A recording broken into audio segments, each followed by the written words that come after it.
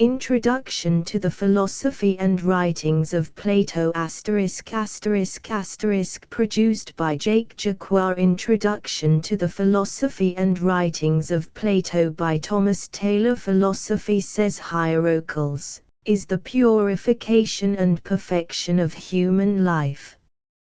It is the purification, indeed, from material irrationality, and the mortal body, but the perfection, in consequence of being the resumption of our proper felicity, and a reascent to the divine likeness. To effect these two is the province of virtue and truth, the former exterminating the immoderation of the passions, and the latter introducing the divine form to those who are naturally adapted to its reception. Of philosophy thus defined, which may be compared to a luminous pyramid, terminating in deity, and having for its basis the rational soul of man and its spontaneous unperverted conceptions, of this philosophy, august, magnificent, and divine, Plato may be justly called the primary leader and hierophant, through whom, like the mystic light in the inmost recesses of some sacred temple, it first shone forth with occult and venerable splendor. 1. It may indeed be truly said of the whole of this philosophy, that it is the greatest good which man can participate, for if it purifies us from the defilements of the passions and assimilates us to divinity, it confers on us the proper felicity of our nature. Hence it is easy to collect its preeminence to all other philosophies, to show that where they oppose it, they are erroneous, that so far as they contain anything scientific they are allied to it, and that at best they are but rivulets derived from this vast ocean of truth. 1. In the mysteries a light of this kind shone forth from the adytum of the temple in which they were exhibited. To evince that the philosophy of Plato possesses this preeminence, that its dignity and sublimity are unrivaled, that it is the parent of all that ennobles man, and that it is founded on principles, which neither time can obliterate, nor sophistry subvert, is the principal design of this introduction. To effect this design, I shall in the first place present the reader with the outlines of the principal dogmas of Plato's philosophy. The undertaking is indeed no less novel than arduous, since the author of it has to tread in paths which have been untrodden for upwards of 1,000 years, and to bring to light truths which for that extended period have been concealed in Greek.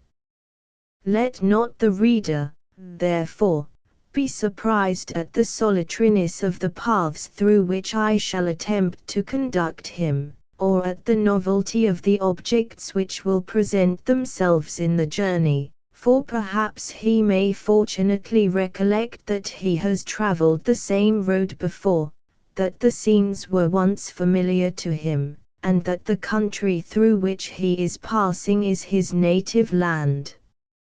At least, if his sight should be dim, and his memory oblivious, for the objects which he will meet with can only be seen by the most piercing eyes, and his absence from them has been lamentably long, let him implore the power of wisdom, from mortal mists to purify his eyes, that God and man he may distinctly see. Let us also, imploring the assistance of the same illuminating power, begin the solitary journey. Of all the dogmas of Plato, that concerning the first principle of things as far transcends in sublimity the doctrine of other philosophers of a different sect, on this subject, as this supreme cause of all transcends other causes. For, according to Plato, the highest God, whom in the Republic he calls the good, and in the Parmenids the One, is not only above soul and intellect, but is even superior to being itself. Hence, since everything which can in any respect be known, or of which anything can be asserted, must be connected with the universality of things, but the first cause is above all things, it is very properly said by Plato to be perfectly ineffable. The first hypothesis therefore of his Parmenids, in which all things are denied of this immense principle, concludes as follows: the One therefore is in no respect. So it seems. Hence it is not in such a manner as to be one, for thus it would be being, and participate of essence, but as it appears, the One neither is one, nor is, if it be proper to believe in reasoning of this kind. It appears so. But can anything either belong to, or be affirmed of that, which is not? How can it? Neither therefore does any name belong to it, nor discourse, nor any science, nor sense, nor opinion. It does not appear that there can.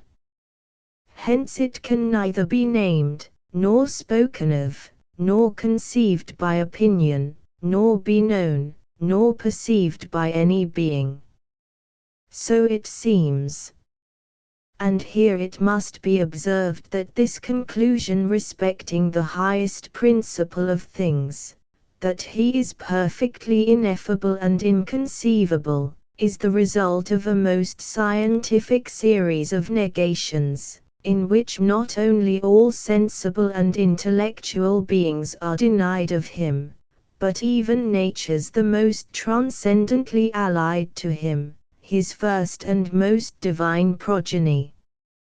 For that which so eminently distinguishes the philosophy of Plato from others is this, that every part of it is stamped with the character of science.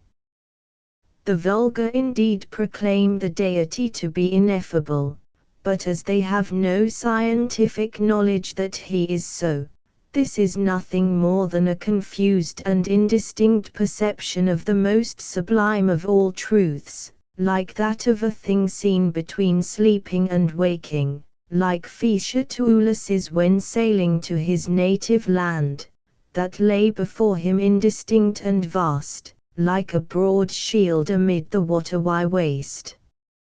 In short, an unscientific perception of the ineffable nature of the divinity resembles that of a man, who on surveying the heavens, should assert of the altitude of its highest part, that it surpasses that of the loftiest tree, and is therefore immeasurable.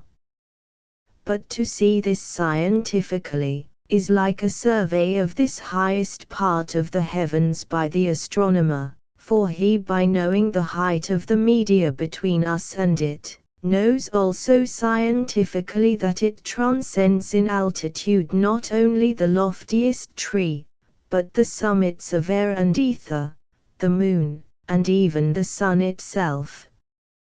Let us therefore investigate what is the ascent to the ineffably, and after what manner it is accomplished, according to Plato, from the last of things, following the profound and most inquisitive Damascius as our leader in this arduous investigation.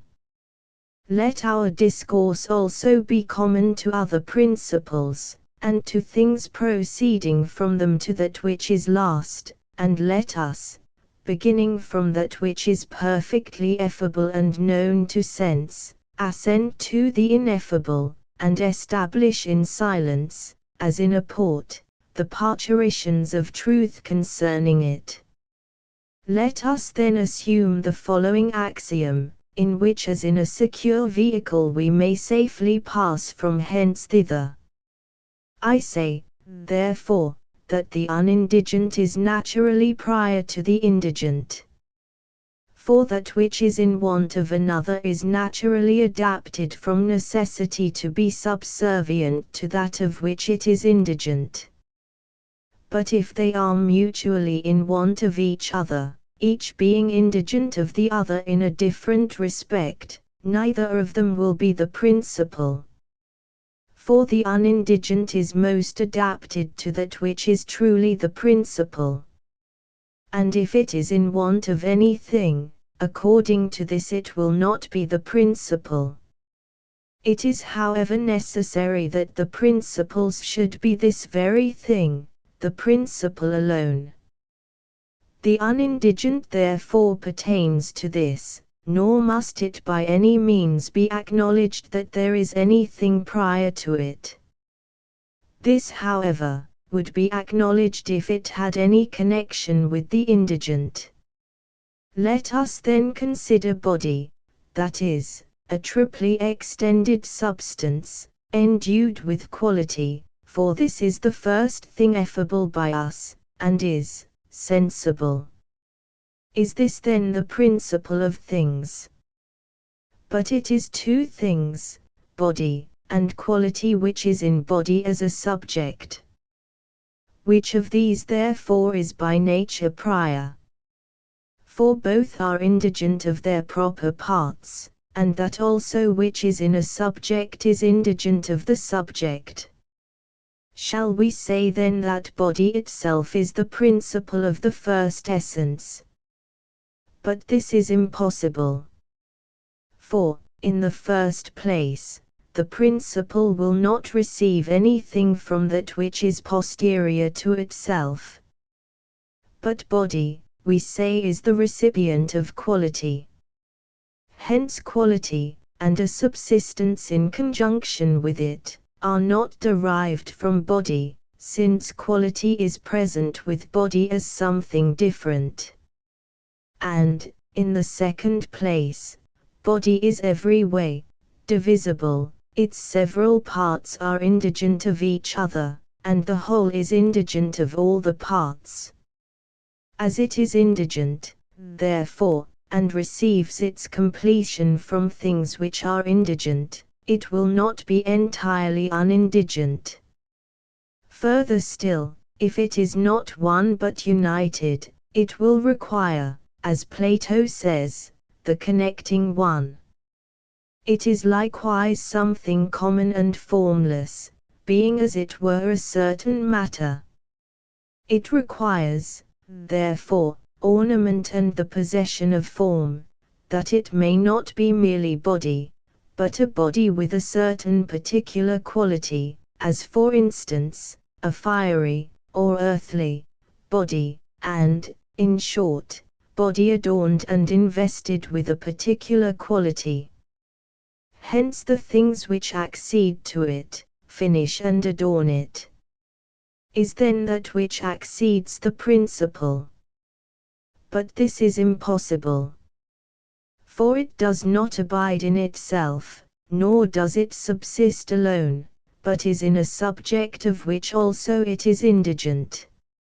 If, however, someone should assert that body is not a subject, but one of the elements in each, as for instance, animal in horses and man, thus also each will be indigent of the other, viz.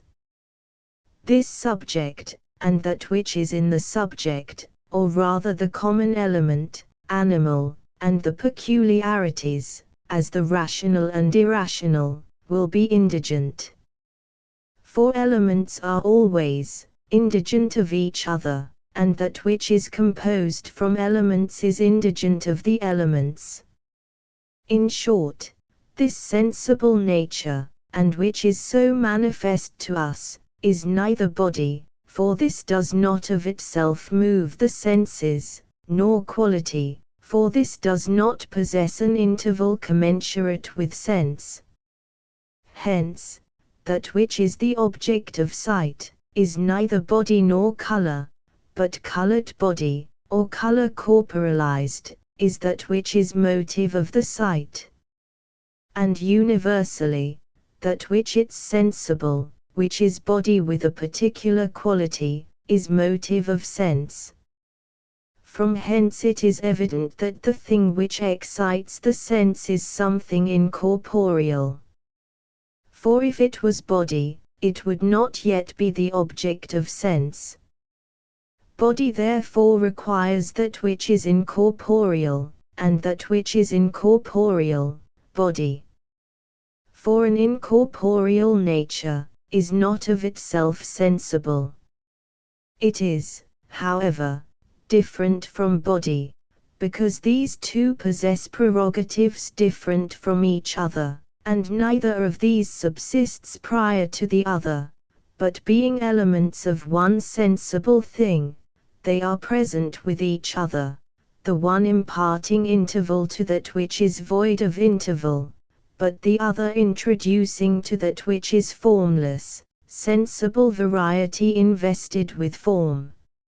In the third place, neither are both these together the principles, since they are not unindigent. For they stand in need of their proper elements, and of that which conducts them to the generation of one form. For body cannot effect this, since it is of itself impotent, nor quality, since it is not able to subsist separate from the body in which it is, or together with which it has its being. The composite therefore either produces itself, which is impossible, for it does not converge to itself, but the whole of it is multifariously dispersed, or it is not produced by itself, and there is some other principle prior to it. Let it then be supposed to be that which is called nature, being a principle of motion and rest, in that which is moved and at rest, essentially and not according to accident. For this is something more simple, and is fabricative of composite forms. If, however, it is in the things fabricated, and does not subsist separate from nor prior to them, but stands in need of them for its being, it will not be unindigent, though it possesses something transcendent with respect to them, viz. the power of fashioning and fabricating them. For it has its being together with them, and has in them an inseparable subsistence, so that, when they are it is, and is not when they are not, and this in consequence of perfectly verging to them, and not being able to sustain that which is appropriate. For the power of increasing, nourishing, and generating stimulus, and the one prior to these three, viz. nature, is not wholly incorporeal, but is nearly a certain quality of body, from which it alone differs, in that it imparts to the composite to be inwardly moved and at rest. For the quality of that which is sensible imparts that which is apparent in matter, and that which falls on sense. But body imparts interval every way extended, and nature, an inwardly proceeding natural energy, whether according to place only, or according to nourishing, increasing, and generating things similar. Nature, however, is inseparable from a subject, and is indigent, so that it will not be in short the principle, since it is indigent of that which is subordinate. For it will not be wonderful, if being a certain principle, it is indigent of the principle above it, but it would be wonderful if it were indigent of things posterior to itself, and of which it is supposed to be the principle. By the like arguments we may show that the principle cannot be irrational soul, whether sensitive, or orectic. For if it appears that it has something separate, together with impulsive and gnostic enemies, yet at the same time it is bound in body, and has something inseparable from it, since it is notable to convert itself to itself, but its enemy is mingled with its subject. For it is evident that its essence is something of this kind, since if it were liberated and in itself free, it would also evince a certain independent enemy, and would not always be converted to body, but sometimes it would be converted to itself. Although it were always converted to body, yet it would judge and explore itself. The energies, therefore, of the multitude of mankind, though they are conversant with externals, yet, at the same time they exhibit that which is separate about them. For they consult how they should engage in them, and observe that deliberation is necessary, in order to effect or be passive to apparent good, or to decline something of the contrary. But the impulses of other animals are uniform and spontaneous, are moved together with the sensible organs, and require the senses alone that they may obtain from sensibles the pleasurable, and avoid the painful. If, therefore, the body communicates in pleasure and pain, and is affected in a certain respect by them, it is evident that the psychical energies, i.e. energies belonging to the soul, are exerted, mingled with bodies, and are not purely psychical, but are also corporeal, for perception is of the animated body, or of the soul corporalized, though in such perception the psychical idiom predominates over the corporeal, just as in bodies, the corporeal idiom has dominion according to interval and subsistence. As the irrational soul, therefore, has its being in something different from itself, so far it is indigent of the subordinate, but a thing of this kind will not be the principle. Prior them to this essence, we see a certain form separate from a subject, and converted to itself, such as is the rational nature. Our soul, therefore, presides over its proper energies and corrects itself. This, however, would not be the case, unless it was converted to itself, and it would not be converted to itself unless it had a separate essence. It is not therefore indigent of the subordinate. Shall we then say that it is the most perfect principle? But it does not at once exert all its energies, but is always indigent of the greater part. The principle, however, wishes to have nothing indigent, but the rational nature is an essence in want of its own energies.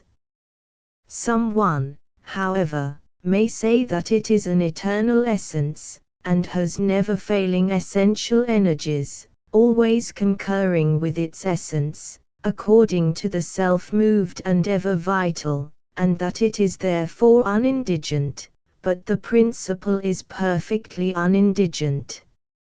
Soul therefore, and which exerts mutable energies, will not be the most proper principle.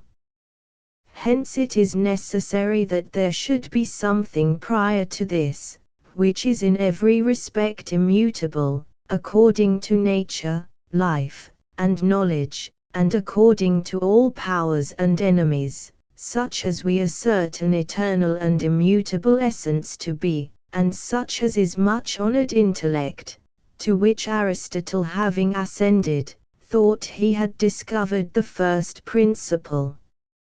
For what can be wanting to that which perfectly comprehends in itself its own plenitudes, oleromata, and of which neither addition nor ablation changes anything belonging to it? Or is not this also, one and many, whole and parts, containing in itself, things first, middle, and last? The subordinate plenitudes also stand in need of the more excellent, and the more excellent of the subordinate, and the whole of the parts. For the things related are indigent of each other, and what are first of what are last, through the same cause, for it is not of itself that which is first. Besides, the one here is indigent of the many, because it has its subsistence in the many. Or it may be said, that this one is collective of the many, and this not by itself, but in conjunction with them. Hence there is much of the indigent in this principle.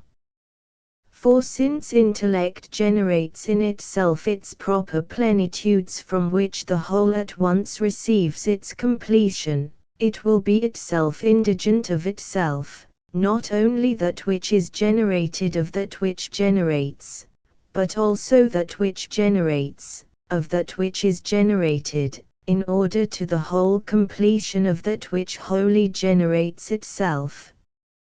Further still, intellect understands and is understood, is intellective of and intelligible to itself, and both these.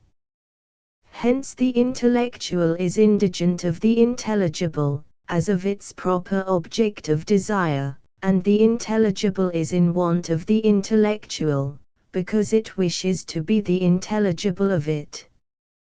Both also are indigent of either, since the possession is always accompanied with indigence, in the same manner as the world is always present with matter. Hence a certain indigence is naturally consentialized with intellect, so that it cannot be the most proper principle.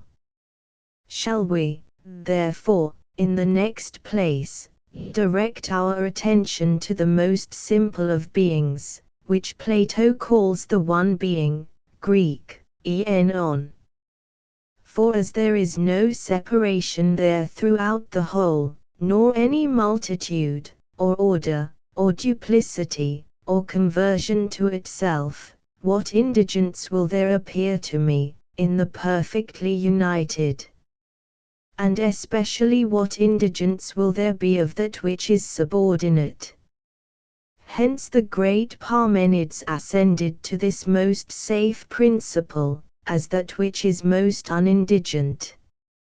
Is it not, however, here necessary to attend to the conception of Plato, that the united is not the one itself, but that which is passive, to it? And this being the case, it is evident that it ranks after the one, for it is supposed to be the united and not the one itself. If also being is composed from the elements bound and infinity, as appears from the Philebus of Plato, where he calls it that which is mixed, it will be indigent of its elements. Besides, if the conception of being is different from that of being united, and that which is a whole is both united and being, these will be indigent of each other, and the whole which is called one being is indigent of the two. And though the one in this is better than being, yet this is indigent of being, in order to the subsistence of one being. But if being here supervenes the one, as it were, form in that which is mixed and united, just as the idiom of man in that which is collectively rational mortal animal, thus also the one will be indigent of being. If, however, to speak more properly, the one is twofold, this being the cause of the mixture, and subsisting prior to being, but that conferring rectitude on being, if this be the case, neither will the indigent perfectly desert this nature. After all these, it may be said that the one will be perfectly unindigent. For neither is it indigent of that which is posterior to itself for its subsistence, since the truly one is by itself separated from all things, nor is it indigent of that which is inferior or more excellent in itself, for there is nothing in it besides itself, nor is it in want of itself. But it is one, because neither has it any duplicity with respect to itself. For not even the relation of itself to itself must be asserted of the truly one, since it is perfectly simple. This, therefore, is the most unindigent of all things. Hence this is the principle and the cause of all, and this is at once the first of all things. If these qualities, however, are present with it, it will not be the one. Or may we not say that all things subsist in the one according to the one? And that both these subsist in it, and such other things as we predicate of it, as, for instance, the most simple, the most excellent, the most powerful, the preserver of all things, and the good itself.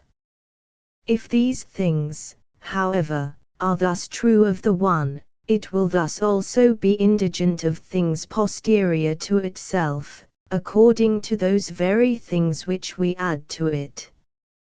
For the principle is, and is said to be the principle of things proceeding from it, and the cause is the cause of things caused, and the first is the first of things arranged, posterior to it. 3. 2. See the Sophista of Plato, where this is asserted. 3. For a thing cannot be said to be a principle or cause without the subsistence of the things of which it is the principle or cause. Hence, so far as it is a principle or cause, it will be indigent of the subsistence of these. Further still, the simple subsists according to a transcendency of other things, the most powerful according to power with relation to the subjects of it, and the good, the desirable, and the preserving, are so called with reference to things benefited, preserved, and desiring. And if it should be said to be all things according to the presumption of all things in itself, it will indeed be said to be so according to the one alone, and will at the same time be the one cause of all things prior to all, and will be thus, and no other according to the one. So far, therefore, as it is the one alone, it will be unindigent, but so far as unindigent, it will be the first principle, and stable root of all principles. So far, however, as it is the principle and the first cause of all things, and is pre-established as the object of desire to all things, so far it appears to be in a certain respect indigent of the things to which it is related. It has therefore, if it be lawful so to speak, an ultimate vestige of indigence, just as on the contrary matter has an ultimate echo of the unindigent, or a most obscure and debile impression of the one. And language indeed appears to be here subverted. For so far as it is the one, it is also unindigent, since the principle has appeared to subsist according to the most unindigent and the one. At the same time, however, so far as it is the one, it is also the principle, and so far as it is the one it is unindigent, but so far as the principle, indigent. Hence so far as it is unindigent, it is also indigent, though not according to the same, but with respect to being that which it is undigent, but as producing and comprehending other things in itself, it is indigent. This, however, is the peculiarity of the one, so that it is both unindigent and indigent according to the one.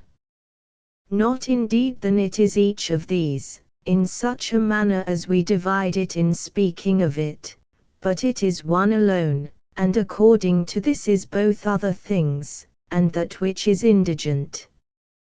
For how is it possible, it should not be indigent also so far as it is the one, just as it is all other things which proceed from it. For the indigent also is something belonging to all things. Something else, therefore, must be investigated which in no respect has any kind of indigence. But of a thing of this kind it cannot with truth be asserted that it is the principle, nor can it even be said of it that it is most unindigent, though this appears to be the most venerable of all assertions. 4. See the extracts from Damascius in the additional notes to the third volume, which contain an inestimable treasury of the most profound conceptions concerning the ineffable. For this signifies transcendency, and an exemption from the indigent.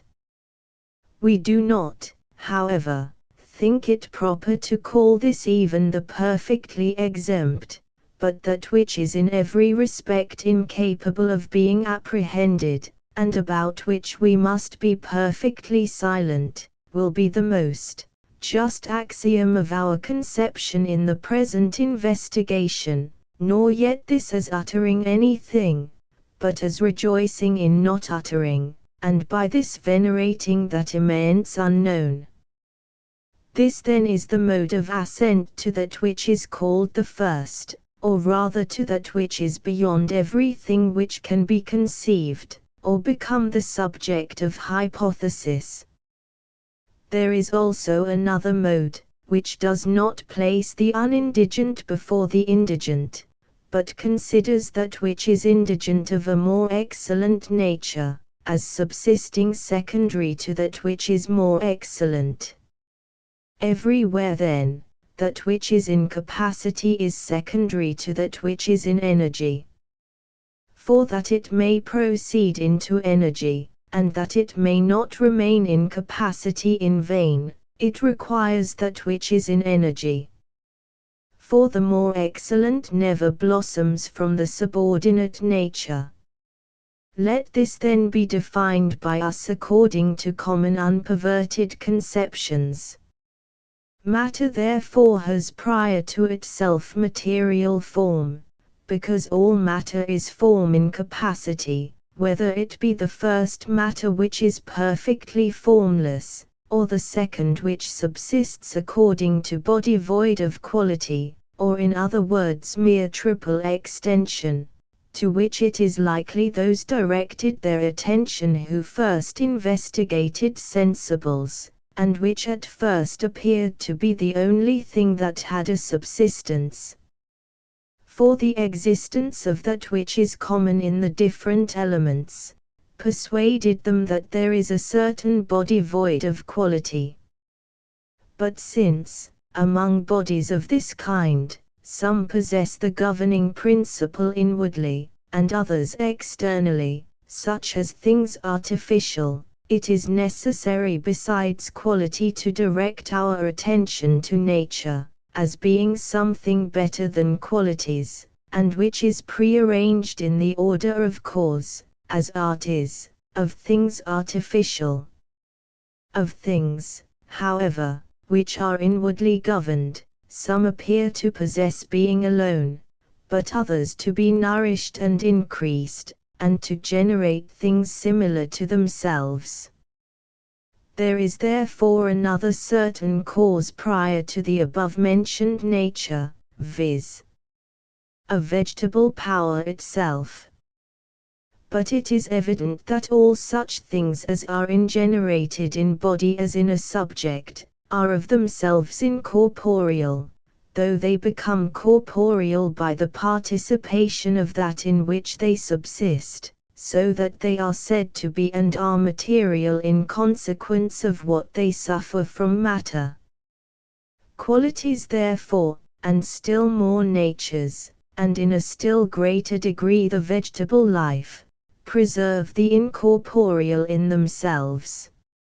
Since however, sense exhibits another more conspicuous life, pertaining to beings which are moved according to impulse and place, This must be established prior to that, as being a more proper principle, and as the supplier of a certain better form, that of a self-moved animal, and which naturally precedes plants rooted in the earth. The animal, however, is not accurately self-moved. For the whole is not such throughout the whole, but a part moves and a part is moved. This therefore is the apparent self-moved.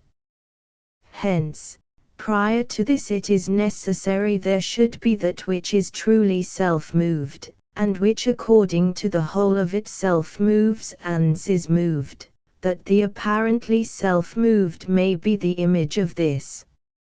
And indeed the soul which moves the body must be considered as a more proper self-moved essence. This, however, is twofold, the one rational, the other irrational.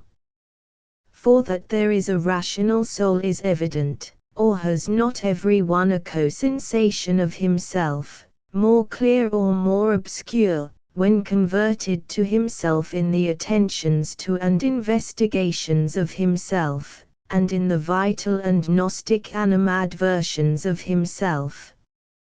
For the essence which is capable of this, and which can collect universals by reasoning, will very justly be rational. The irrational soul also, though it does not appear to investigate these things, and to reason with itself, yet at the same time it moves bodies from place to place, being itself previously moved from itself, for at different times it exerts a different impulse. Does it therefore move itself from one impulse to another? Or it is moved by something else, as, for instance, by the whole rational soul in the universe? But it would be absurd to say that the energies of every irrational soul are not the energies of that soul, but of one more divine, since they are infinite, and mingled with much of the base and imperfect. For this would be just the same as to say that the irrational enemies are the energies of the rational soul. I omit to mention the absurdity of supposing that the whole essence is not generative of its proper energies. For if the irrational soul is a certain essence, it will have peculiar energies of its own, not imparted from something else, but proceeding from itself. This irrational soul, therefore, will also move itself at different times to different impulses. But if it moves itself, it will be converted to itself. If, however, this be the case, it will have a separate subsistence, and will not be in a subject. It is therefore rational, if it looks to itself, for in being converted to, it surveys itself. For when extended to things external, it looks to externals, or rather it looks to colored body, but does not see itself, because sight itself is neither body nor that which is colored. Hence it does not revert to itself. Neither therefore is this the case with any other irrational nature. For neither does the fantasy project a type of itself, but of that which is sensible, as for instance of colored body. Nor does irrational appetite desire itself, but aspires after a certain object of desire, such as honor, or pleasure, or riches. It does not therefore move itself.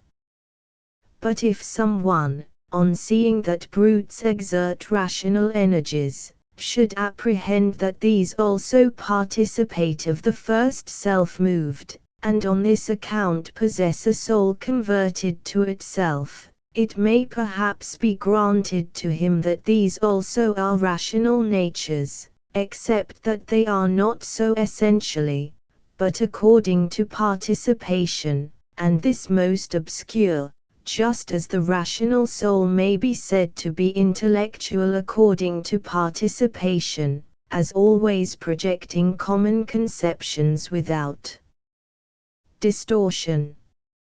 It must however be observed, that the extreme are that which is capable of being perfectly separated, such as the rational form, and that which is perfectly inseparable, such as corporeal quality, and that in the middle of these nature subsists, which verges to the inseparable, having a small representation of the separable, and the irrational soul, which verges to the separable, or it appears in a certain respect to subsist by itself, separate from a subject, so that it becomes doubtful whether it is self-motive, or ultimotive.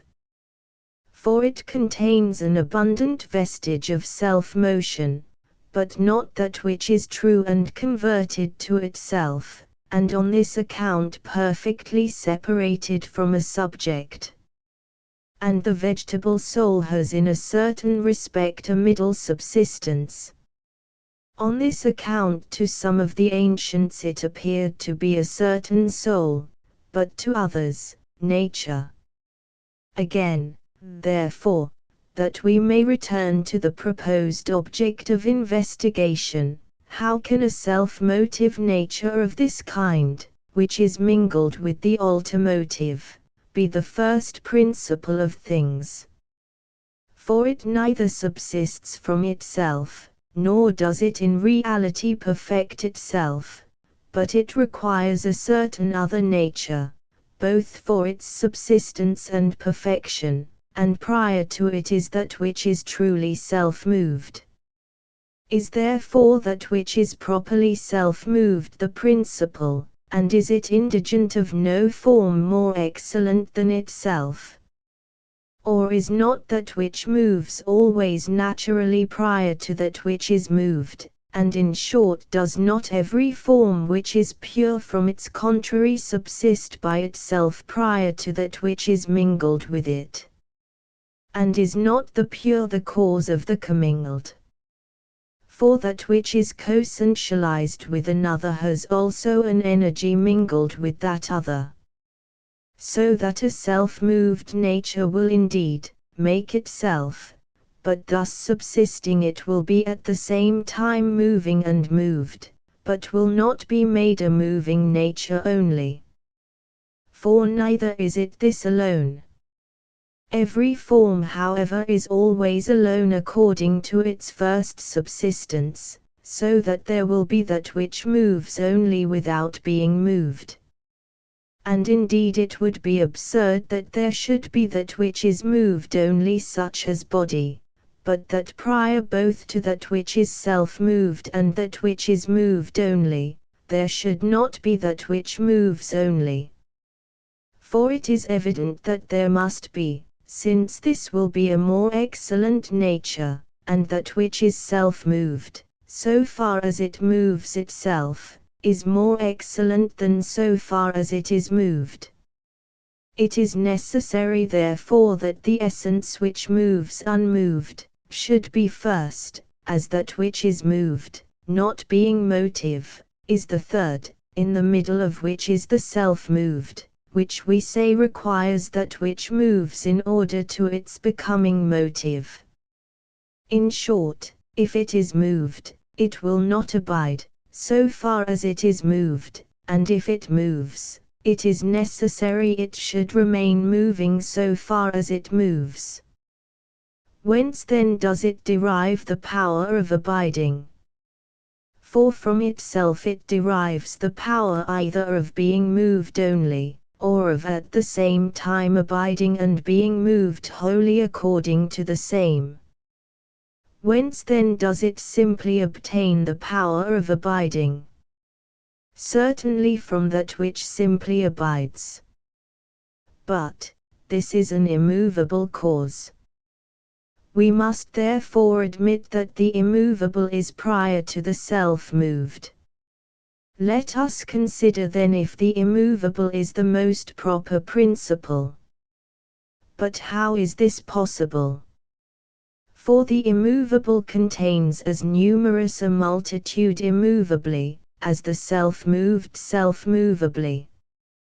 Besides, an immovable separation must necessarily subsist prior to a self-movable separation. The unmoved therefore is at the same time one and many, and is at the same time united and separated, and a nature of this kind is denominated intellect. But it is evident that the united in this is naturally prior to and more honorable than the separated. For separation is always indigent of union, but not, on the contrary, union of separation. Intellect, however, has not the united pure from its opposite. For intellectual form is co-essentialized with the separated, through the whole of itself. Hence that which is in a certain respect united requires that which is simply united, and that which subsists with another is indigent of that which subsists by itself, and that which subsists according to participation, of that which subsists according to essence. For intellect being self-subsistent produces itself as united, and at the same time separated. Hence it subsists according to both these.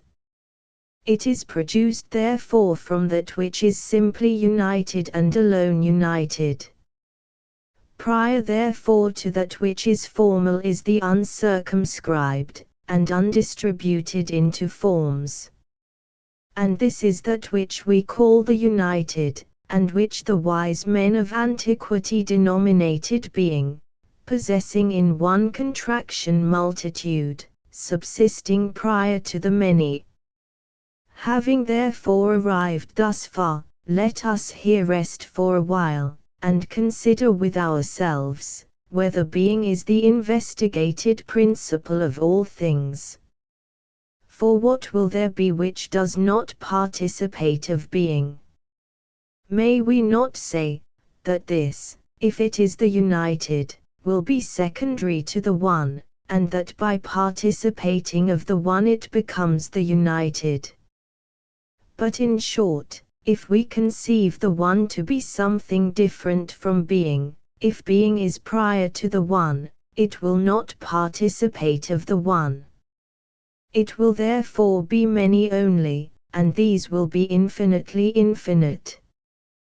But if the one is with being, and being with the one, and they are either coordinate or divided from each other, there will be two principles, and the above-mentioned absurdity will happen. Or they will mutually participate of each other, and there will be two elements. Or they are parts of something else, consisting from both. And, if this be the case, what will that be which leads them to union with each other? For if the one unites being to itself, for this may be said, the one also will energize prior to being, that it may call forth and convert being to itself. The one, therefore, will subsist from itself self-perfect prior to being. Further still, the more simple is always prior to the more composite. If therefore they are similarly simple, there will either be two principles, or one from the two, and this will be a composite. Hence the simple and perfectly incomposite is prior to this, which must be either one, or not one, and if not one, it must either be many, or nothing. But with respect to nothing, if it signifies that which is perfectly void, it will signify something vain. But if it signifies the arcane, this will not even be that which is simple. In short, we cannot conceive any principle more simple than the one. The one therefore is in every respect prior to being. Hence this is the principle of all things, and Plato, recurring to this, did not require any other principle in his reasonings. For the arcane in which this our assent terminates is not the principle of reasoning, nor of knowledge, nor of animals, nor of beings, nor of unities, but simply of all things, being arranged above every conception and suspicion that we can frame. Hence Plato indicates nothing concerning it, but makes his negations of all other things except the One, from the One. For that the One is he denies in the last place, but he does not make a negation of the One. He also, besides this, even denies this negation, but not the One. He denies, too, name and conception, and all knowledge, and what can be said more, whole itself and every being. But let there be the united and the unical, and, if you will, the two principles bound and the infinite. Plato, however, never in any respect makes a negation of the one which is beyond all these. Hence in the Sophista he considers it as the one prior to being, and in the Republic as the good beyond every essence, but at the same time the one alone is left. Whether however is it known and effable, or unknown and ineffable? Or is it in a certain respect these, and in a certain respect not? For by a negation of this it may be said the ineffable is affirmed. And again, by the simplicity of knowledge it will be known or suspected, but by composition perfectly unknown. Hence neither will it be apprehended by negation. And in short, so far as it is admitted to be one, so far it will be co-arranged with other things, which are the subject of position. For it is the summit of things, which subsist according to position. At the same time there is much in it of the ineffable and unknown, the uncoordinated, and that which is deprived of position, but these are accompanied with a representation of the contraries, and the former are more excellent than the latter. But everywhere things pure subsist prior to their contraries, and such as are unmingled to the commingled. For either things more excellent subsist in the one essentially, and in a certain respect the contraries of these also will be there at the same time, or they subsist according to participation, and are derived from that which is first a thing of this kind. Prior to the one, therefore, is that which is simply and perfectly ineffable, without position, uncoordinated, and incapable of being apprehended, to which also the assent of the present discourse hastens through the clearest indications, omitting none of those natures between the first and the last of things. Such then is the assent to the highest God, according to the theology of Plato, venerably preserving his ineffable exemption from all things, and his transcendency, which cannot be circumscribed by any Gnostic energy, and at the same time, unfolding the paths which lead upwards to him, and enkindling that luminous summit of the soul, by which she is conjoined with the incomprehensible One. From this truly ineffable principle, exempt from all essence, power, and energy, a multitude of divine natures, according to Plato, immediately proceeds. That this must necessarily be the case, will be admitted by the reader who understands what has been already discussed, and is fully demonstrated by Plato in the Parmenides, as will be evident to the intelligent from the notes on that dialogue. In addition therefore to what I have stated on this subject, I shall further observe at present that this doctrine, which is founded in the sublimest and most scientific conceptions of the human mind, may be clearly shown to be a legitimate dogma of Plato from what is asserted by him in the 6th book of his Republic. For he there affirms, in the most clear and unequivocal terms, that the good, or the ineffable principle of things is superessential, and shows by the analogy of the sun to the good, that what light and sight are in the visible, that truth and intelligence are in the intelligible world. As light therefore, immediately proceeds from the sun, and wholly subsists according to a solar idiom or property, so truth or the immediate progeny of the good, must subsist according to a superessential idiom. And as the good, according to Plato, is the same with the one, as is evident from the Parmenids, the immediate progeny of the one will be the same as that of the good. But the immediate offspring of the one cannot be anything else than unities. And hence we necessarily infer that according to Plato, the immediate offspring of the ineffable principle of things are superessential unities. They differ however from their immense principle in this, that he is superessential and ineffable, without any addition.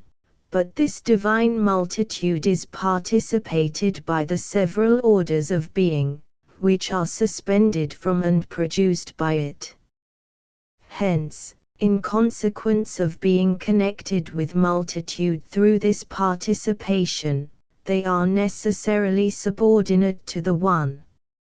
No less admirably, therefore, than platonically does Simplicius, in his commentary of Epictetus, observe on this subject as follows: the fountain and principle of all things is the good, for that which all things desire, and to which all things are extended, is the principle and the end of all things.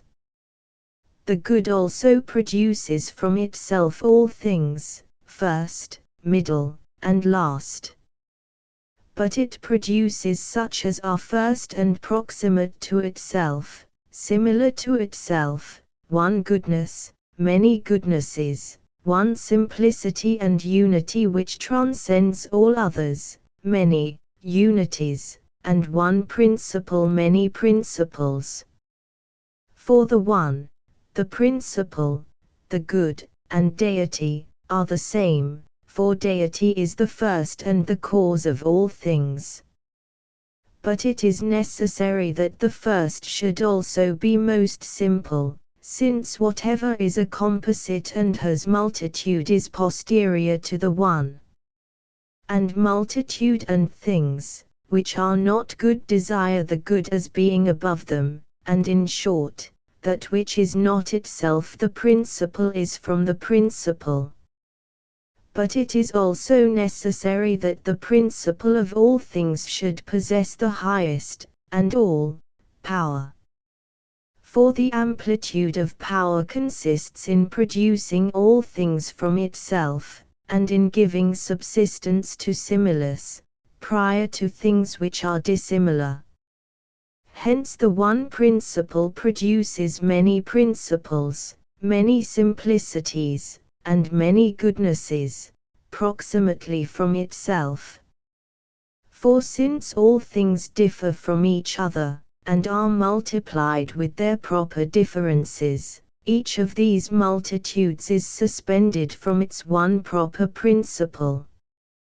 Thus, for instance, all beautiful things, whatever and wherever they may be, whether in souls or in bodies, are suspended from one fountain of beauty. Thus too, whatever possesses symmetry, and whatever is true, and all principles, are in a certain respect, connate with the first principle, so far as they are principles and fountains and goodnesses, with an appropriate subjection and analogy. For what the one principle is to all beings, that each of the other principles is to the multitude comprehended under the idiom of its principle. For it is impossible, since each multitude is characterized by a certain difference, that it should not be extended to its proper principle, which illuminates one and the same form to all the individuals of that multitude. For the one is the leader of every multitude, and every peculiarity or idiom in the many is derived to the many from the one. All partial principles therefore are established in that principle which ranks as a whole, and are comprehended in it, not with interval and multitude, but as parts in the whole, as multitude in the one, and number in the monad. For this first principle is all things prior to all, and many principles are multiplied about the one principle, and in the one goodness, many goodnesses are established. This too, is not a certain principle like each of the rest, for of these, one is the principle of beauty, another of symmetry, another of truth, and another of something else, but it is simply principle. Nor is it simply the principles of beings, but it is the principle of principles. For it is necessary that the idiom of principle, after the same manner as other things, should not begin from multitude, but should be collected into one monad as a summit, and which is the principle of principles. Such things therefore as are first produced by the first good, in consequence of being connoissant with it, do not recede from essential goodness, since they are immovable and unchanged, and are eternally established in the same blessedness. They are likewise not indigent of the good, because they are goodnesses themselves. All other natures, however, being produced by the one good, and many goodnesses, since they fall off from essential goodness, and are not immovably established in the hyparxis of divine goodness, on this account they possess the good according to participation. From this sublime theory the meaning of that ancient Egyptian dogma, that God is all things, is at once apparent. For the first principle, 6, as Simplicius in the above passage justly observes, is all things prior to all, i.e. he comprehends all things causally, this being the most transcendent mode of comprehension. As all things therefore, considered as subsisting causally in deity, are transcendently more excellent than they are when considered as effects proceeding from him, hence that mighty and all-comprehending whole, the first principle, is said to be all things prior to all, priority here denoting exempt transcendency. As the monad and the center of a circle are images from their simplicity of this greatest of principles, so likewise do they perspicuously shadow forth to us its causal comprehension of all things. For all number may be considered as subsisting occultly in the monad, and the circle in the center, this occult being the same in each with causal subsistence. 6. By the first principle here, the one is to be understood for that arcane nature which is beyond the one, since all language is subverted about it, can only, as we have already observed, be conceived and venerated in the most profound silence. That this conception of causal subsistence is not an hypothesis devised by the latter Platonists, but a genuine dogma of Plato, is evident from what he says in the Philebus, for in that dialogue he expressly asserts that in Jupiter a royal intellect, and a royal soul subsist according to cause. Pheresid Cyrus, 2, in his hymn to Jupiter, as cited by Kircher, in Oedip. Egyptic, has the following lines, Greek, O theos esti kaklos, tetragonos ed trigonos, kinos de gram, kentron, kai panta pro panton dot, i.e. Jove is a circle, triangle and square, center and line, and all things before all. From which testimonies the antiquity of this sublime doctrine is sufficiently apparent. And here it is necessary to observe that nearly all philosophers, prior to Jamblichus, as we are informed by Damascius, asserted indeed, that there is one super-essential God, but that the other gods had an essential subsistence, and were deified by illuminations from the one. They likewise said that there is a multitude of super-essential unities, who are not self-perfect subsistences, but illuminated unions with deity, imparted to essences by the highest gods. That this hypothesis, however, is not conformable to the doctrine of Plato is evident from his Parmenides, in which he shows that the one does not subsist in itself. See Volume 3, p. 133. For as we have observed from Proclus, in the notes on that dialogue, everything which is the cause of itself and is self-subsistent, is said to be in itself.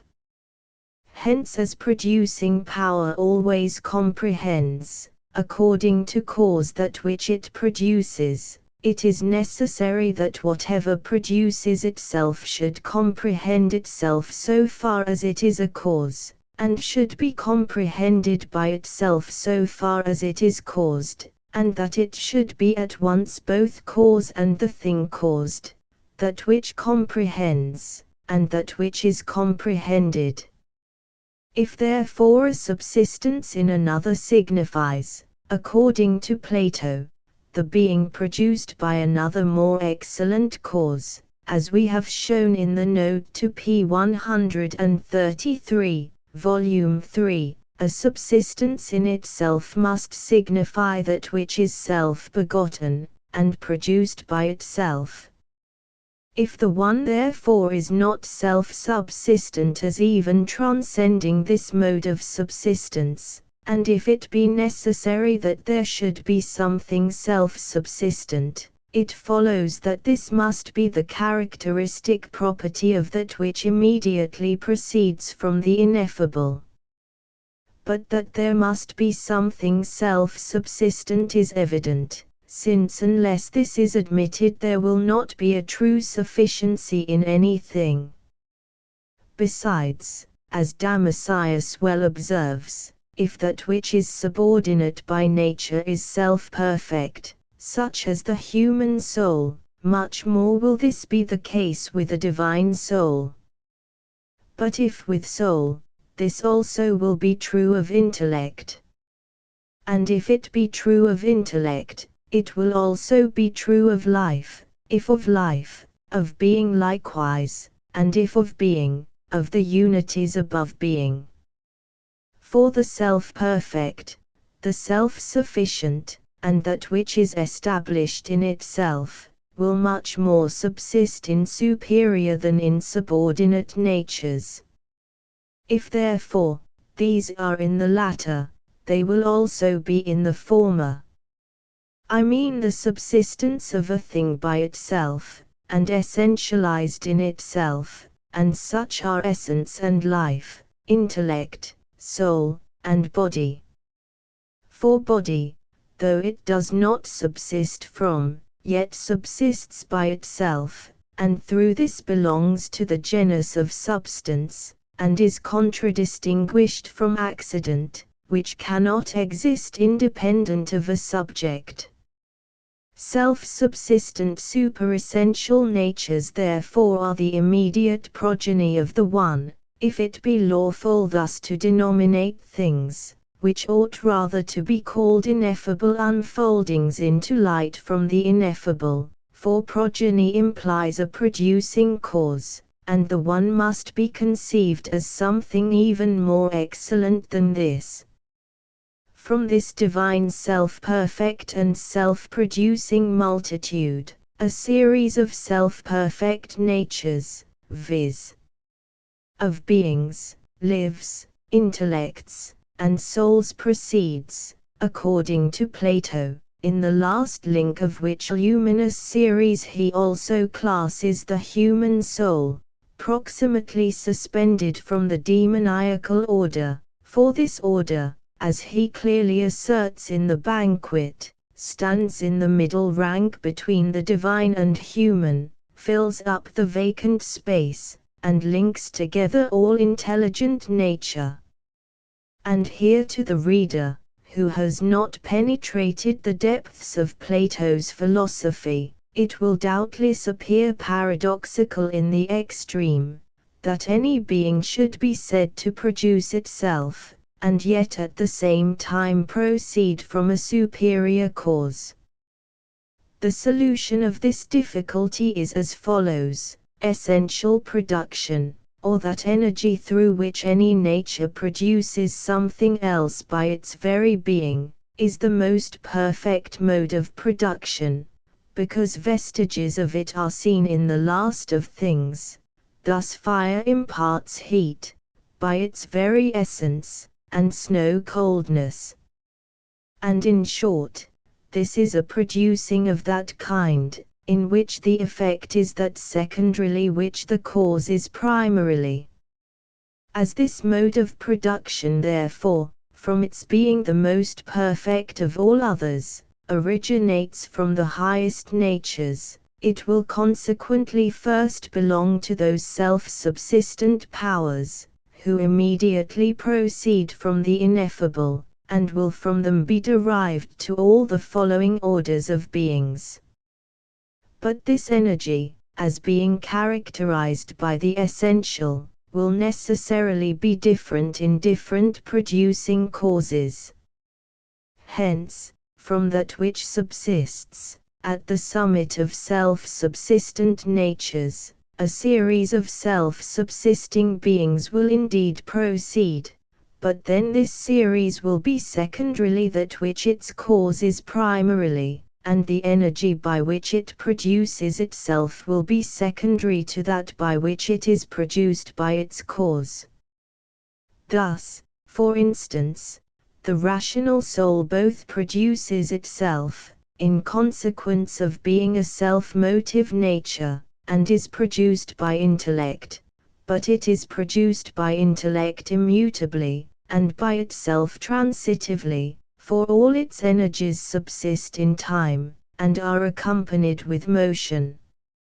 So far therefore as soul contains intellect by participation, so far it is produced by intellect, but so far as it is self-motive it is produced by itself.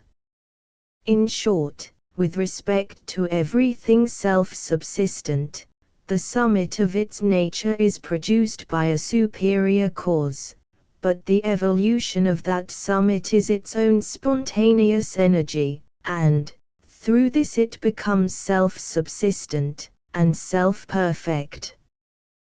That the rational soul, indeed, so far as it is rational, produces itself, may be clearly demonstrated as follows: that which is able to impart anything superior and more excellent in any genus of things, can easily impart that which is subordinate and less excellent in the same genus, but well-being confessedly ranks higher and is more excellent than mere being.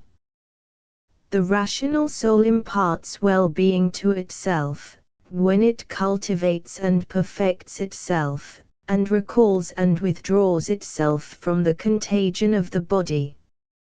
It will therefore also impart being to itself. And this with great propriety, for all divine natures, and such things as possess the ability of imparting anything primarily to others, necessarily begin this energy from themselves. Of this mighty truth the sun himself is an illustrious example, for he illuminates all things with his light, and is himself light, and the fountain and origin of all splendor. Hence, since the soul imparts life and motion to other things, on which account Aristotle calls an animal antokington, self-moved, it will much more, and by a much greater priority, impart life and motion to itself.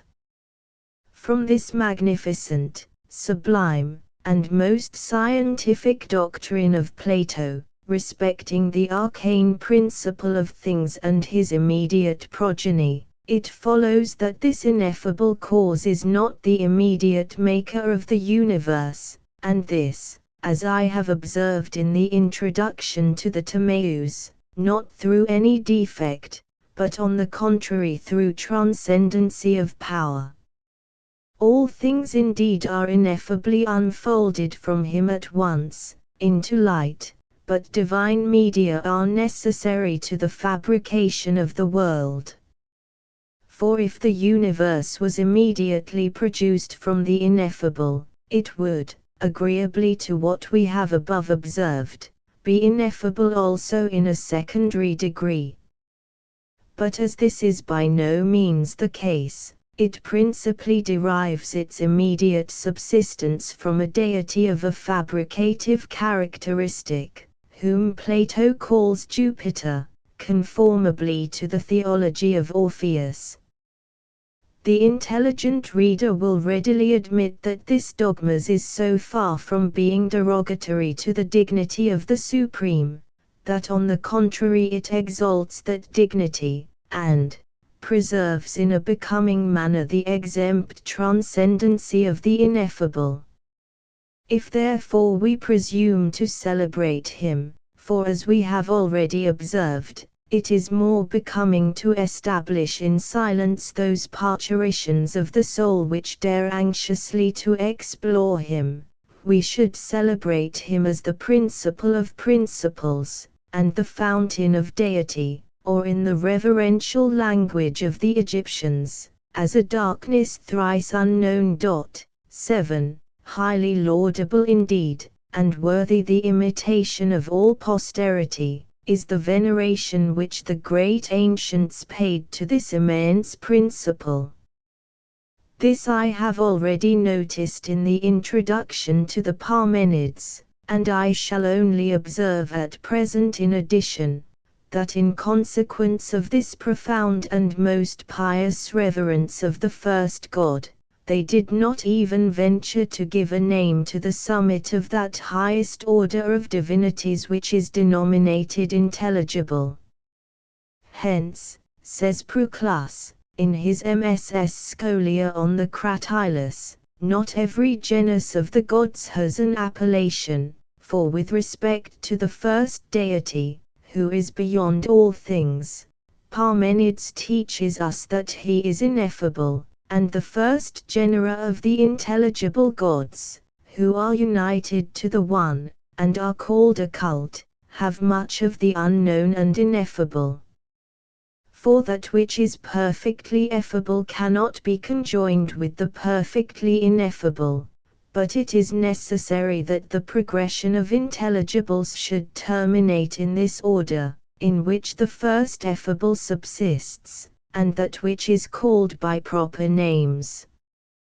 For there the first intelligible forms, and the intellectual nature of intelligibles, are unfolded into light. But, the natures prior to this being silent and occult, are only known by intelligence.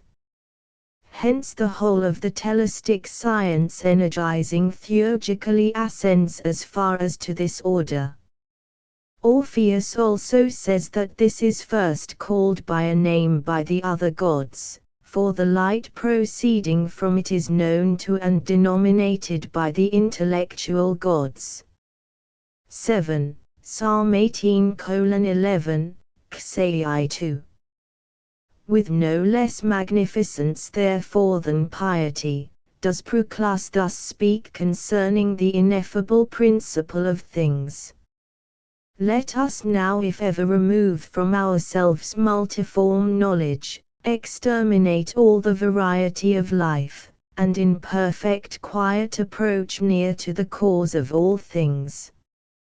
For this purpose, let not only opinion and fantasy be at rest, nor the passions alone which impede our anagogic impulse to the first be at peace, but let the air, and the universe itself, be still.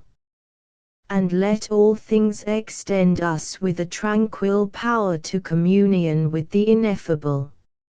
Let us also standing there, having transcended the intelligible, if we contain anything of this kind, and with nearly closed eyes adoring as it were the rising sun, since it is not lawful for any being whatever intently to behold him, let us survey the sun whence the light of the intelligible gods proceeds, emerging, as the poets say, from the bosom of the ocean, and again from this divine tranquility descending into intellect, and from intellect employing the reasonings of the soul. Let us relate to ourselves what the natures are from which in this progression we shall consider the first God as exempt.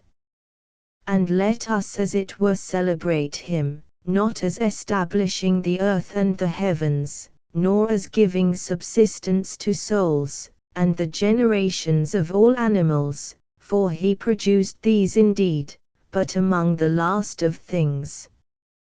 But prior to these, let us celebrate him as unfolding into light the whole intelligible and intellectual genus of gods, together with all the supermundane and mundane divinities as the God of all gods, the unity of all unities, and beyond the first adita, as more ineffable than all silence, and more unknown than all essence, as holy among the holies, and concealed in the intelligible gods. Such is the piety, such the sublimity, and magnificence of conception, with which the Platonic philosophers speak of that which is in reality in every respect ineffable, when they presume to speak about it, extending the ineffable parturitions of the soul to the ineffable co-sensation of the incomprehensible one. From this sublime veneration of this most awful nature, which, as is noticed in the extracts from Damascius, induced the most ancient theologists, philosophers, and poets, to be entirely silent concerning it, arose the great reverence which the ancients paid to the divinities even of a mundane characteristic, or from whom bodies are suspended, considering them also as partaking of the nature of the ineffable, and as so many links of the truly golden chain of deity. Hence we find in the Odyssey, when Ulysses and Telemachus are removing the arms from the walls of the palace of Ithaca, and Minerva going before them with her golden lamp fills all the place with a divine light. Greek, Paroichtopoulos Athene Chrysian Lycnone Cruciphars Pericalzipoia. Before the Pallas Athene bore a golden cresset and cast a most lovely light. Telemachus having observed that certainly some one of the celestial gods was present, Greek, Emulates Dios Endon, Avouran Yorin Ekausi. Verily some god is within, of those that hold the wide heaven.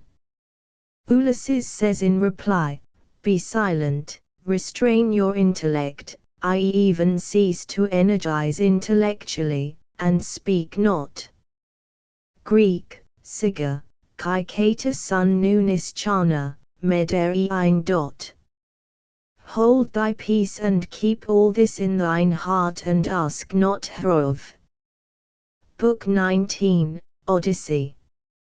Lastly, From all that has been said, it must, I think, be immediately obvious to everyone whose mental eye is not entirely blinded, that there can be no such thing as a trinity in the theology of Plato, in any respect analogous to the Christian Trinity. For the highest God, according to Plato, as we have largely shown from irresistible evidence, is so far from being a part of a consubsistent triad, that he is not to be conumerated with anything, but is so perfectly exempt from all multitude, that he is even beyond being, and he so ineffably transcends all relation and habitude, that language is in reality subverted about him, and knowledge refunded into ignorance. What that Trinity, however, is in the theology of Plato, which doubtless gave birth to the Christian, will be evident to the intelligent from the notes on the Parmenides, and the extracts from Damascius. And thus much for the doctrine of Plato concerning the principle of things, and his immediate offspring, the great importance of which will, I doubt not, be a sufficient apology for the length of this discussion. In the next place, following Proclus and Olympiodorus as our guides, let us consider the mode according to which Plato teaches us mystic conceptions of divine natures, for he appears not to have pursued everywhere the same mode of doctrine about these, but sometimes according to a divinely inspired energy, and at other times dialectically, he evolves the truth concerning them. And sometimes he symbolically announces their ineffable idioms, but at other times he recurs to them from images, and discovers in them the primary causes of wholes. For in the Phaedrus being evidently inspired, and having exchanged human intelligence for a better possession, divine mania, he unfolds many arcane dogmas concerning the intellectual, liberated, and mundane gods. But in the Sophista dialectically contending about being, and the subsistence of the one above beings, and doubting against philosophers more ancient than himself, he shows how all beings are suspended from their cause and the first being, but that being itself participates of that unity which is exempt from all things, that it is a passive, 1, but not the one itself, being subject to and united to the one, but not being that which is primarily one. In a similar manner too, in the Parmenides, he unfolds dialectically the progressions of being from the one, through the first hypothesis of that dialogue, and this, as he there asserts, according to the most perfect division of this method. And again in the Gorgias, he relates the fable concerning the three fabricators, and their demiurgic allotment. But in the Banquet he speaks concerning the union of love, and in the Protagoras, about the distribution of mortal animals from the gods, in a symbolical manner concealing the truth concerning divine natures, and as far as to mere indication unfolding his mind to the most genuine of his readers. 8. It is necessary to observe, that, according to Plato, whatever participates of anything is said to be passive to that which it participates, and the participations themselves are called by him passions.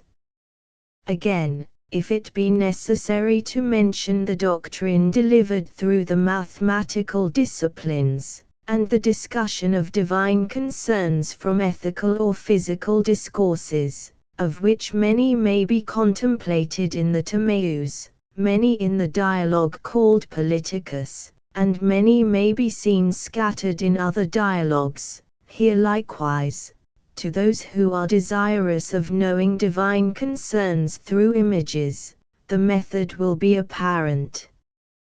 Thus, for instance, the Politicus shadows forth the fabrication in the heavens. But the figures of the 5 elements, delivered in geometrical proportions in the Timaeus, represent in images the idioms of the gods who preside over the parts of the universe. And the divisions of the essence of the soul in that dialogue shadow forth the total orders of the gods. To this we may also add that Plato composes politics, assimilating them to divine natures, and adorning them from the whole world and the powers which it contains. All these, therefore, through the similitude of mortal to divine concerns, exhibit to us in images the progressions, orders, and fabrications of the latter. And such are the modes of theologic doctrine employed by Plato. But those, says Proclus, who treat of divine concerns in an indicative manner, either speak symbolically and fabulously, or through images.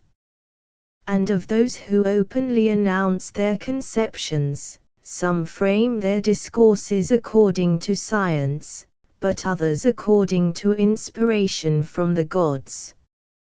And he who desires to signify divine concerns through symbols is Orphic, and, in short, accords with those who write fables respecting the gods. But he who does this through images is Pythagorean. For the mathematical disciplines were invented by the Pythagorean in order to a reminiscence of divine concerns, to which through these as images, they endeavor to ascend. For they refer both numbers and figures to the gods, according to the testimony of their historians. But the enthusiastic character, or he who is divinely inspired, unfolding the truth itself concerning the gods essentially, perspicuously ranks among the highest initiators. For these do not think proper to unfold the divine orders, or their idioms, to their familiars through veils, but announce their powers and their numbers in consequence of being moved by the gods themselves. But the tradition of divine concerns according to science is the illustrious prerogative of the Platonic philosophy. For Plato alone, as it appears to me of all those who are known to us, has attempted methodically to divide and reduce into order the regular progression of the divine genera, their mutual difference, the common idioms of the total orders, and the distributed idioms in each. Again, since Plato employs fables, let us in the first place consider whence the ancients were induced to devise fables, and in the second place, what the difference is between the fables of philosophers and those of poets. In answer to the first question then, it is necessary to know that the ancients employed fables looking to 2 things, viz. nature, and our soul. They employed them by looking to nature, and the fabrication of things, as follows. Things unapparent are believed from things apparent, and incorporeal natures from bodies. Foreseeing the orderly arrangement of bodies, we understand that a certain incorporeal power presides over them, as with respect to the celestial bodies, they have a certain presiding motive power. As we therefore see that our body is moved, but is no longer so after death, we conceive that it was a certain incorporeal power which moved it. Hence, perceiving that we believe things incorporeal and unapparent from things apparent and corporeal, fables came to be adopted, that we might come from things apparent to certain unapparent natures, as, for instance, that on hearing the adulteries, bonds, and lacerations of the gods, castrations of heaven, and the like, we may not rest satisfied with the apparent meaning of such like particulars, but may proceed to the unapparent, and investigate the true signification. After this manner, therefore, looking to the nature of things, were fables employed. But from looking to our souls, they originated as follows: while we are children we live according to the fantasy, but the fantastic part is conversant with figures, and types, and things of this kind. That the fantastic part in us therefore may be preserved, we employ fables in consequence of this part rejoicing in fables. It may also be said that a fable is nothing else than a false discourse shadowing forth the truth, for a fable is the image of truth. But the soul is the image of the natures prior to herself, and hence the soul very properly rejoices in fables, as an image in an image. As we are therefore from our childhood nourished in fables, it is necessary that they should be introduced. And thus much for the first problem, concerning the origin of fables. In the next place let us consider what the difference is between the fables of philosophers and poets. Each therefore has something in which it abounds more than, and something in which it is deficient from the other. Thus, for instance, the poetic fable abounds in this, that we must not rest satisfied with the apparent meaning, but pass on to the occult truth. For who, endued with intellect, would believe that Jupiter was desirous of having connection with Juno, and on the ground, without waiting to go into the bedchamber? So that the poetic fable abounds, in consequence of asserting such things as do not suffer us to stop at the apparent, but lead us to explore the occult truth. But it is defective in this, that it deceives those of a juvenile age. Plato therefore neglects fable of this kind, and banishes Homer from his Republic, because youth on hearing such fables, will not be able to distinguish what is allegorical from what is not. Philosophical fables, on the contrary, do not injure those that go no further than the apparent meaning. Thus, for instance, they assert that there are punishments and rivers under the earth, and if we adhere to the literal meaning of these we shall not be injured. But they are deficient in this, that as their apparent signification does not injure, we often content ourselves with this, and do not explore the latent truth. We may also say that philosophic fables look to the enemies of the soul. For if we were entirely intellect alone, and had no connection with fantasy, we should not require fables, in consequence of always associating with intellectual natures. If again, we were entirely irrational, and lived according to the fantasy, and had no other energy than this, it would be requisite that the whole of our life should be fabulous. Since, however, we possess intellect, opinion, and fantasy, demonstrations are given with a view to intellect, and hence Plato says that if you are willing to energize according to intellect, you will have demonstrations bound with adamantine chains. If according to opinion, you will have the testimony of renowned persons, and if according to the fantasy, you have fables by which it is excited, so that from all these you will derive advantage.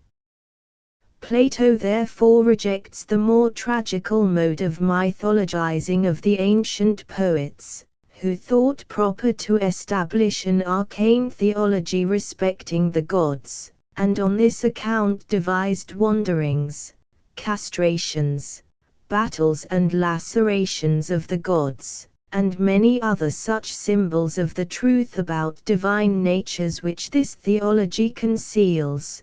This mode he rejects, and asserts that it is in every respect most foreign from erudition. But he considers those mythological discourses about the gods as more persuasive and more adapted to truth, which assert that a divine nature is the cause of all good, but of no evil, and that it is void of all mutation, comprehending in itself the fountain of truth, but never becoming the cause of any deception to others.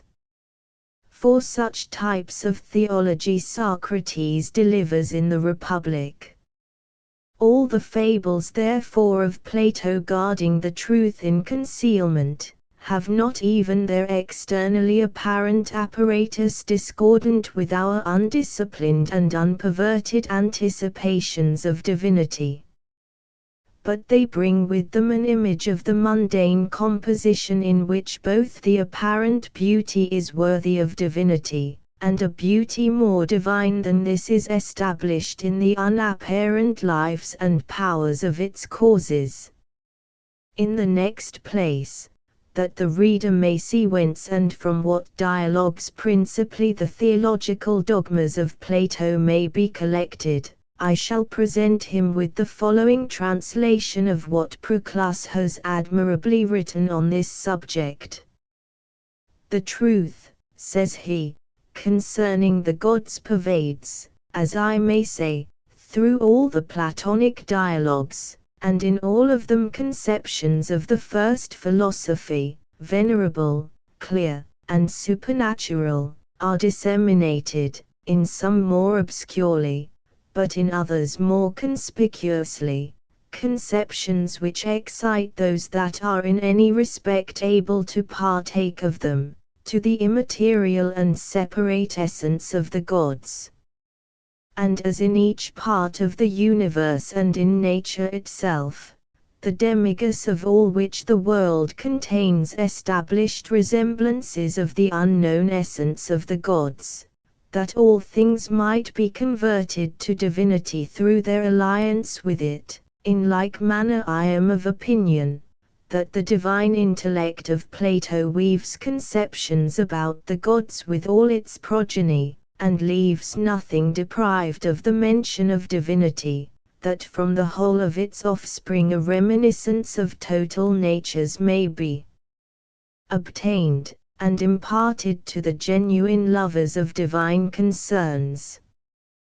But if it be requisite to lay before the reader those dialogues out of many which principally unfold to us the mystic discipline about the gods, I shall not err in ranking among this number the Phaedo and Phaedrus, the Banquet and the Philebus, and together with these the Sophista and Politicus, the Cratylus and the Timaeus. For all these are full through the whole of themselves, as I may say, of the divine science of Plato. But I should place in the second rank after these, the fable in the Gorgias, and that in the Protagoras, likewise the assertions about the providence of the gods in the laws, and such things as are delivered about the fates, or the mother of the fates, or the circulations of the universe, in the 10th book of the Republic. Again you may, if you please, place in the third rank those epistles through which we may be able to arrive at the science about divine natures. For in these, mention is made of the three kings, and many other divine dogmas worthy the Platonic theory are delivered. It is necessary therefore, regarding these, to explore in them each order of the gods. Thus from the Philebus, we may receive the science respecting the one good, and the two first principles of things, bound and infinity, together with the triad subsisting from these. For you will find all these distinctly delivered to us by Plato in that dialogue. But from the Timaeus you may obtain the theory about intelligibles, a divine narration about the demiurgic monad, and the most full truth about the mundane gods. From the Phaedrus you may learn all the intelligible and intellectual genera, and the liberated orders of the gods, which are proximately established above the celestial circulations. From the Politicus you may obtain the theory of the fabrication in the heavens, of the periods of the universe, and of the intellectual causes of those periods.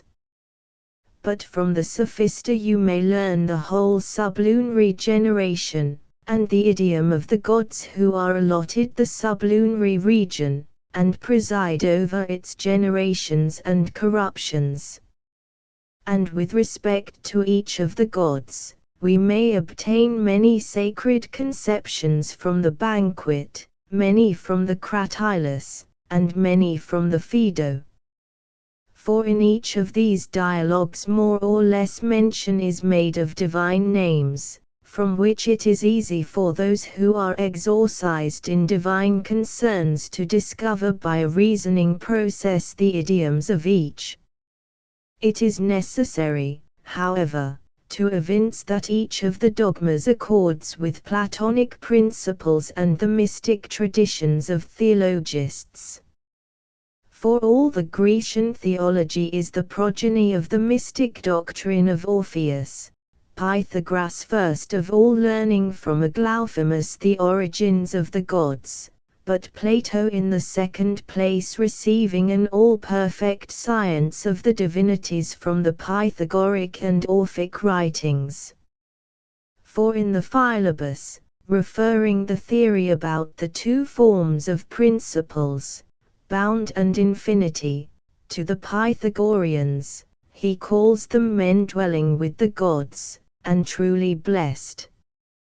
Philolaus, therefore, the Pythagorean, has left for us in writing admirable conceptions about these principles, celebrating their common progression into beings, and their separate fabrication. Again, in the Timaeus, endeavoring to teach us about the sublunary gods and their order, Plato flies to theologists, calls them the sons of the gods, and makes them the fathers of the truth about these divinities. And lastly, he delivers the orders of the sublunary gods proceeding from wholes, according to the progression delivered by theologists of the intellectual kings. Further still, in the Cratylus he follows the traditions of theologists respecting the order of the divine processions. But in the Gorgias he adopts the Homeric dogma, respecting the triadic hypostases of the demiurgi.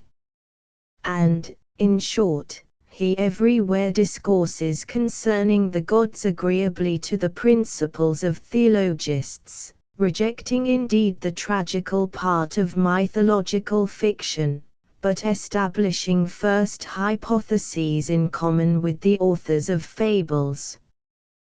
Perhaps, however, someone may here object to us, that we do not in a proper manner exhibit the everywhere dispersed theology of Plato, and that we endeavor to heap together different particulars from different dialogues, as if we were studious of collecting many things into one mixture, instead of deriving them all from one and the same fountain. For if this were our intention, we might indeed refer different dogmas to different treatises of Plato, but we shall by no means have a precedaneous doctrine concerning the gods, nor will there be any dialogue which presents us with an all-perfect and entire procession of the divine genera, and their coordination with each other.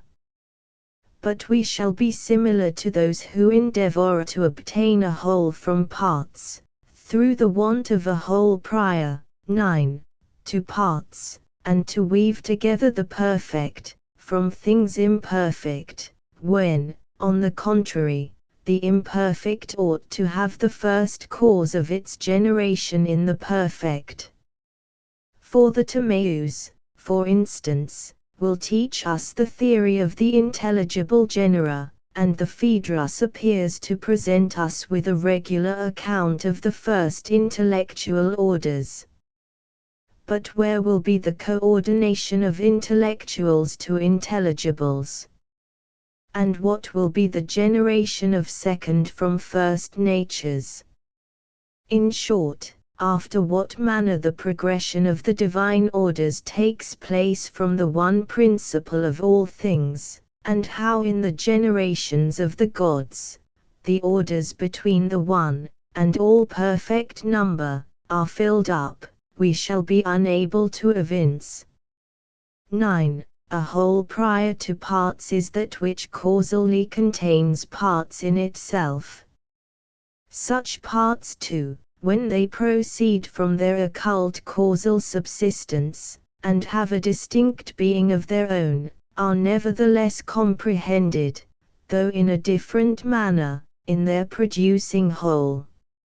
Further still, it may be said, where will be the venerableness of your boasted science about divine natures?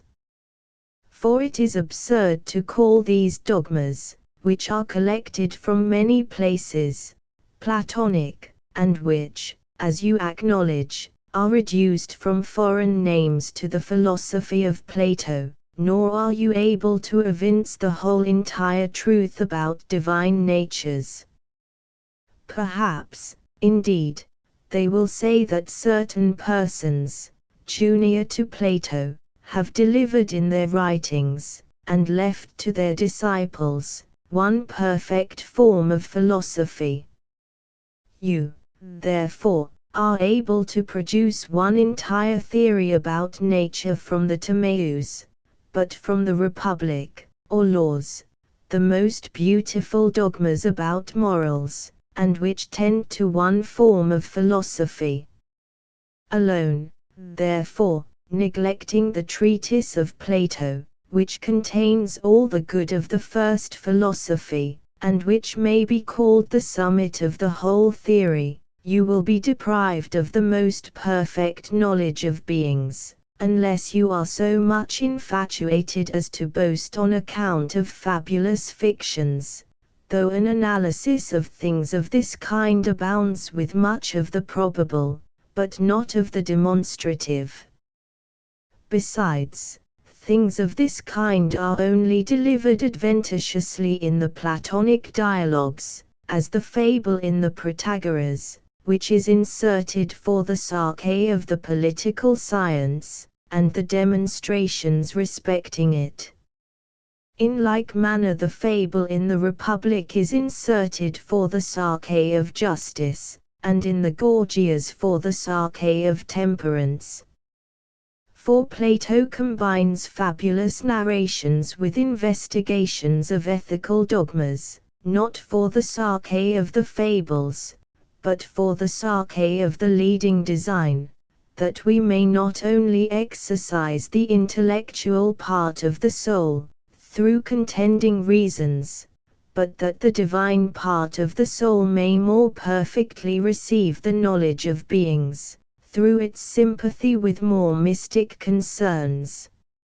For from other discourses we resemble those who are compelled to the reception of truth, but from fables we are affected in an ineffable manner, and call forth our unperverted conceptions, venerating the mystic information which they contain.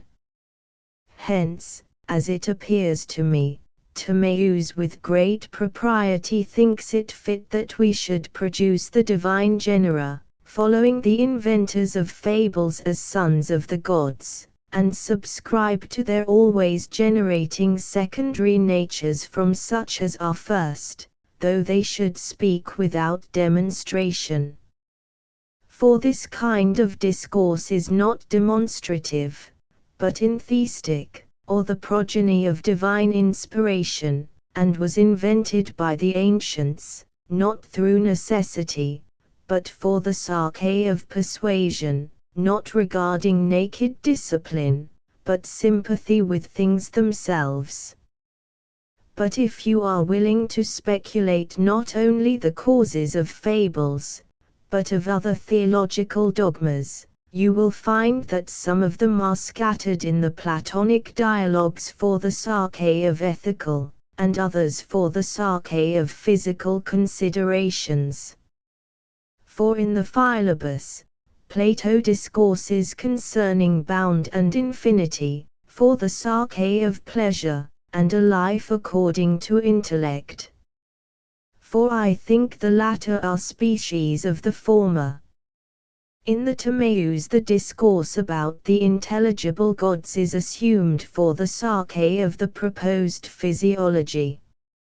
On which account, it is everywhere necessary that images should be known from paradigms, but that the paradigms of material things should be immaterial, of sensibles, intelligible, and of physical forms, separate from nature.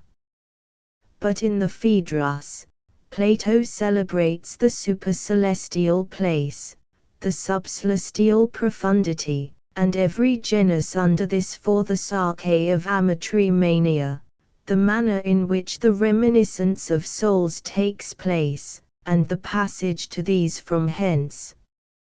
Everywhere, however, the leading end, as I may say, is either physical or political, while the conceptions about divine natures are introduced either for the sarke of invention or perfection. How, therefore, can such a theory as yours be any longer venerable and supernatural, and worthy to be studied beyond everything, when it is neither able to evince the whole in itself, nor the perfect, nor that which is precedaneous in the writings of Plato, but is destitute of all these, is violent and not spontaneous, and does not possess a genuine, but an adventitious order, as in a drama. And such are the particulars which may be urged against our design. To this objection I shall make a just and perspicuous reply. I say then that Plato everywhere discourses about the gods agreeably to ancient opinions and the nature of things. And sometimes indeed, for the sarke of the cause of the things proposed, he reduces them to the principles of the dogmas, and thence, as from an exalted place of survey, contemplates the nature of the thing proposed. But sometimes he establishes the theological science as the leading end. For in the Phaedrus, his subject respects intelligible beauty, and the participation of beauty pervading thence through all things, and in the banquet it respects the amatory order. But if it be necessary to consider, in one Platonic dialogue, the all-perfect, whole and connected, extending as far as to the complete number of theology, I shall perhaps assert a paradox, and which will alone be apparent to our familiars. We ought however to dare, since we have begun the assertion, and affirm against our opponents, that the Parmenids, and the mystic conceptions of this dialogue, will accomplish all you desire. For in this dialogue, all the divine genera proceed in order from the first cause, and evince their mutual suspension from each other. And those indeed which are highest, connate with the one, and of a primary nature, are allotted a form of subsistence, characterized by unity, occult and simple, but such as are last are multiplied, are distributed into many parts, and excel in number, but are inferior in power to such as are of a higher order, and such as are middle, according to a convenient proportion, are more composite than their causes, but more simple than their proper progeny. And, in short, all the axioms of the theological science appear in perfection in this dialogue, and all the divine orders are exhibited subsisting in connection. So that this is nothing else than the celebrated generation of the gods, and the procession of every kind of being from the ineffable and unknown cause of wholes. 10. The Parmenids therefore enkindles in the lovers of Plato the whole and perfect light of the theological science. But after this, the aforementioned dialogues distribute parts of the mystic discipline about the gods, and all of them, as I may say, participate of divine wisdom, and excite our spontaneous conceptions respecting a divine nature. 10. The principle of all things is celebrated by Platonic philosophy as the cause of wholes, because through transcendency of power he first produces those powers in the universe which rank as wholes, and afterward those which rank as parts through these. Agreeably to this Jupiter, the artificer of the universe, is almost always called, Greek, demigos ton olon, the demigus of wholes. See the Timaeus, and the introduction to it. And it is necessary to refer all the parts of this mystic discipline to these dialogues, and these again to the one and all perfect theory of the Parmenids. For thus, as it appears to me, we shall suspend the more imperfect from the perfect, and parts from wholes, and shall exhibit reasons assimilated to things of which, according to the Platonic Timaeus, they are interpreters. Such then is our answer to the objection which may be urged against us, and thus we refer the Platonic theory to the Parmenids, just as the Timaeus is acknowledged by all who have the least degree of intelligence to contain the whole science about nature. All that is here asserted by Proclus will be immediately admitted by the reader who understands the outlines which we have here given of the theology of Plato, and who is besides this a complete master of the mystic meaning of the Parmenids, which I trust he will find sufficiently unfolded, through the assistance of Proclus, in the introduction and notes to that dialogue.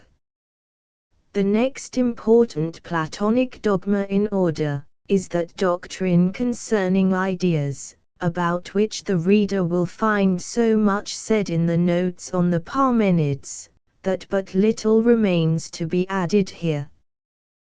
That little however is as follows: the divine Pythagoras, and all those who have legitimately received his doctrines, among whom Plato holds the most distinguished rank, asserted that there are many orders of beings, viz. Intelligible, intellectual, dianoetic, physical, or in short, vital and corporeal essences. For the progression of things, the subjection which naturally subsists together with such progression, and the power of diversity in coordinate genera give subsistence to all the multitude of corporeal and incorporeal natures.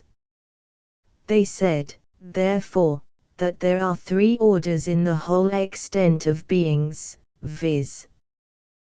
the intelligible, the dianoetic, and the sensible, and that in each of these ideas subsist, characterized by the respective essential properties of the natures by which they are contained.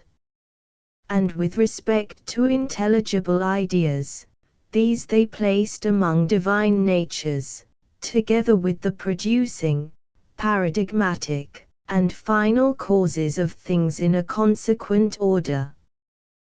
For if these three causes sometimes concur, and are united among themselves, which Aristotle says is the case, without doubt this will not happen in the lowest works of nature, but in the first and most excellent causes of all things, which on account of their exuberant fecundity have a power generative of all things, and from their converting and rendering similar to themselves the natures which they have generated, are the paradigms, or exemplars of all things. But as these divine causes act for their own sake, and on account of their own goodness, do they not exhibit the final cause?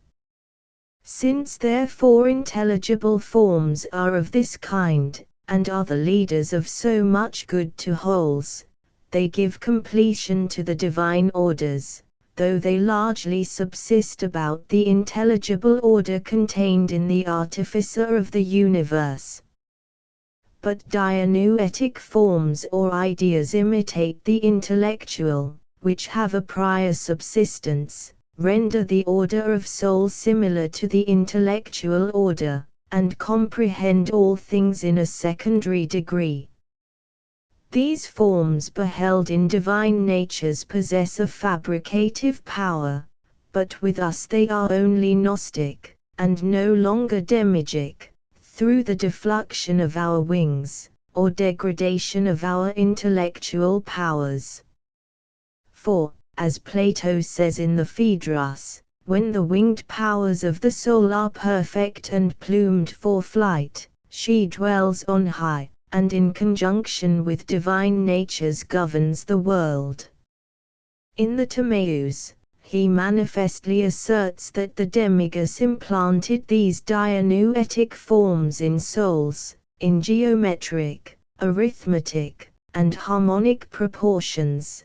But in his Republic, in the section of a line in the 6th book, he calls them images of intelligibles, and on this account does not for the most part disdain to denominate them intellectual, as being the exemplars of sensible natures. In the Phaedo he says that these are the causes to us of reminiscence, because disciplines are nothing else than reminiscences of middle dianoetic forms, from which the productive powers of nature being derived and inspired, give birth to all the mundane phenomena. Plato however did not consider things definable, or in modern language abstract ideas, as the only universals, but prior to these he established those principles productive of science which essentially reside in the soul, as is evident from his Phaedrus and Phaedo. In the 10th book of the Republic too, he venerates those separate forms which subsist in a divine intellect. In the Phaedrus, he asserts that souls elevated to the supercelestial place, behold justice herself, temperance herself, and science herself, and lastly in the Phaedo he evinces the immortality of the soul from the hypothesis of separate forms.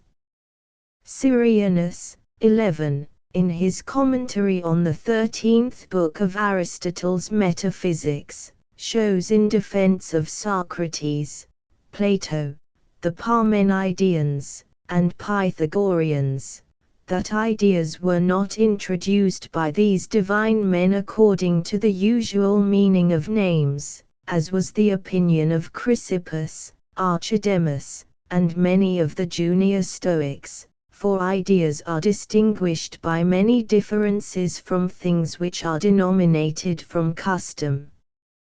Nor do they subsist, says he, together with intellect, in the same manner as those slender conceptions which are denominated universals abstracted from sensibles, according to the hypothesis of Longinus Sad Smiley 12, for if that which subsists is unsubstantial, it cannot be consubsistent with intellect. 11. See my translation of Aristotle's Metaphysics, p. 347. If the reader conjoins what is said concerning ideas in the notes on that work, with the introduction and notes to the Parmenids in this, he will be in possession of nearly all that is to be found in the writings of the ancients on this subject. 12. It appears from this passage of Syrianus that Longinus was the original inventor of the theory of abstract ideas, and that Mr. Locke was merely the restorer of it. Nor are ideas according to these men notions, as Cleanthes afterwards asserted them to be. Nor is idea definite reason, nor material form, for these subsist in composition and division, and verge to matter. But ideas are perfect, simple, immaterial, and impartible natures. And what wonder is there, says Syrianus, if we should separate things which are so much distant from each other? Since neither do we imitate in this particular Plutarch, Atticus, and Democritus, who, because universal reasons perpetually subsist in the essence of the soul, were of opinion that these reasons are ideas, for though they separate them from the universal insensible natures, yet it is not proper to conjoin in one and the same the reason of soul, and an intellect such as ours, with paradigmatic and immaterial forms, and demiurgic intellections. But as the divine Plato says, it is the province of our soul to collect things into one by a reasoning process, and to possess a reminiscence of those transcendent spectacles, which we once beheld when governing the universe in conjunction with divinity. Boetius, 13. The Peripatetic too, with whom it is proper to join Cornutus, thought that ideas are the same with universals in sensible natures. However, whether these universals are prior to particulars, they are not prior in such a manner as to be denudated from the habitude which they possess with respect to them, nor do they subsist as the causes of particulars, both which are the prerogatives of ideas, or whether they are posterior to particulars, as many are accustomed to call them. How can things of posterior origin, which have no essential subsistence, but are nothing more than slender conceptions, sustain the dignity of fabricative ideas? 13. This was a Greek philosopher, who is often cited by Simplicius in his commentary on the Predicaments, and must not therefore be confounded with Betius, the Roman senator and philosopher. In what manner then, says Syrianus, do ideas subsist according to the contemplative lovers of truth?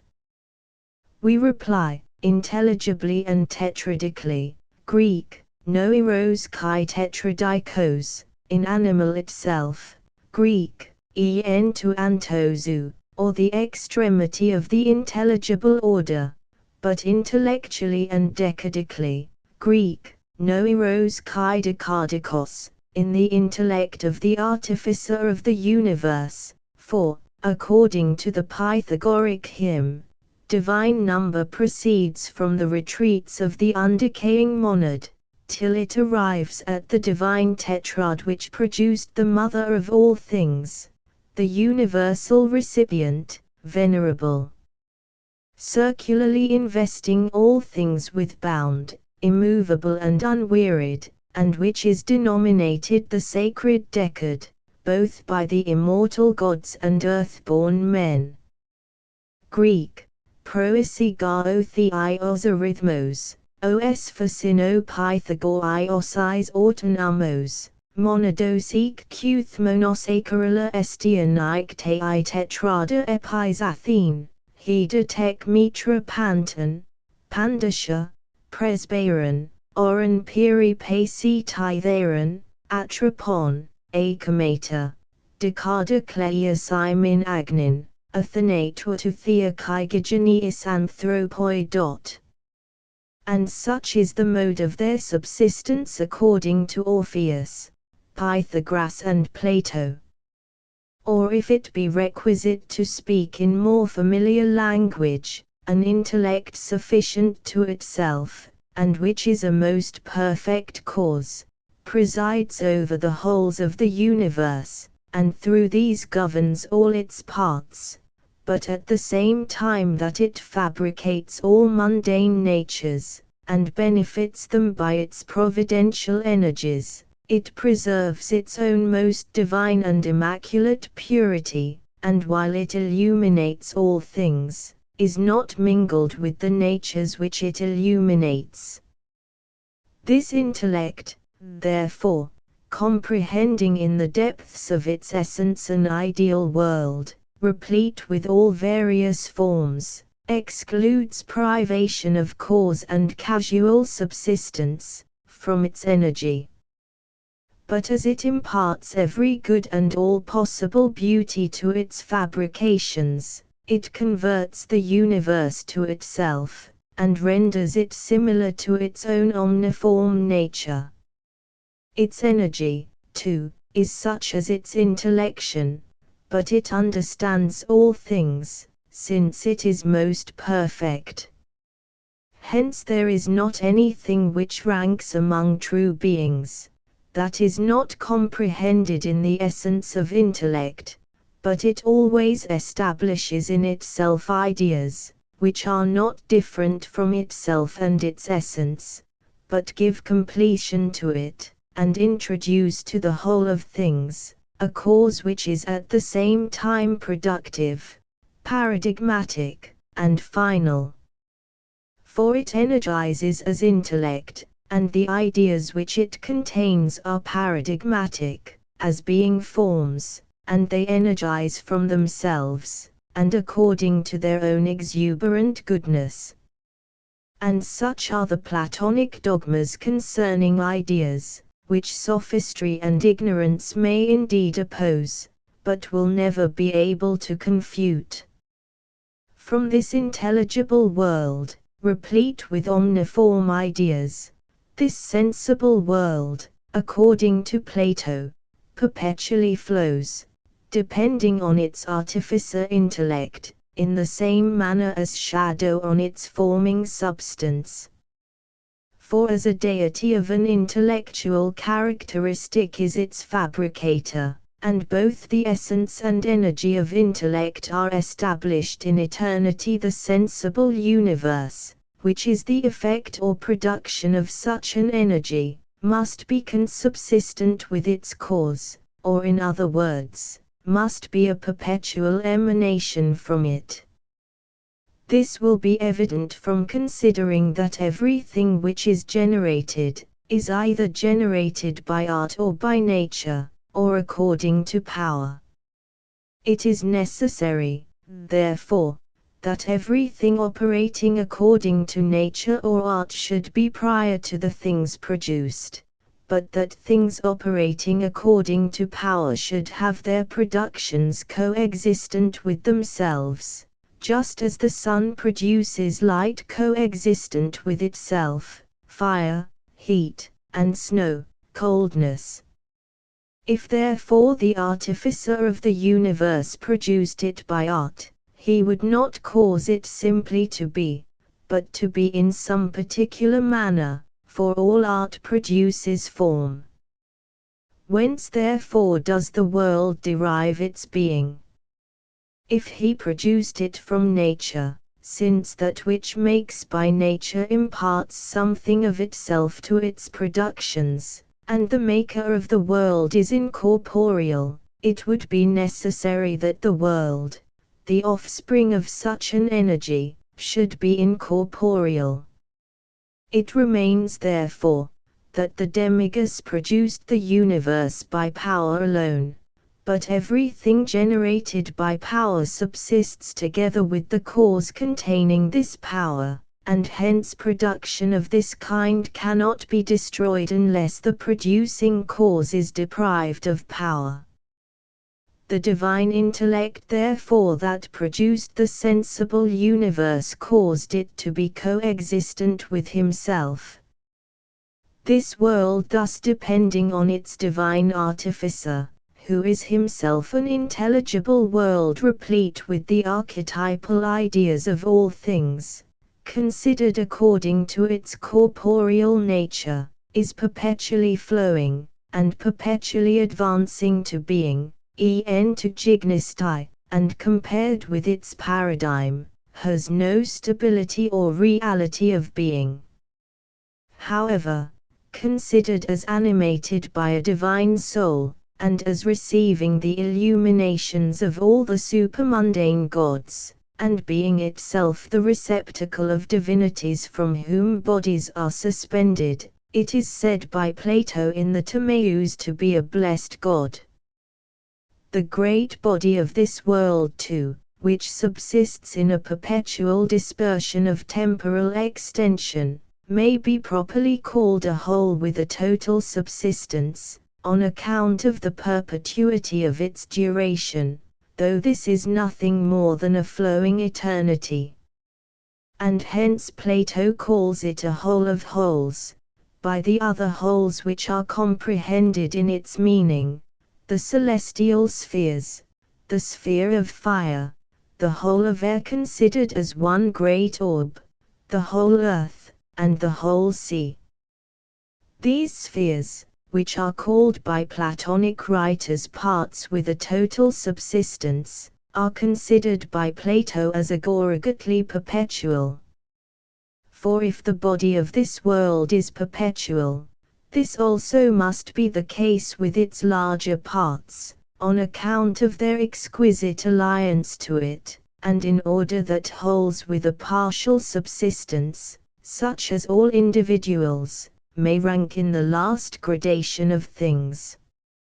As the world too, considered as one great comprehending whole, is called by Plato a divine animal, so likewise every whole which it contains is a world, possessing in the first place, a self-perfect unity, proceeding from the ineffable, by which it becomes a god, in the second place, a divine intellect, in the third place, a divine soul, and in the last place, a deified body. Hence each of these wholes is the producing cause of all the multitude which it contains, and on this account is said to be a whole prior to parts, because, considered as possessing an eternal form which holds all its parts together, and gives to the whole perpetuity of subsistence, it is not indigent of such parts to the perfection of its being. That these wholes which rank thus high in the universe are animated, must follow by a geometrical necessity. For, as Theophrastus well observes, wholes would possess less authority than parts, and things eternal than such as are corruptible, if deprived of the possession of soul. And now having with venturous, yet unpresuming wing, ascended to the ineffable principle of things, and standing with every eye closed in the vestibules of the aditum, found that we could announce nothing concerning him, but only indicate our doubts and disappointment, and having thence descended to his occult and most venerable progeny, and passing through the luminous world of ideas, holding fast by the golden chain of deity, terminated our downward flight in the material universe, and its undecaying wholes. Let us stop a while and contemplate the sublimity and magnificence of the scene which this journey presents to our view. Here then we see the vast empire of deity, an empire terminated upwards by a principle so ineffable that all language is subverted about it, and downwards, by the vast body of the world. Immediately subsisting after this immense unknown, we in the next place behold a mighty all-comprehending One, which as being next to that which is in every respect incomprehensible, possesses much of the ineffable and unknown. From this principle of principles, in which all things casually subsist absorbed in superessential light and involved in unfathomable depths, we view a beauteous progeny of principles, all largely partaking of the ineffable, all stamped with the occult characters of deity, all possessing an overflowing fullness of good. From these dazzling summits, these ineffable blossoms, these divine propagations, we next see being, life, intellect, soul, nature and body depending, monads suspended from unities, deified natures proceeding from deities. Each of these monads, too, is the leader of a series which extends from itself to the last of things, and which while it proceeds from, at the same time abides in, and returns to its leader. And all these principles and all their progeny are finally centered, and rooted by their summits in the first great all-comprehending One.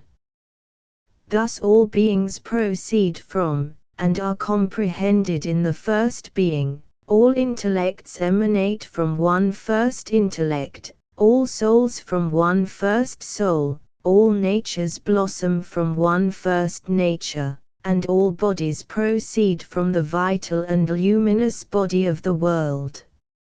And lastly, all these great monads are comprehended in the first One, from which both they and all their depending series are unfolded into light.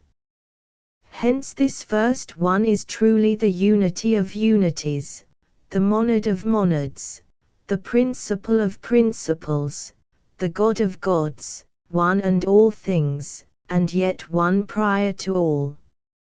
Such, according to Plato, are the flights of the true philosopher, such the august and magnificent scene which presents itself to his view.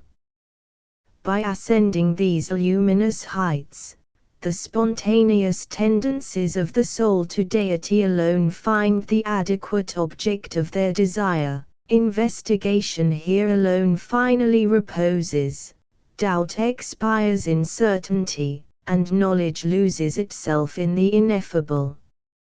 And here perhaps some grave objector, whose little soul is indeed acute, but sees nothing with a vision healthy and sound, will say that all this is very magnificent, but that it is soaring too high for man, that it is merely the effect of spiritual pride, that no truths, either in morality or theology, are of any importance which are not adapted to the level of the meanest capacity, and that all that it is necessary for man to know concerning either God or himself is so plain, that he that runs may read. In answer to such like cant, for it is nothing more, a cant produced by the most profound ignorance, and frequently attended with the most deplorable envy, I ask, is then the Delphic precept, know thyself, a trivial mandate? Can this be accomplished by every man? Or can anyone properly know himself without knowing the rank he holds in the scale of being? And can this be effected without knowing what are the natures which he surpasses, and what those are by which he is surpassed? And can he know this without knowing as much of those natures as it is possible for him to know? And will the objector be hardy enough to say that every man is equal to this arduous task? That he who rushes from the forge, or the mines, with a soul distorted, crushed and bruised by base mechanical arts, and madly presumes to teach theology to a deluded audience, is master of this sublime, this most important science. For my own part, I know of no truths which are thus obvious, thus accessible to every man, but axioms, those self-evident principles of science which are conspicuous by their own light, which are the spontaneous unperverted conceptions of the soul, and to which he who does not assent deserves, as Aristotle justly remarks, either pity or correction. In short, if this is to be the criterion of all moral and theological knowledge, that it must be immediately obvious to every man, that it is to be apprehended by the most careless inspection, what occasion is there for seminaries of learning? Education is ridiculous, the toil of investigation is idle. Let us at once confine wisdom in the dungeons of folly, recall ignorance from her barbarous wilds, and close the gates of science with everlasting bars. Having thus taken a general survey of the great world, and descended from the intelligible to the sensible universe, let us still, adhering to that golden chain which is bound round the summit of Olympus, and from which all things are suspended, descend to the microcosm man. For man comprehends in himself partially everything which the world contains divinely and totally. Hence, according to Plato, he is endued with an intellect subsisting in energy, and a rational soul proceeding from the same Father and vivific Goddess as were the causes of the intellect and soul of the universe. He has likewise an ethereal vehicle analogous to the heavens, and a terrestrial body, composed from the four elements, and with which also it is coordinate. With respect to his rational part, for in this the essence of man consists, we have already shown that it is of a self-motive nature, and that it subsists between intellect, which is immovable both in essence and energy, and nature, which both moves and is moved. In consequence of this middle subsistence, the mundane soul, from which all partial souls are derived, is said by Plato in the Timaeus, to be a medium between that which is indivisible and that which is divisible about bodies, i.e. the mundane soul is a medium between the mundane intellect, and the whole of that corporeal life which the world participates.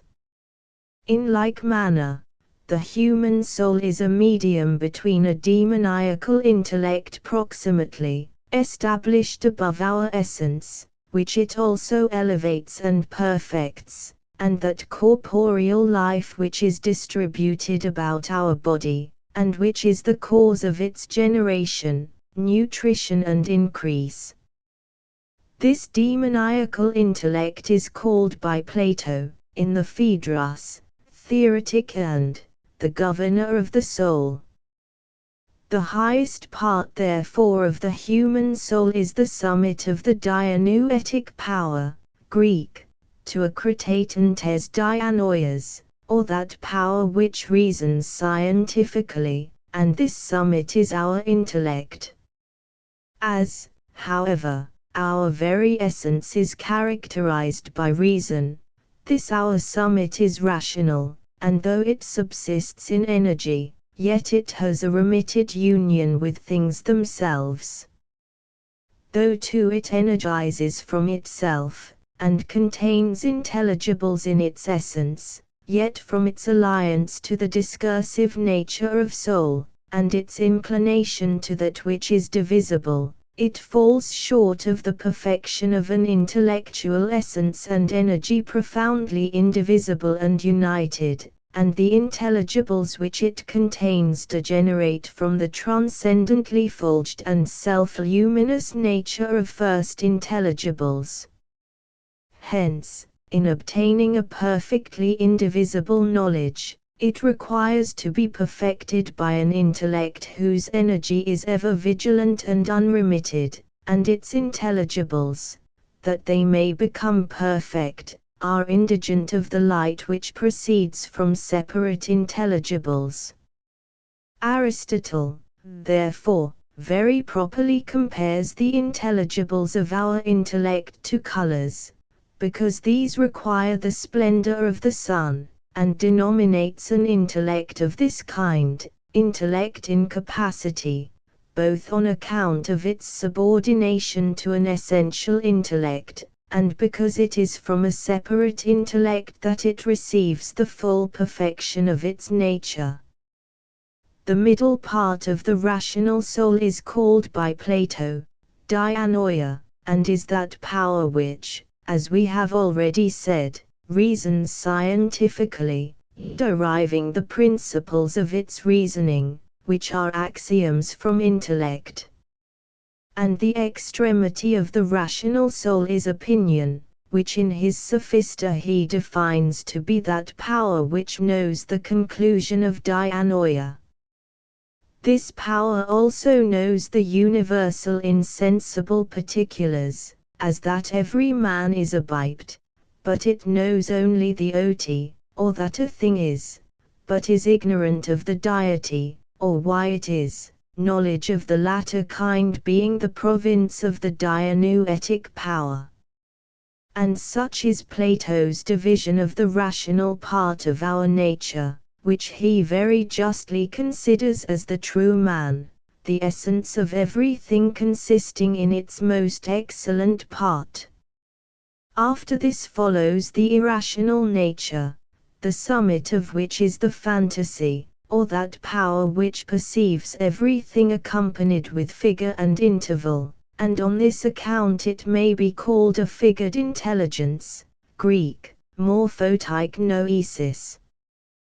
This power, as Jamblichus beautifully observes, groups upon, as it were, and fashions all the powers of the soul, exciting in opinion the illuminations from the senses, and fixing in that life which is extended with body, the impressions which descend from intellect. Hence, slays Proclus, it folds itself about the indivisibility of true intellect, conforms itself to all formless species, and becomes perfectly everything, from which the dianoetic power and our indivisible reason consists. Hence too, it is all things passively which intellect is impassively, and on this account Aristotle calls it passive intellect. Under this subsist anger and desire, the former resembling a raging lion, and the latter a many-headed beast, and the whole is bounded by sense, which is nothing more than a passive perception of things, and on this account is justly said by Plato, to be rather passion than knowledge, since the former of these is characterized by alertness, and the latter by energy.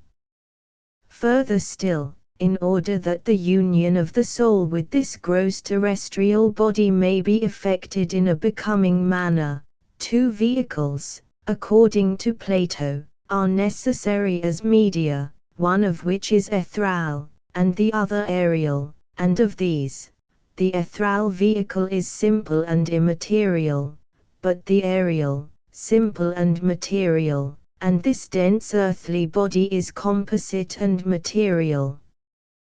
The soul thus subsisting as a medium between natures impartible and such as are divided about bodies, it produces and constitutes the latter of these, but establishes in itself the prior causes from which it proceeds.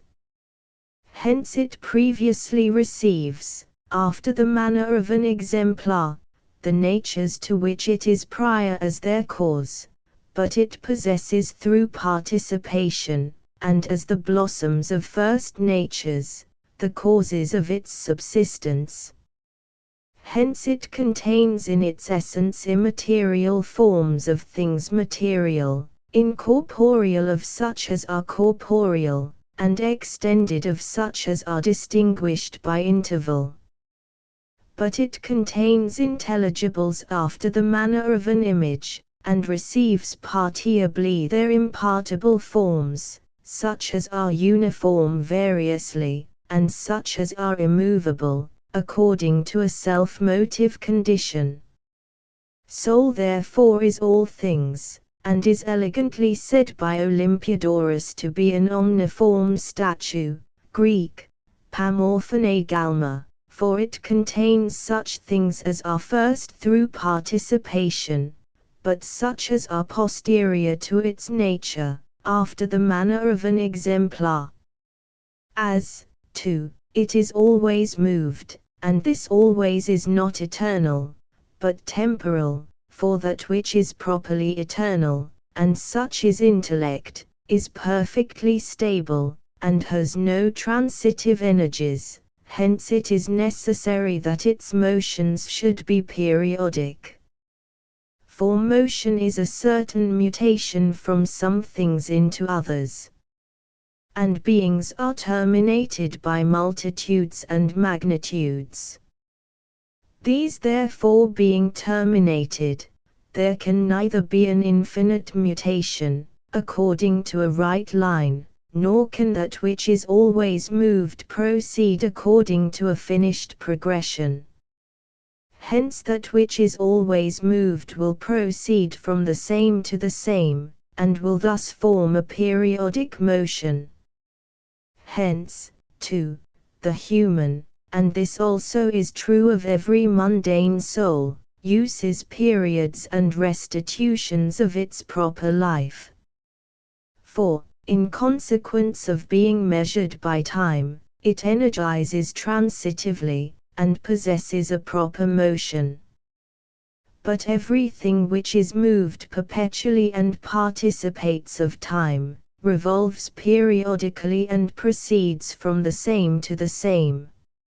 And hence the soul, from possessing motion, and energizing according to time, will both possess periods of motion and restitutions to its pristine state.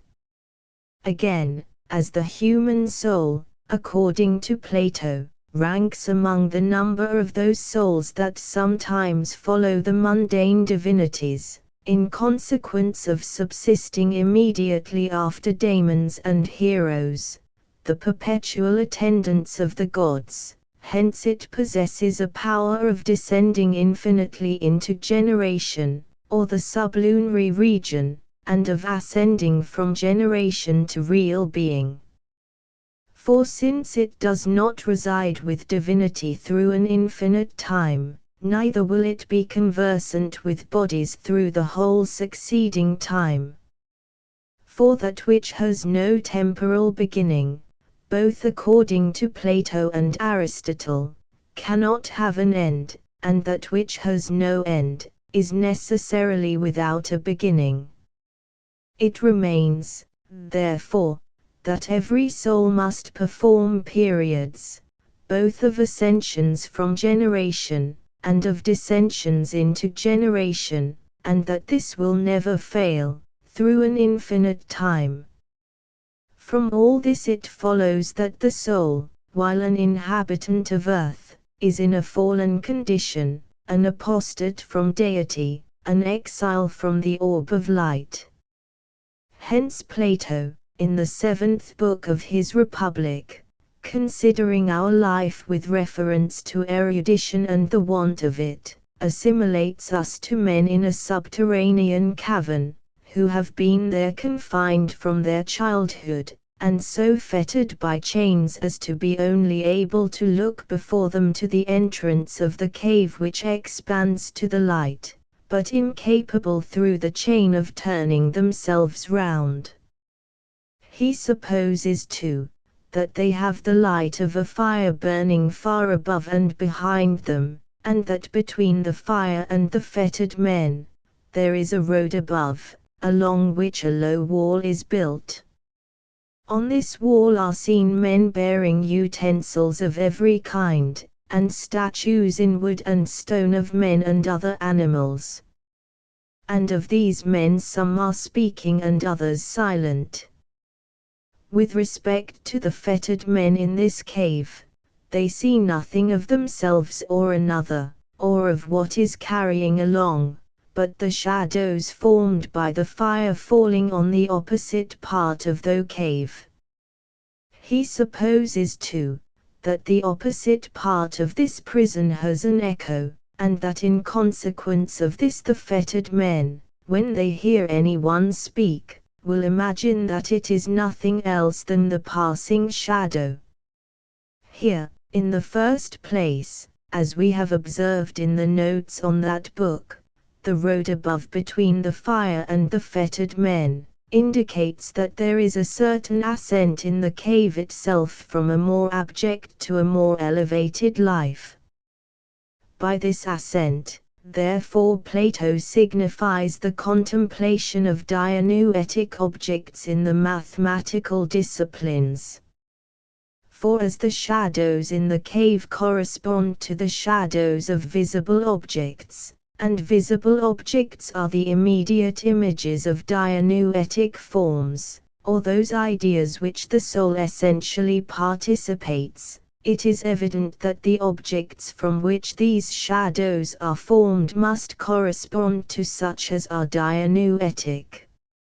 It is requisite, therefore, that the dianoetic power exercising itself in these should draw forth the principles of these from their latent retreats, and should contemplate them not in images, but as subsisting in herself in impartible involution.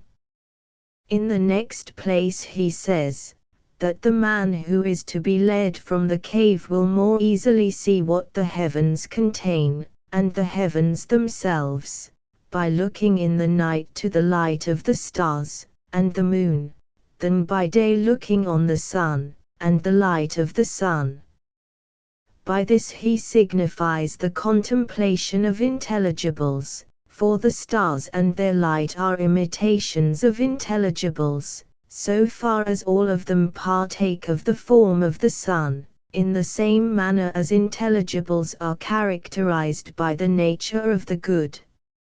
After the contemplation of these, and after the eye is accustomed through these to the light, as it is requisite in the visible region to see the sun himself in the last place, in like manner, according to Plato, the idea of the good must be seen the last in the intelligible region. He, likewise divinely adds, that it is scarcely to be seen, for we can only be conjoined with it through the intelligible, in the vestibule of which it is beheld by the ascending soul.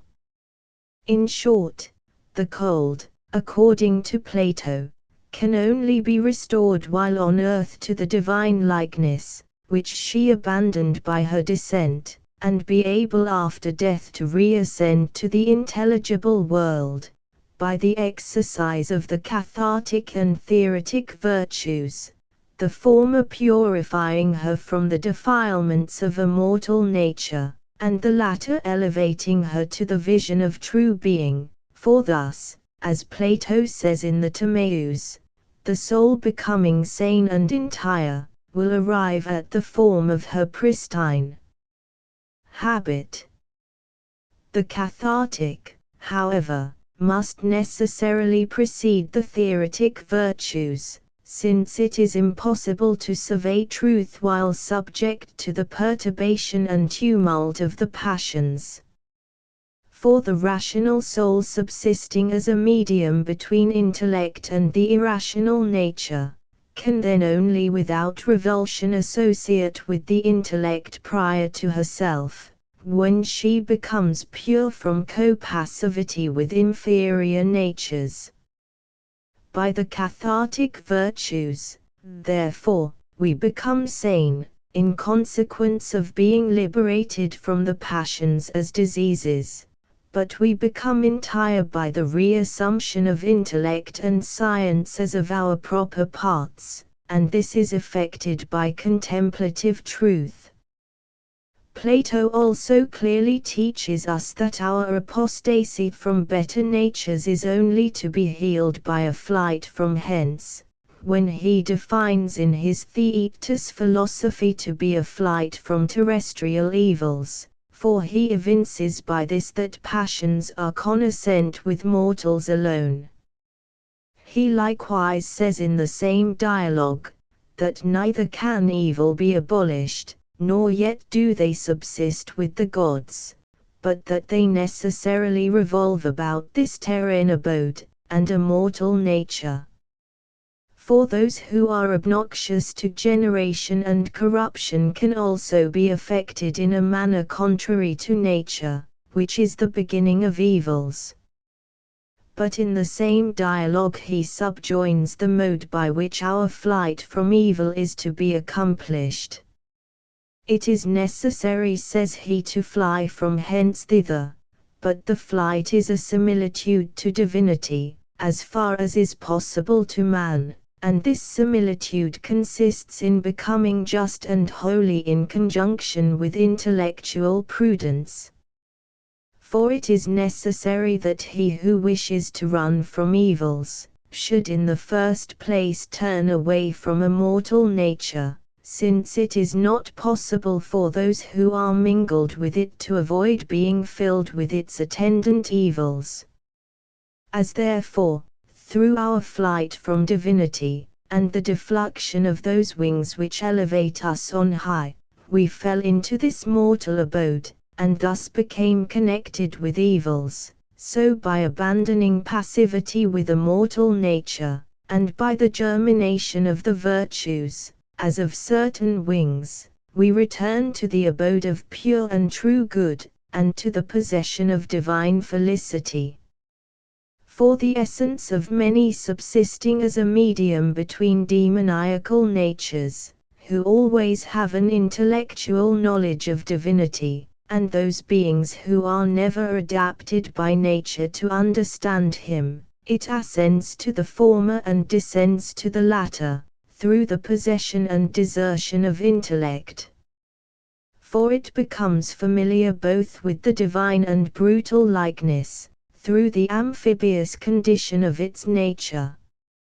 When the soul therefore has recovered her pristine perfection in as great a degree as is possible, while she is an inhabitant of earth by the exercise of the cathartic and theoretic virtues, she returns after death, as he says in the Timaeus, to her kindred star, from which she fell, and enjoys a blessed life.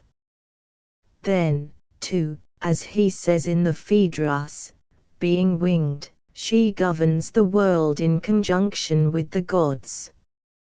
And this indeed is the most beautiful end of her labors. This is what he calls in the Phaedo, a great contest and a mighty hope.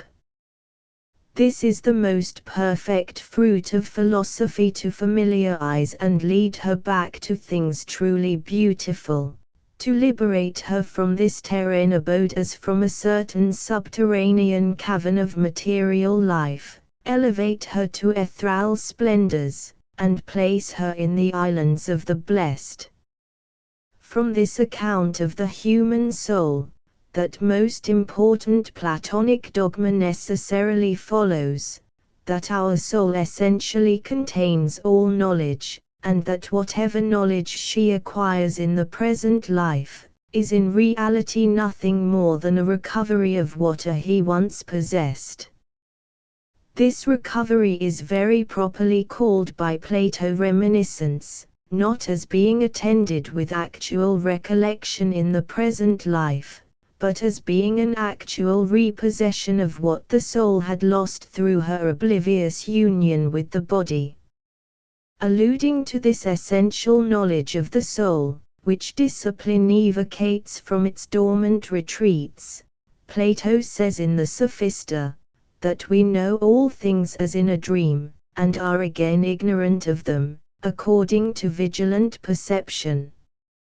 Hence too, as Proclus well observes, it is evident that the soul does not collect her knowledge from sensibles, nor from things partial and divisible discover the whole and the one.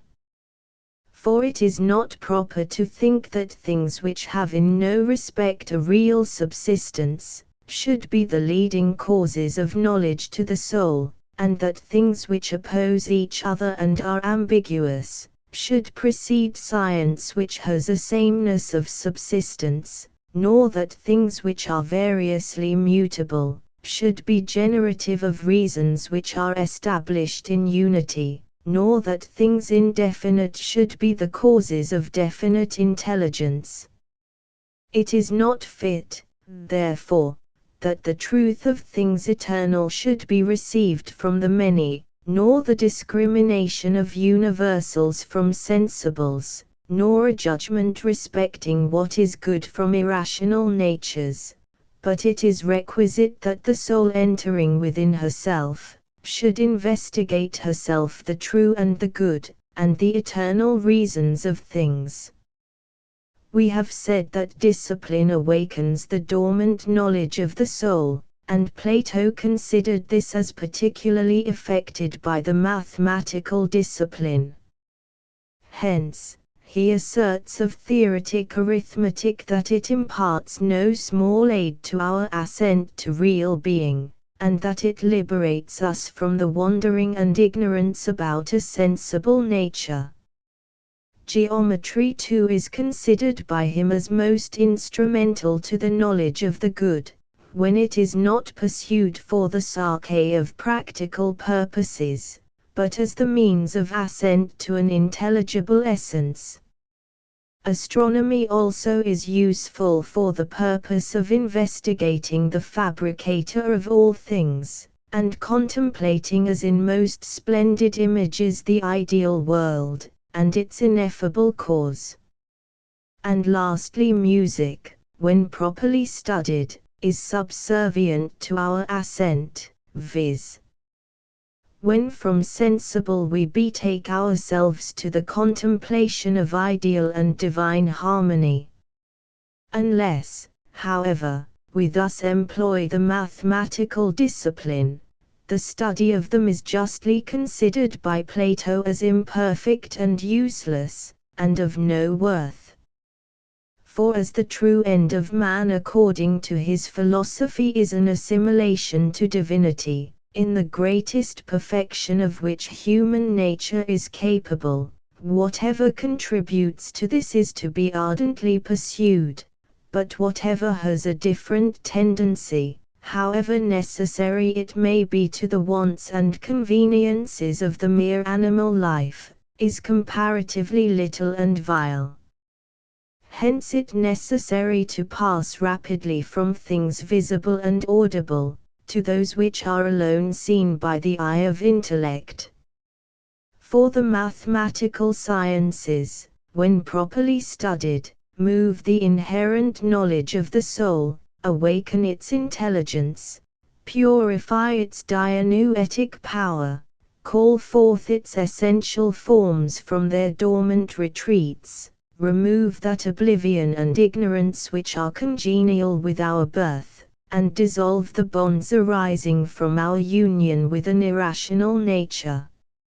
It is therefore beautifully said by Plato in the 7th book of his Republic, that the soul through these disciplines has an organ purified and enlightened, which is blinded and buried by studies of a different kind, an organ better worth saving than 10,000 eyes, since truth becomes visible through this alone. Dialectic, however, or the vertex of the mathematical sciences, as it is called by Plato in his Republic, is that master discipline which particularly leads us up to an intelligible essence. Of this first of sciences, which is essentially different from vulgar logic, and is the same with what Aristotle calls the first philosophy and wisdom, I have largely spoken in the introduction and notes to the Parmenids. Suffice it therefore to observe in this place, that dialectic differs from mathematical science in this, that the latter flows from, and the former is void of hypothesis. that dialectic has a power of knowing universals, that it ascends to good and the supreme cause of all, and that it considers good as the end of its elevation, but that the mathematical science, which previously fabricates for itself definite principles, from which it evinces things consequent to such principles, does not tend to the principle, but to the conclusion. Hence Plato does not expel mathematical knowledge from the number of the sciences, but asserts it to be the next in rank to that one science which is the summit of all, nor does he accuse it as ignorant of its own principles, but considers it as receiving these from the master science dialectic, and that possessing them without any demonstration, it demonstrates from these its consequent propositions. Hence Socrates, in the Republic, speaking of the power of dialectic, says that it surrounds all disciplines like a defensive enclosure, and elevates those that use it to the good itself, and the first unities, that it purifies the eye of the soul, establishes itself in true beings, and the one principle of all things, and ends at last in that which is no longer hypothetical. The power of dialectic, therefore, being thus great, and the ends of this path so mighty, it must by no means be confounded with arguments which are alone conversant with opinion, for the former is the guardian of sciences, and the passage to it is through these, but the latter is perfectly destitute of disciplinative science. To which we may add, that the method of reasoning which is founded in opinion, regards only that which is apparent, but the dialectic method endeavors to arrive at the one itself, always employing for this purpose steps of ascent, and at last beautifully ends in the nature of the good. Very different therefore is it from the merely logical method, which presides over the demonstrative fantasy, is of a secondary nature, and is alone pleased with contentious discussions. For the dialectic of Plato for the most part employs divisions and analyses as primary sciences, and as imitating the progression of beings from the one, and their conversion to it again. It likewise sometimes uses definitions and demonstrations, and prior to these the definitive method, and the divisive prior to this. On the contrary, the merely logical method, which is solely conversant with opinion, is deprived of the incontrovertible reasonings of demonstration. The following is a specimen of the analytical method of Plato's dialectic. Of analysis there are three species. For one is an ascent from sensibles to the first intelligibles, a second is an ascent through things demonstrated and subdemonstrated, to undemonstrated and immediate propositions, and a third proceeds from hypothesis to unhypothetical principles. Of the first of these species, Plato has given a most admirable specimen in the speech of Diotima in the Banquet. For there he ascends from the beauty about bodies to the beauty in souls, from this to the beauty in right disciplines, from this again to the beauty in laws, from the beauty in laws to the ample sea of beauty, Greek, to Peleus Tucula, and thus proceeding he at length arrives at the beautiful itself. The second species of analysis is as follows. It is necessary to make the thing investigated the subject of hypothesis, to survey such things as are prior to it, and to demonstrate these from things posterior, ascending to such as are prior, till we arrive at the first thing unto which we give our assent. But beginning from this, we descend synthetically to the thing investigated.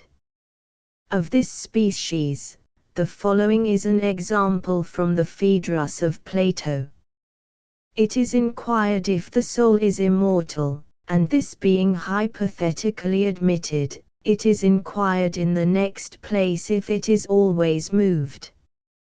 This being demonstrated, the next inquiry is if that which is always moved, is self-moved, and this again being demonstrated, it is considered whether that which is self-moved is the principle of motion, and afterwards if the principle is unbegotten. This then being admitted as a thing acknowledged, and likewise that what is begotten is incorruptible, the demonstration of the thing proposed is thus collected. If there is a principle, it is unbegotten and incorruptible. That which is self-moved is the principle of motion. Soul is self-moved. Soul therefore, i.e. the rational soul, is incorruptible, unbegotten, and immortal. Of the third species of analysis, which proceeds from the hypothetical to that which is unhypothetical, Plato has given a most beautiful specimen in the first hypothesis of his Parmenides. For here, taking for his hypothesis that the one is, he proceeds through an orderly series of negations, which are not privative of their subjects, but generative of things which are as it were, their opposites, till he at length takes away the hypothesis that the one is. For he denies of it all discourse and every appellation. And thus evidently denies of it not only that it is, but even negation. For all things are posterior to the one, viz. Things known, knowledge, and the instruments of knowledge. And thus, beginning from the hypothetical, he ends in that which is unhypothetical, and truly ineffable.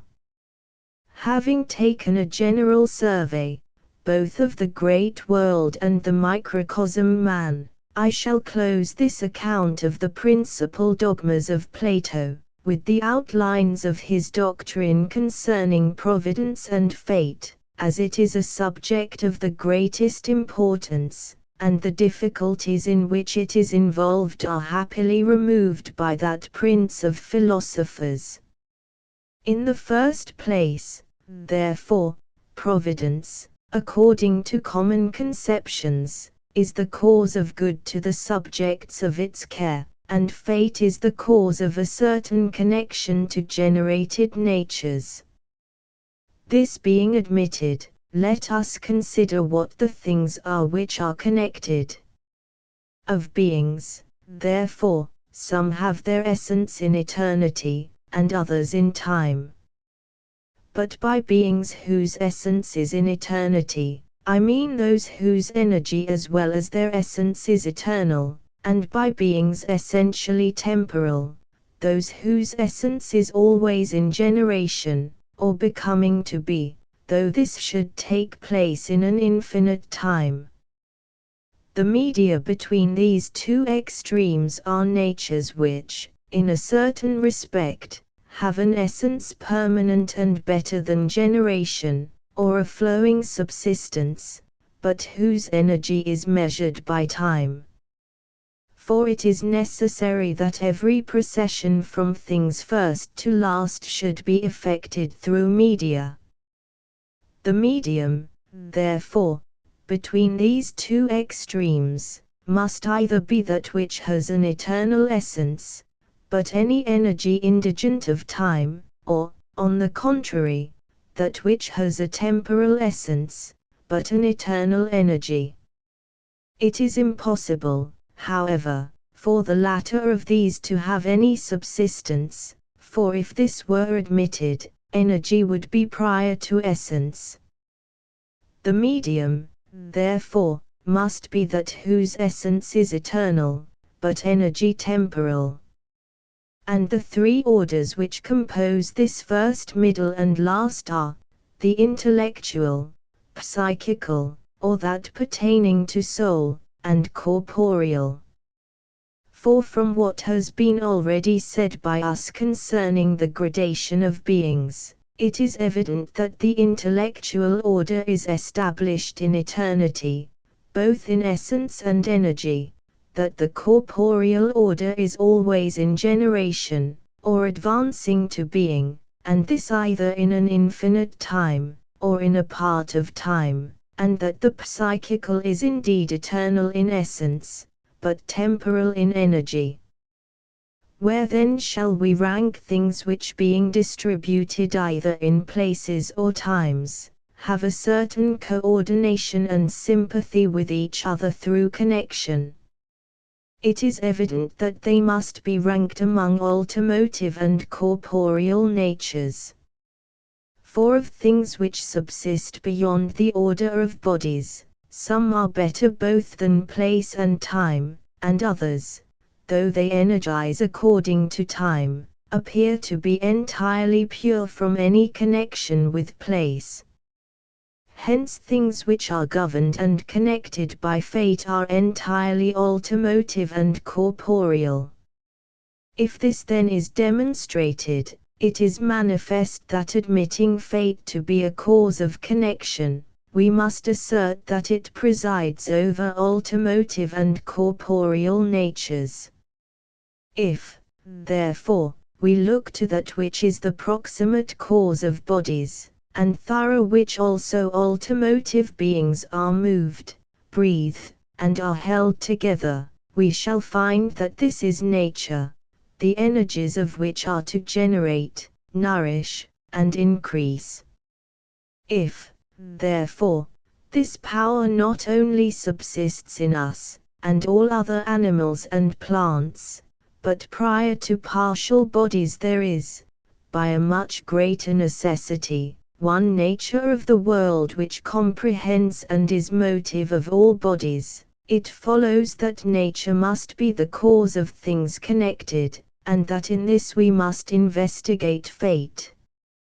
Hence, fate is nature, or that incorporeal power which is the one life of the world, presiding over bodies, moving all things according to time, and connecting the motions of things that, by places and times, are distant from each other.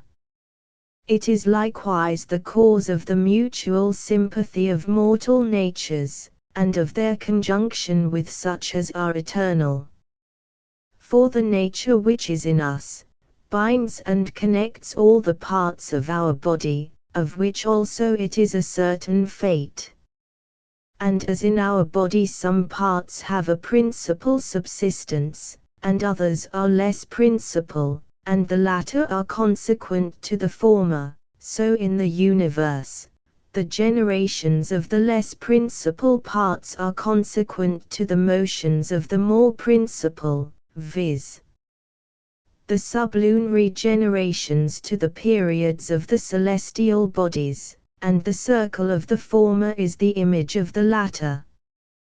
Hence it is not difficult to see that Providence is Deity itself, the fountain of all good. For whence can good be imparted, to all things, but from divinity? So that no other cause of good but Deity is, as Plato says, to be assigned.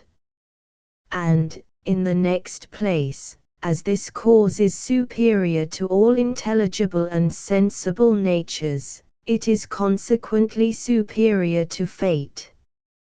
Whatever too is subject to fate, is also under the dominion of Providence, having its connection indeed from fate, but deriving the good which it possesses from Providence. But again, not all things that are under the dominion of Providence are indigent of fate, for intelligibles are exempt from its sway. Fate therefore is profoundly conversant with corporeal natures, since connection introduces time and corporeal motion. Hence Plato, looking to this, says in the Timaeus, that the world is mingled from intellect and necessity, the former ruling over the latter. For by necessity here he means the motive cause of bodies, which in other places he calls fate. And this with great propriety, since every body is compelled to do whatever it does, and to suffer whatever it suffers, to heat or to be heated, to impart or to receive cold. But the elective power is unknown to a corporeal nature, so that the necessary and the non-lective may be said to be the peculiarities of bodies. As there are two genera of things, therefore, the intelligible and the sensible, so likewise there are two kingdoms of these, that of providence, upwards, which reigns over intelligibles and sensibles, and that of fate downwards, which reigns over sensibles only. Providence likewise differs from fate in the same manner as deity from that which is divine indeed, but participation, and not primarily. For in other things we see that which has a primary subsistence, and that which subsists according to participation. Thus the light which subsists in the orb of the sun is primary light, and that which is in the air, according to participation, the latter being derived from the former. And life is primarily in the soul, but secondarily in the body. Thus also, according to Plato, providence is deity, but fate is something divine, and not a god, for it depends upon providence, of which it is as it were the image. As providence too is to intelligibles, so is fate to sensibles.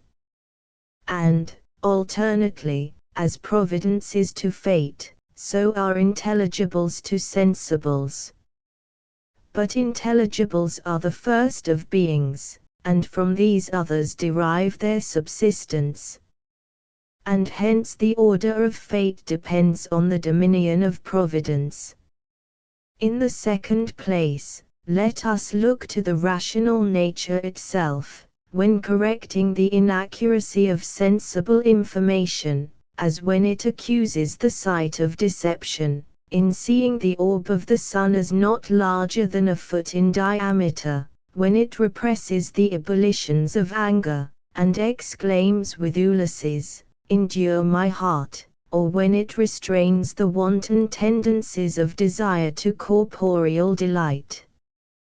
For in all such operations it manifestly subdues the irrational motions, both gnostic and appetitive, and absolves itself from them, as from things foreign to its nature.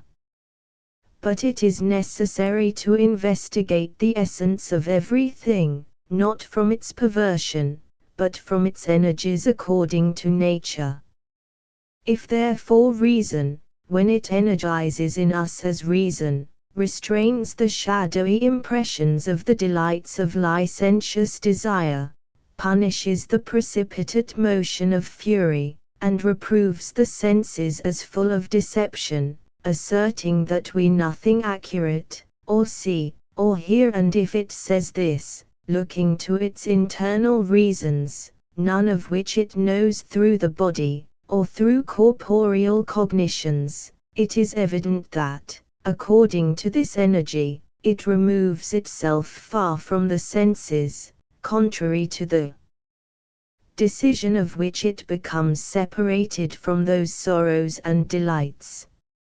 After this, let us direct our attention to another and a better motion of our rational soul, when, during the tranquility of the inferior parts, by a self-convertive energy, it sees its own essence, the powers which it contains, the harmonic reasons from which it consists, and the many lives of which it is the middle boundary, and thus finds itself to be a rational world, the image of the prior natures, from which it proceeds, but the paradigm of such as are posterior to itself. To this energy of the soul, theoretic arithmetic and geometry greatly contribute, for these remove it from the senses, purify the intellect from the irrational forms of life with which it is surrounded, and lead it to the incorporeal perception of ideas. For if these sciences receive the soul replete with images, and knowing nothing subtile and unattended with material garrulity, and if they elucidate reasons possessing an irrefragable necessity of demonstration, and forms full of all certainty and immateriality, and which by no means call to their aid the inaccuracy of sensibles, do they not evidently purify our intellectual life from things which fill us with a privation of intellect, and which impede our perception of true being? After both these operations of the rational soul, let us now survey her highest intelligence, through which she sees her sister souls in the universe, who are allotted a residence in the heavens, and in the whole of a visible nature, according to the will of the fabricator of the world. But above all souls, she sees intellectual essences and orders. For a deiform intellect resides above every soul, and which also imparts to the soul an intellectual habit. Prior to these, however, she sees those divine monads, from which all intellectual multitudes receive their unions. For above all things united, there must necessarily be unific causes, above things vivified, vivifying causes, above intellectual natures, those that impart intellect, and above all participants, imparticipable natures. From all these elevating modes of intelligence, it must be obvious to such as are not perfectly blind, how the soul, leaving sense and body behind, surveys through the projecting energies of intellect those beings that are entirely exempt from all connection with a corporeal nature. The rational and intellectual soul therefore, in whatever manner it may be moved according to nature, is beyond body and sense. And hence it must necessarily have an essence separate from both. But from this again, it becomes manifest, that when it energizes according to its nature, it is superior to fate, and beyond the reach of its attractive power, but that, when falling into sense and things irrational and corporalized, it follows downward natures and lives with them as with inebriated neighbors, then together with them it becomes subject to the dominion of fate. For again, it is necessary that there should be an order of beings of such a kind, as to subsist according to essence above fate, but to be sometimes ranked under it according to habitude. For if there are beings, and such are all intellectual natures which are eternally established above the laws of fate, and also which, according to the whole of their life, are distributed under the periods of fate, it is necessary that the medium between these should be that nature which is sometimes above, and sometimes under the dominion of fate. For the procession of incorporeal natures is much more without a vacuum than that of bodies.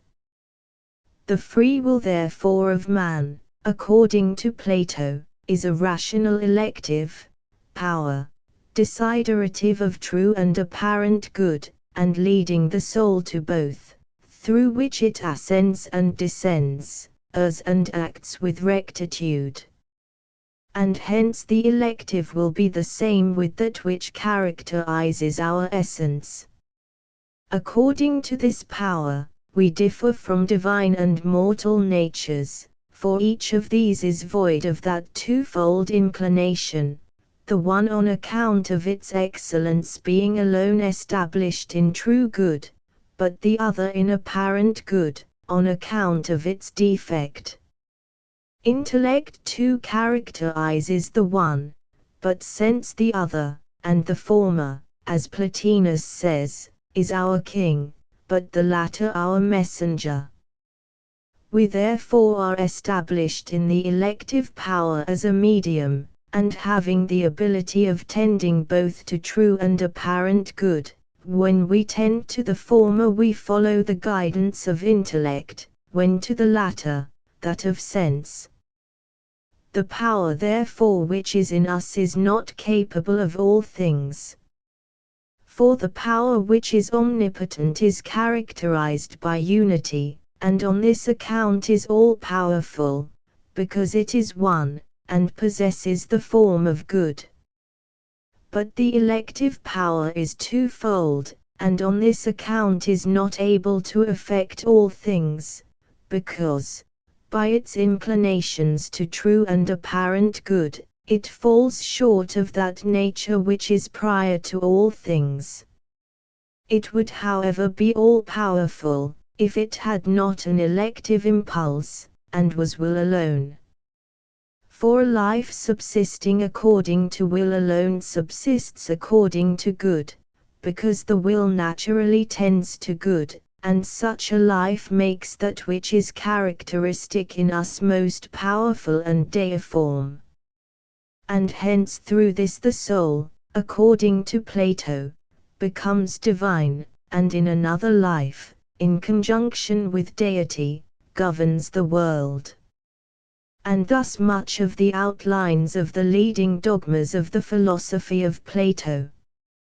In the beginning of this introduction, I observed that, in drawing these outlines I should conduct the reader through novel and solitary paths. Solitary indeed they must be, since they have been unfrequented from the reign of the Emperor Justinian to the present time, and novel they will doubtless appear to readers of every description, and particularly to those who have been nursed as it were in the bosom of matter, the pupils of experiment, the darlings of sense, and the legitimate descendants of the earth-born race that wrought on the Olympian gods. To such as these, who have gazed on the dark and deformed face of their nurse, till they are incapable of beholding the light of truth, and who are become so drowsy from drinking immoderately of the cup of oblivion, that their whole life is nothing more than a transmigration from sleep to sleep, and from dream to dream, like men passing from one bed to another.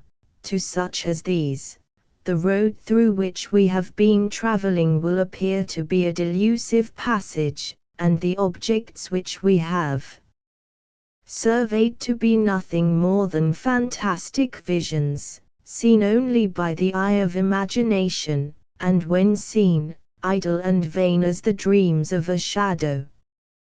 The following arguments, however, may perhaps awaken some few of these who are less lethargic than the rest, from the sleep of sense, and enable them to elevate their mental eye from the dark mire in which they are plunged, and gain a glimpse of this most weighty truth, that there is another world, of which this is nothing more than a most obscure resemblance, and another life, of which this is but the flying mockery. My present discourse therefore is addressed to those who consider experiment as the only solid criterion of truth. In the first place then, these men appear to be ignorant of the invariable laws of demonstration properly so called, and that the necessary requisites of all demonstrative propositions are these: that they exist as causes, are primary, more excellent, peculiar, true, and known than the conclusions. For every demonstration not only consists of principles prior to others, but of such as are eminently first, since if the assumed propositions may be demonstrated by other assumptions, such propositions may indeed appear prior to the conclusions, but are by no means entitled to the appellation of first. Others, on the contrary, which require no demonstration, but are of themselves manifest, are deservedly esteemed the first, the truest, and the best. Such indemonstrable truths were called by the ancients axioms from their majesty and authority, as the assumptions which constitute demonstrative syllogisms derive all their force and efficacy from these. In the next place, they seem not to be sufficiently aware that universal is better than partial demonstration.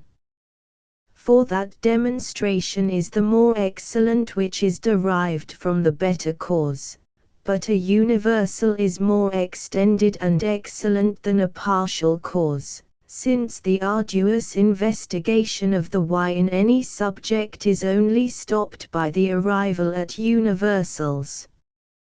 Thus if we desire to know why the outward angles of a triangle are equal to 4 right angles, and it is answered, because the triangle is isosceles, we again ask, but why because isosceles?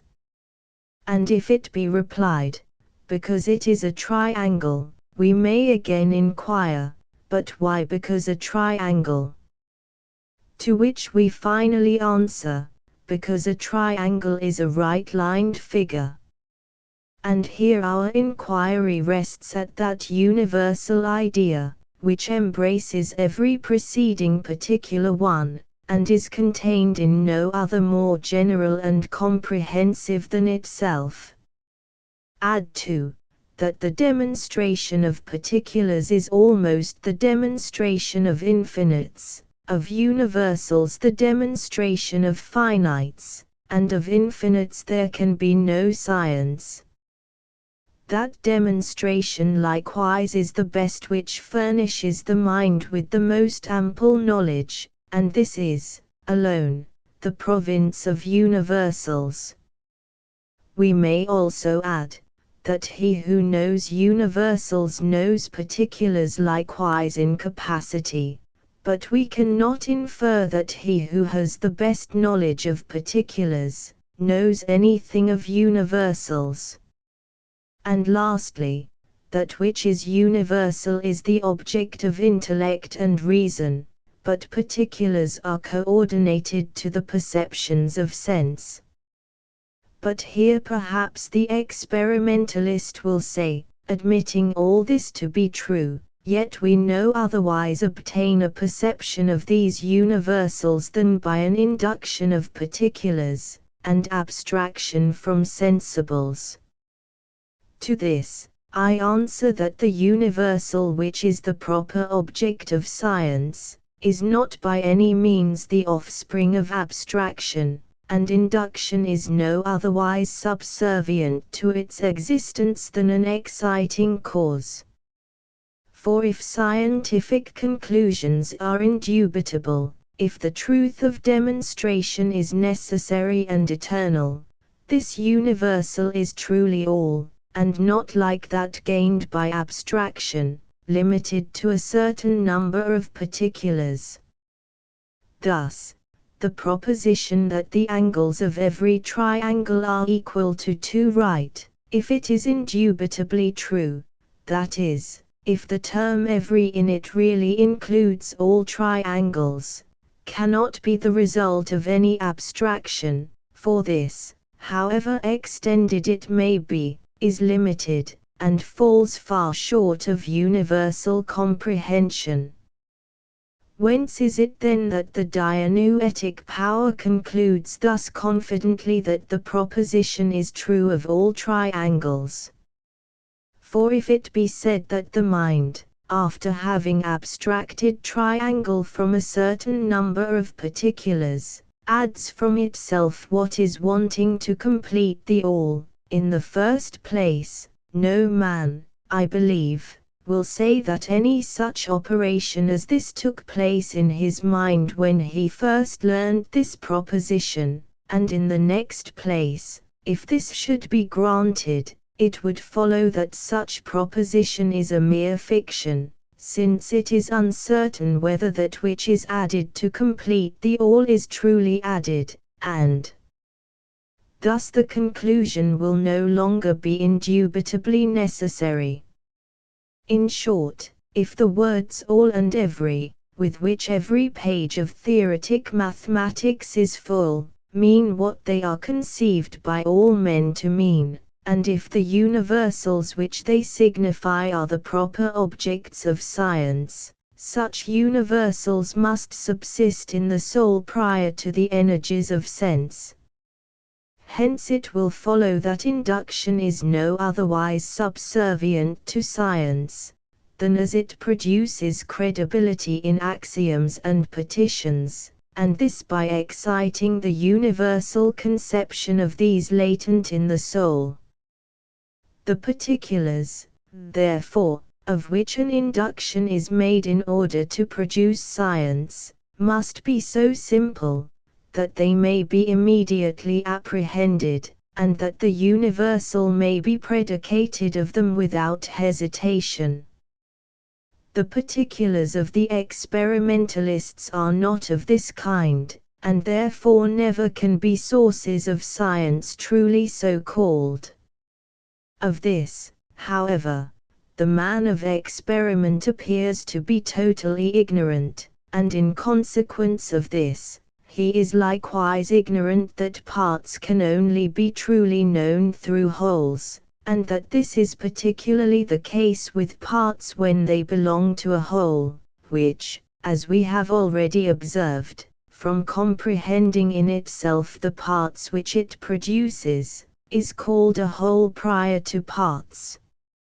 As he, therefore, would by no means merit the appellation of a physician who should attempt to cure any part of the human body, without a previous knowledge of the whole, so neither can he know anything truly of the vegetable life of plants, who has not a previous knowledge of that vegetable life which subsists in the earth as a whole prior to, because the principle and cause of all partial vegetable life, and who still prior to this has not a knowledge of that greater whole of this kind which subsists in nature herself, nor, as Hippocrates justly observes, can he know anything truly of the nature of the human body who is ignorant what nature is considered as a great comprehending whole.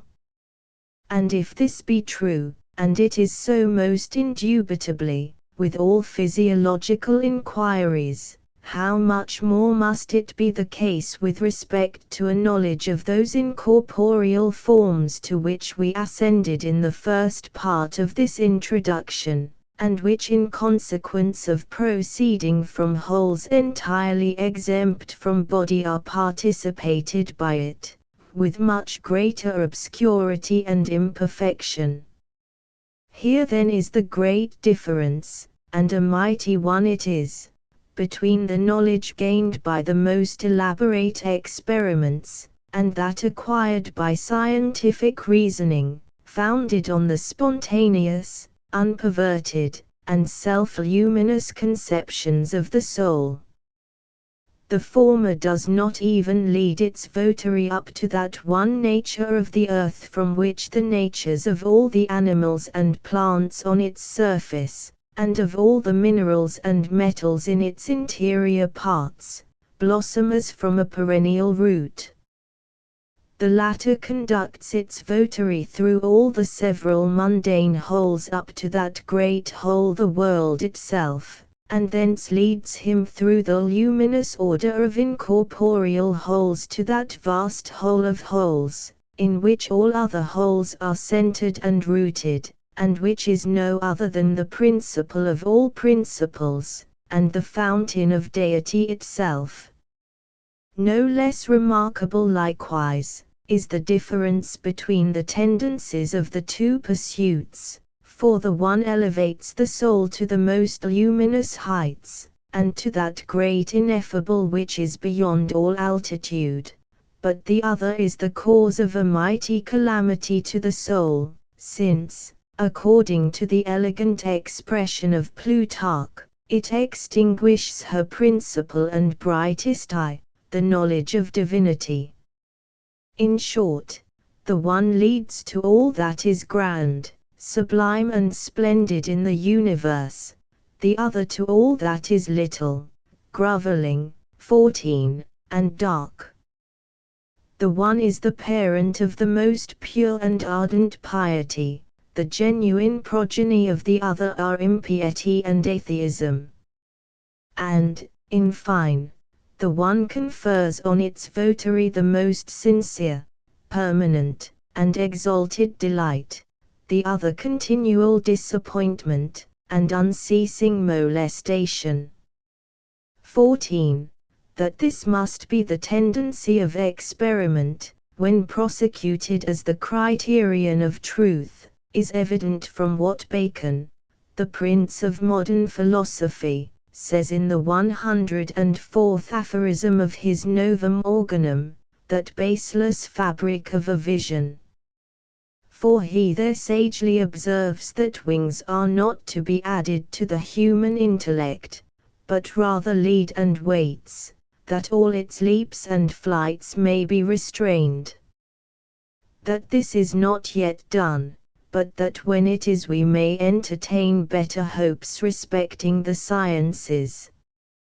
Itaque hominum intellectuae non plume addende, sed plumbum potius, id pondera, ut coebiant omnem soltum it volatum.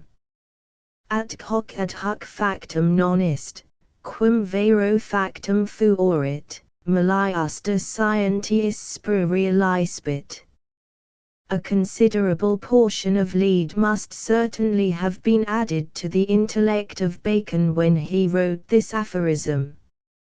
If such then are the consequences, such the tendencies of experimental inquiries, when prosecuted as the criterion of truth, and daily experience, 15, unhappily shows that they are, there can be no other remedy for this enormous evil than the intellectual philosophy of Plato.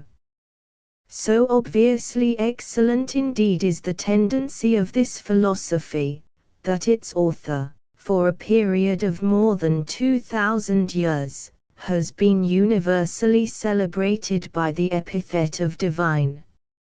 Such too is its preeminence, that it may be shown, without much difficulty, that the greatest men of antiquity, from the time in which its salutary light first blessed the human race, have been more or less imbued with its sacred principles, have been more or less the votaries of its divine truths.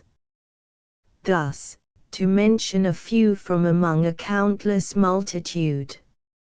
In the catalogue of those endued with sovereign power, it had for its votaries Dion of Syracuse, Julian the Roman, and Chosroes the Persian, emperor. Among the leaders of armies, it had Chabrias and Phocion, those brave generals of the Athenians. Among mathematicians, those leading stars of science, Eudoxus, Archimedes, 16, and Euclid. Among biographers, the inimitable Plutarch. Among physicians, the admirable Galen. Among rhetoricians, those unrivaled orators Demosthenes and Cicero. Among critics, that prince of philologists, Longinus, and among poets, the most learned and majestic Virgil.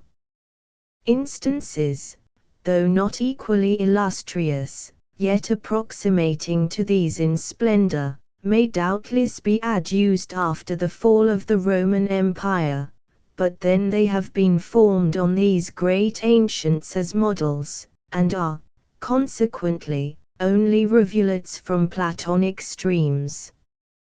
And instances of excellence in philosophic attainments, similar to those among the Greeks, might have been enumerated among the moderns, if the hand of barbaric despotism had not compelled philosophy to retire into the deepest solitude, by demolishing her schools, and involving the human intellect in Cimmerian darkness.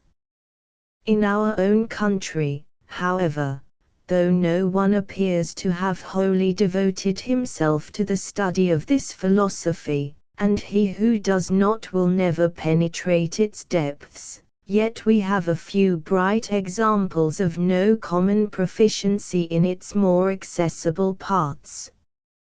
15. I never yet knew a man who made experiment the test of truth, and I have known many such, that was not atheistically inclined. 16. I have ranked Archimedes among the Platonists, because he cultivated the mathematical sciences platonically, as is evident from the testimony of Plutarch in his Life of Marcellus, p. 307. For he there informs us that Archimedes considered the being busied about mechanics, and in short, every art which is connected with the common purposes of life, as ignoble and illiberal, and that those things alone were objects of his ambition with which the beautiful and the excellent were present, unmingled with the necessary. The great accuracy and elegance in the demonstrations of Euclid and Archimedes, which have not been equaled by any of our greatest modern mathematicians, were derived from a deep conviction of this important truth. On the other hand, modern mathematicians, through a profound ignorance of this divine truth, and looking to nothing but the wants and conveniences of the animal life of man, as if the gratification of his senses was his only end, have corrupted pure geometry, by mingling with it algebraical calculations, and through eagerness to reduce it as much as possible to practical purposes, have more anxiously sought after conciseness than accuracy, facility than elegance of geometrical demonstration. The instances I allude to are Shaftesbury, Akenside, Harris, Petwin, and Sydenham. So splendid is the specimen of philosophic abilities displayed by these writers, like the fair dawning of same unclouded morning, that we have only deeply to regret that the sun of their genius sat before we were gladdened with its effulgence.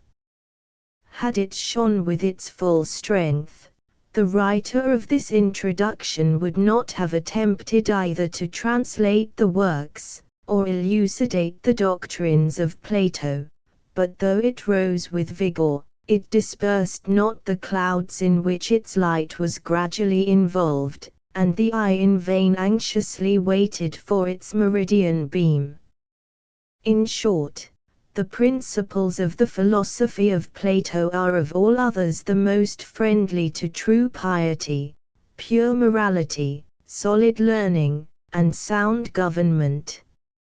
For as it is scientific in all its parts, and in these parts comprehends all that can be known by man in theology and ethics, and all that is necessary for him to know in physics, it must consequently contain in itself the source of all that is great and good both to individuals and communities, must necessarily exalt while it benefits, and deify while it exalts. We have said that this philosophy at first shone forth through Plato with an occult and venerable splendor, and it is owing to the hidden manner in which it is delivered by him, that its depth was not fathomed till many ages after its promulgation, and when fathomed, was treated by superficial readers with ridicule and contempt.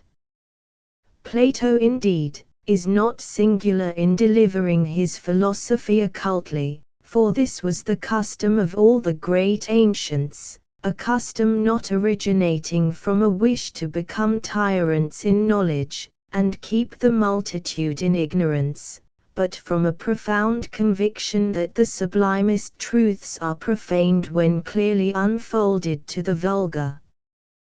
This indeed must necessarily follow, since, as Socrates in Plato justly observes, it is not lawful for the pure to be touched by the impure, and the multitude are neither purified from the defilements of vice, nor the darkness of twofold ignorance. Hence, while they are thus doubly impure, it is as impossible for them to perceive the splendors of truth, as for an eye buried in mire to survey the light of day. The depth of this philosophy then does not appear to have been perfectly penetrated except by the immediate disciples of Plato, for more than 500 years after its first propagation. For though Crantor, Atticus, Albinus, Galen and Plutarch were men of great genius, and made no common proficiency in philosophic attainments, yet they appear not to have developed the profundity of Plato's conceptions. They withdrew not the veil which covers his secret meaning, like the curtains which guarded the adytum of temples from the profane eye, and they saw not that all behind the veil is luminous, and that their divine spectacles, 17, everywhere present themselves to the view. This task was reserved for men who were born indeed in a baser age, but, who being allotted a nature similar to their leader, were the true interpreters of his mystic speculations. The most conspicuous of these are the great Plotinus, the most learned Porphyry, the divine Jamblichus, the most acute Syrianus, Proclus the consummation of philosophic excellence, the magnificent Hierocles, the concisely elegant Sallust, and the most inquisitive Damascius. By these men, who were truly links of the golden chain of deity, all that is sublime, all that is mystic in the doctrines of Plato, and they are replete with both these in a transcendent degree, was freed from its obscurity and unfolded into the most pleasing and admirable light. Their labors, however, have been ungratefully received. The beautiful light which they benevolently disclosed has hitherto unnoticed illumined philosophy in her desolate retreats, like a lamp shining on some venerable statue amidst dark and solitary ruins. The prediction of the Master has been unhappily fulfilled in these his most excellent disciples.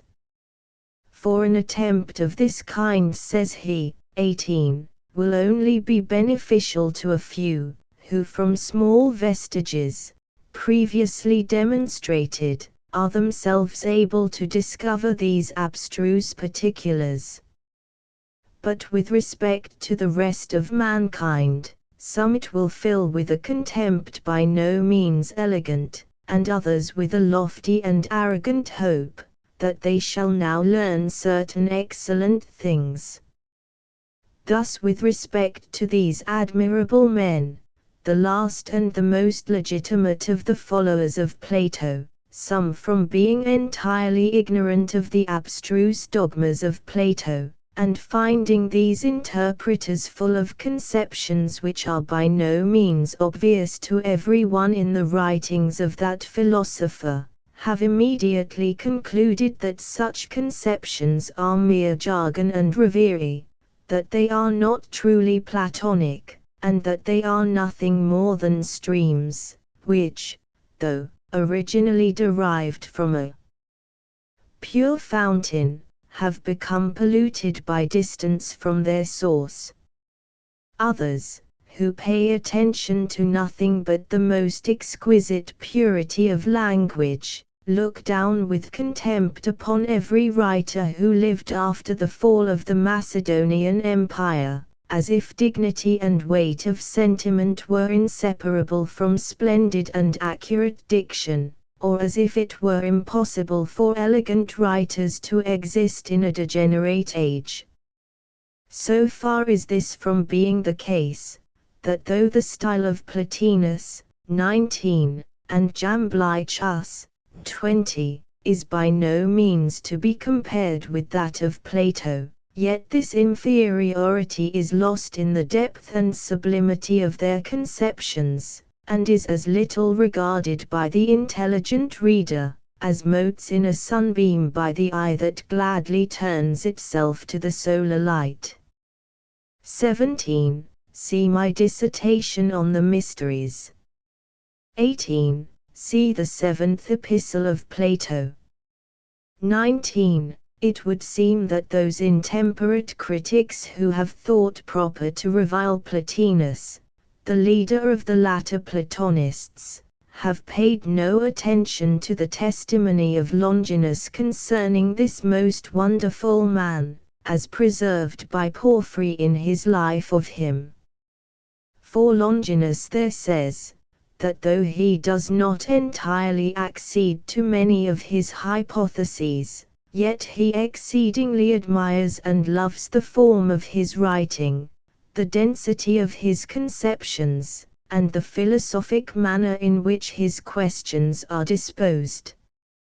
And in another place he says, Plotinus, as it seems, has explained the Pythagorean and Platonic principles more clearly than those that were prior to him, for neither are the writings of Numenius, Cronius, Moderatus, and Thrasyllus, to be compared with those of Plotinus on this subject. After such a testimony as this from such a consummate critic as Longinus, the writings of Plotinus have nothing to fear from the imbecile censure of modern critics. I shall only further observe, that Longinus, in the above testimony, does not give the least hint of his having found any polluted streams, or corruption of the doctrines of Plato, in the works of Plotinus. There is not indeed the least vestige of his entertaining any such opinion in any part of what he has said about this most extraordinary man. This discovery was reserved for the more acute critic of modern times, who, by a happiness of conjecture unknown to the ancients, and the assistance of a good index, can in a few days penetrate the meaning of the profoundest writer of antiquity, and bid defiance even to the decision of Longinus. 20. Of this most divine man, who is justly said by the Emperor Julian to have been posterior indeed in time, but not ingenious even to Plato himself, see the life which I have given in the history of the restoration of the Platonic theology, in the 2nd volume of my Proclus on Euclid. As to the style of Porphyry, when we consider that he was the disciple of Longinus, whom Eunapius elegantly calls a certain living library, and walking museum, it is but reasonable to suppose that he imbibed some portion of his master's excellence in writing. That he did so is abundantly evident from the testimony of Eunapius, who particularly commends his style for its clearness, purity, and grace. Hence he says, Porphyry being let down to men like a mercurial chain, through his various erudition, unfolded everything into perspicuity and purity. And in another place he speaks of him as abounding with all the graces of diction, and as the only one that exhibited and proclaimed the praise of his master. With respect to the style of Proclus, it is pure, clear and elegant, like that of Dionysius Halicarnassus, but is much more copious and magnificent. That of Hierocles is venerable and majestic, and nearly equals the style of the greatest ancients. That of Sallust possesses an accuracy and a pregnant brevity, which cannot easily be distinguished from the composition of the stage Iorite, and lastly, that of Damascius is clear and accurate, and highly worthy a most investigating mind. Others again have filled themselves with a vain confidence, from reading of commentaries of these admirable interpreters, and have in a short time considered themselves superior to their masters. This was the case with Ficinus, Picus, Dr. Henry More, and other pseudo-Platonists, their contemporaries, who, in order to combine Christianity with the doctrines of Plato, rejected some of his most important tenets, and perverted others, and thus corrupted one of these systems, and afforded no real benefit to the other. But who are the men by whom these latter interpreters of Plato are reviled? When and whence did this defamation originate? Was it when the fierce champions for the Trinity fled from Galilee to the groves of Academus, and invoked, but in vain, the assistance of philosophy? When the trembling grove confessed its fright, the wood nymphs started at the sight, Ilyssus backward urged his course, and rushed indignant to his source. Was it because that mitred sophist, Warburton, thought fit to talk of the polluted streams of the Alexandrian school, without knowing anything of the source whence those streams are derived? Or was it because some heavy German critic, who knew nothing beyond a verb in me, presumed to grunt at these venerable heroes?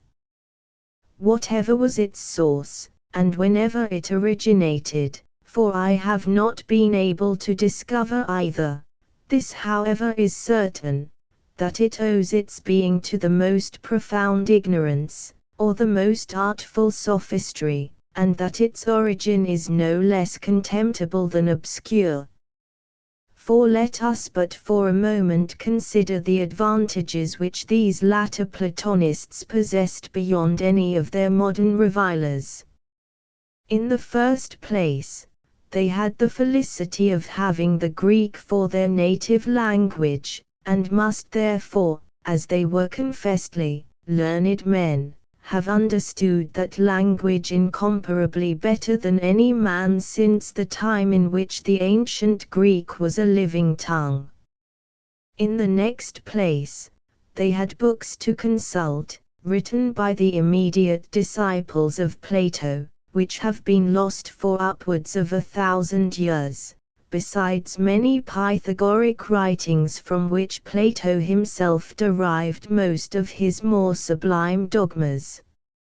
Hence we find the works of Parmenides, Empedocles, the Electic Zeno, Speusippus, Xenocrates, and many other illustrious philosophers of the highest antiquity, who were either genuine Platonists or the sources of Platonism, are continually cited by these most excellent interpreters, and in the third place they united the greatest purity of life to the most piercing vigor of intellect.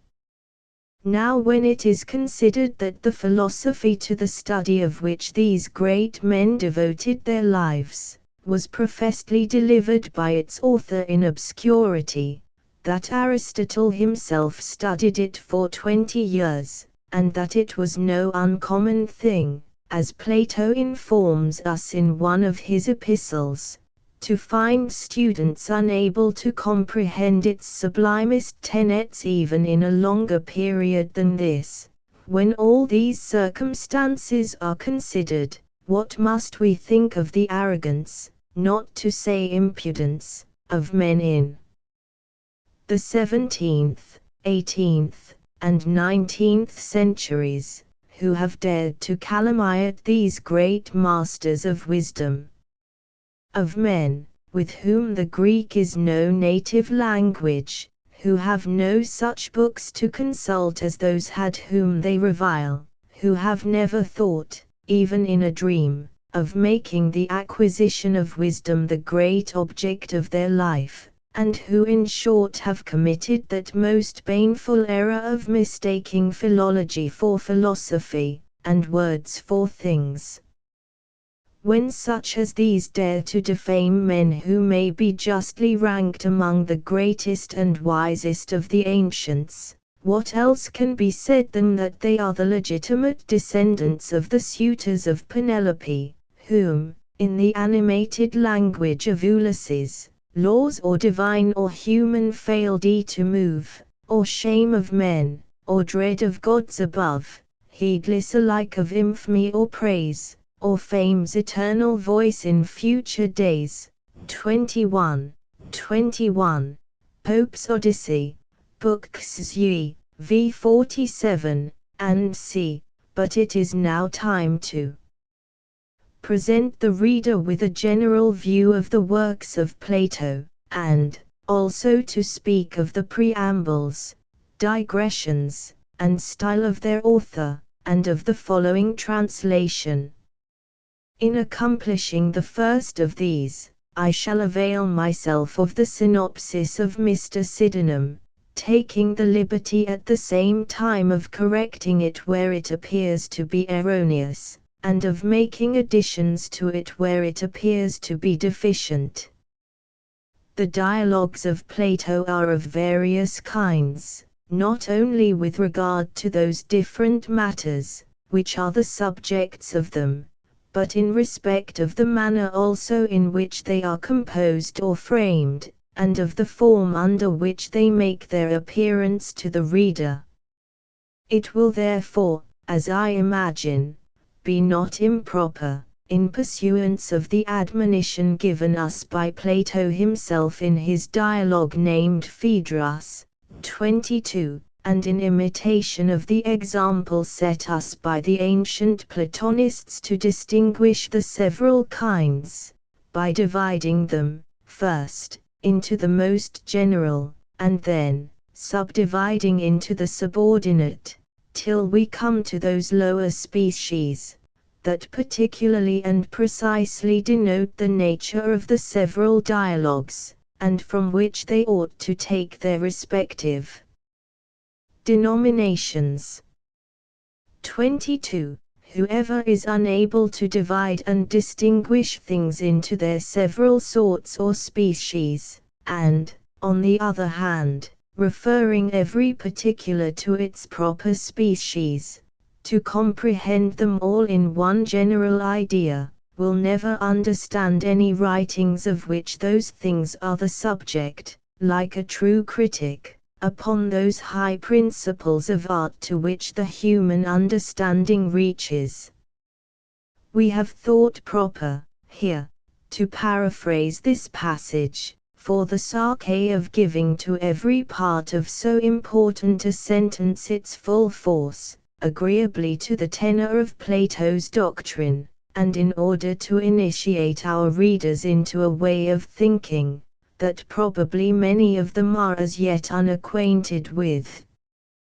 The most general division of the writings of Plato is into those of the skeptical kind, and those of the dogmatical.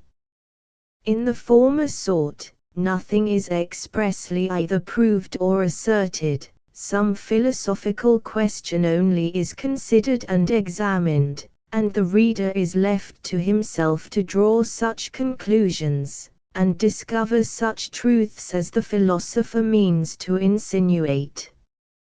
This is done, either in the way of inquiry, or in the way of controversy and dispute. In the way of controversy are carried on all such dialogues, as tend to eradicate false opinions, and that, either indirectly, by involving them in difficulties, and embarrassing the maintainers of them, or directly, by confuting them. In the way of inquiry proceed those whose tendency is to raise in the mind right opinions, and that either by exciting to the pursuit of some part of wisdom, and showing in what manner to investigate it, or by leading the way, and helping the mind forward in the search. And this is effected by a process through opposing arguments. 23. It is necessary to observe that Plato in the Parmenids calls all that part of his dialectic, which proceeds through opposite arguments, an exercise and wandering. The dialogues of the other kind, the dogmatical or didactic, teach explicitly some point of doctrine, and this they do either by laying it down in the authoritative way, or by proving it in the ways of reason and argument. In the authoritative way the doctrine is delivered, sometimes by the speaker himself magisterially, at other times as derived to him by tradition from wise men. The argumentative or demonstrative method of teaching, used by Plato, proceeds in all the dialectic ways, dividing, defining, demonstrating, and analyzing, and the object of it consists in exploring truth alone. According to this division is framed the following scheme, or table: dialogues, 24, skeptical, disputative, embarrassing, confuting, inquisitive, exciting, assisting, dogmatical, demonstrative, analytical, inductional, authoritative, magisterial, traditional. 24. We have, given us by Diogenes Laertius, another division of the characters, as he calls them, of Plato's writings, different from that exhibited in the scheme above. This we have thought proper to subjoin, on account of its antiquity and general reception. Dialogues: diadectic, speculative, physical, logical, practical, ethical, political, inquisitive, gymnastic, maieutic, parastic, agonistic, indietic, anatreptic. The learned reader will observe the latter half of the dialogues, according to this scheme, to be described by metaphors taken from the gymnastic art, the dialogues, here termed gymnastic, being imagined to bear a similitude to that exercise, the agonistic, to the combat. In the lowest subdivision, indeed, the word maieutic is a metaphor of another kind, fully explained in Plato's Theaetetus. The maieutic dialogues, however, were supposed to resemble giving the rudiments of the art, as the parastic were, to represent a skirmish, or trial of proficiency. The indietic were, it seems, likened to the exhibiting a specimen of skill, and the anatreptic, to presenting the spectacle of a thorough defeat, or sound drubbing. The principal reason why we contented not ourselves with this account of the difference between the dialogues of Plato, was the capital error there committed in the first subdivision, of course extending itself through the latter. This error consists in dividing the didactic dialogues with regard to their subject matter, while those of the inquisitive sort are divided with respect to the manner of their composition, so that the subdivisions fall not, with any propriety, under one and the same general head.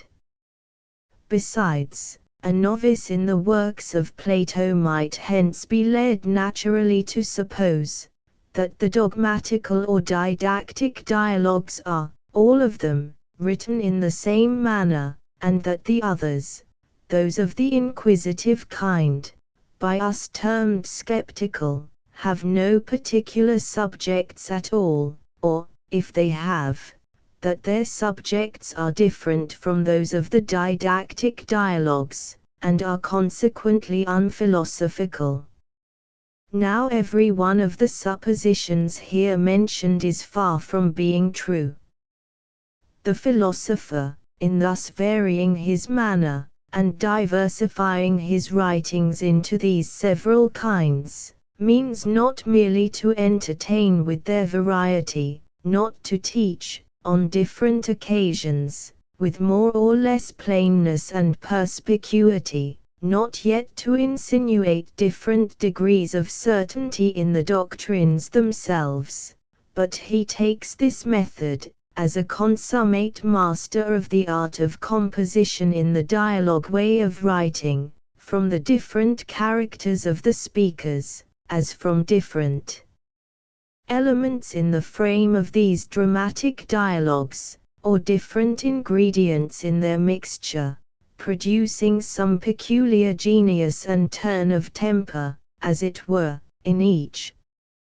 Socrates indeed is in almost all of them the principal speaker, but when he falls into the company of some arrogant sophist, when the modest wisdom, and clear science of the one, are contrasted with the confident ignorance and blind opinionativeness of the other, dispute and controversy must of course arise, where the false pretender cannot fail of being either puzzled or confuted.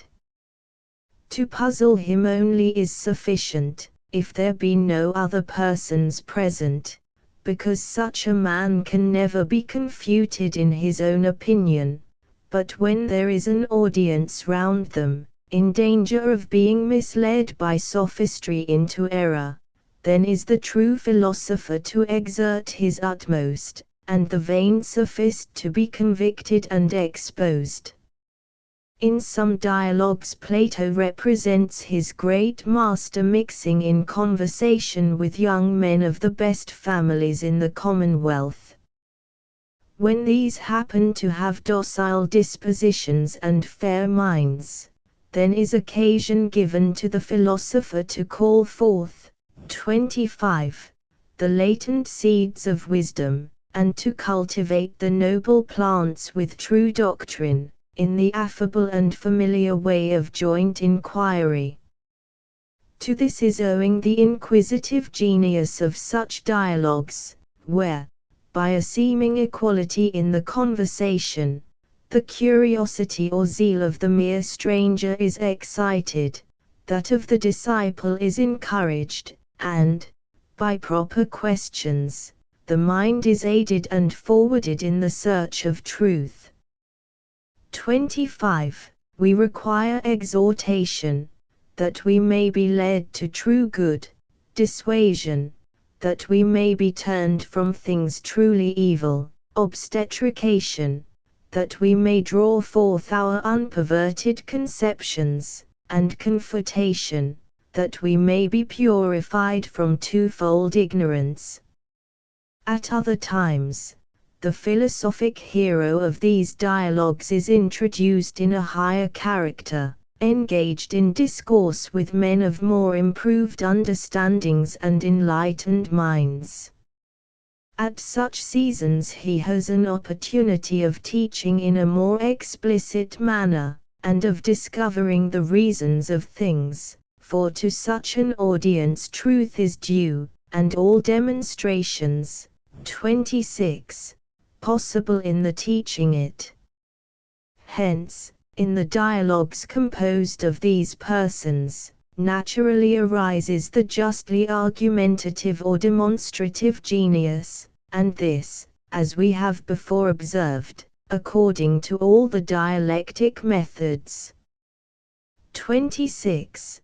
The Platonists rightly observe, that Socrates, in these cases, makes use of demonstrative and just reasoning, Greek, apodeictica, whereas to the novice he is contented with arguments only probable, Greek, pitanoi, and against the litigious sophist often employs such as are, Greek, eristikoi, puzzling and contentious. But when the doctrine to be taught admits not of demonstration, of which kind is the doctrine of antiquities, being only traditional, and a matter of belief, and the doctrine of laws, being injunctional, and the matter of obedience, the air of authority is then assumed. In the former cases, the doctrine is traditionally handed down to others from the authority of ancient sages; in the latter, is magisterially pronounced with the authority of a legislator. 27. It is necessary to observe that in those dialogues in which Socrates is indeed introduced, but sustains an inferior part, he is presented to our view as a learner, and not as a teacher, and this is the case in the Parmenids and Timaeus. For by the former of these philosophers he is instructed in the most abstruse theological dogmas, and by the latter in the whole of physiology.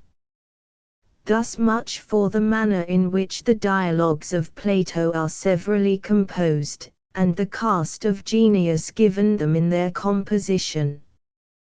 The form under which they appear, or the external character that marks them, is of three sorts: either purely dramatic, like the dialogue of tragedy or comedy, or purely narrative, where a former conversation is supposed to be committed to writing, and communicated to some absent friend, or of the mixed kind, like a narration in dramatic poems, where is recited, to some person present, the story of things past.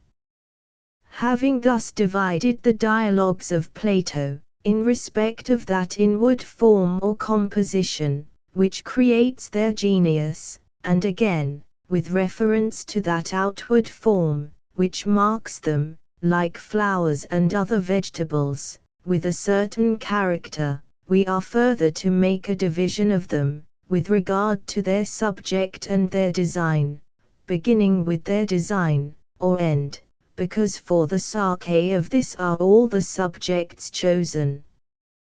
The end of all the writings of Plato is that, which is the end of all true philosophy or wisdom, the perfection and the happiness of man. Man therefore is the general subject, and the first business of philosophy must be to inquire what is that being called man, who is to be made happy, and what is his nature, in the perfection of which is placed his happiness. As however, in the preceding part of this introduction, we have endeavored to give the outlines of Plato's doctrine concerning man, it is unnecessary in this place to say anything further on that subject. The dialogues of Plato, therefore, with respect to their subjects, may be divided into the speculative, the practical, and such as are of a mixed nature. The subjects of these last are either general, comprehending both the others, or differential, distinguishing them. The general subject are either fundamental, or final. Those of the fundamental kind are philosophy, human nature, the soul of man; of the final kind are love, beauty, good. The differential regard knowledge, as it stands related to practice, in which are considered two questions, one of which is, whether virtue is to be taught, the other is, whether error in the will depends on error in the judgment. The subjects of the speculative dialogues relate either to words, or to things.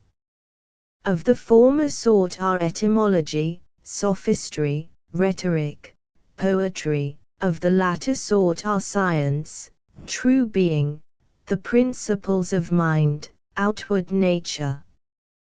The practical subjects relate either to private conduct, and the government of the mind over the whole man, or to his duty towards others in his several relations, or to the government of a civil state, and the public conduct of a whole people.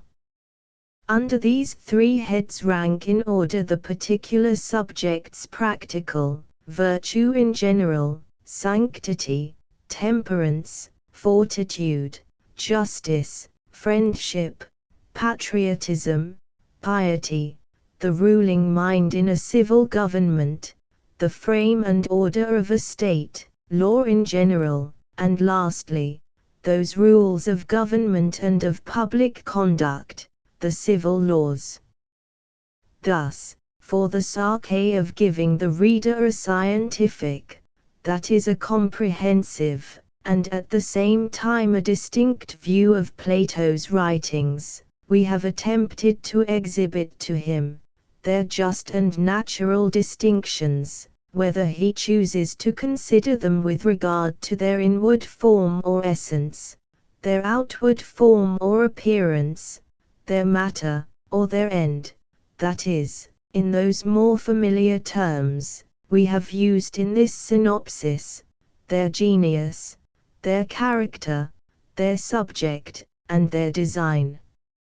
And here it is requisite to observe, that as it is the characteristic of the highest good to be universally beneficial, though some things are benefited by it more and others less, in consequence of their greater or less aptitude to receive it, in like manner the dialogues of Plato are so largely stamped with the characters of sovereign good, that they are calculated to benefit in a certain degree even those who are incapable of penetrating their profundity. They can tame a savage sophist, like Thrasymachus in the Republic, humble the arrogance even of those who are ignorant of their ignorance, make those to become proficients in political, who will never arrive at theoretic virtue, and, in short, like the illuminations of deity, wherever there is any portion of aptitude in their recipients, they purify, irradiate, and exalt.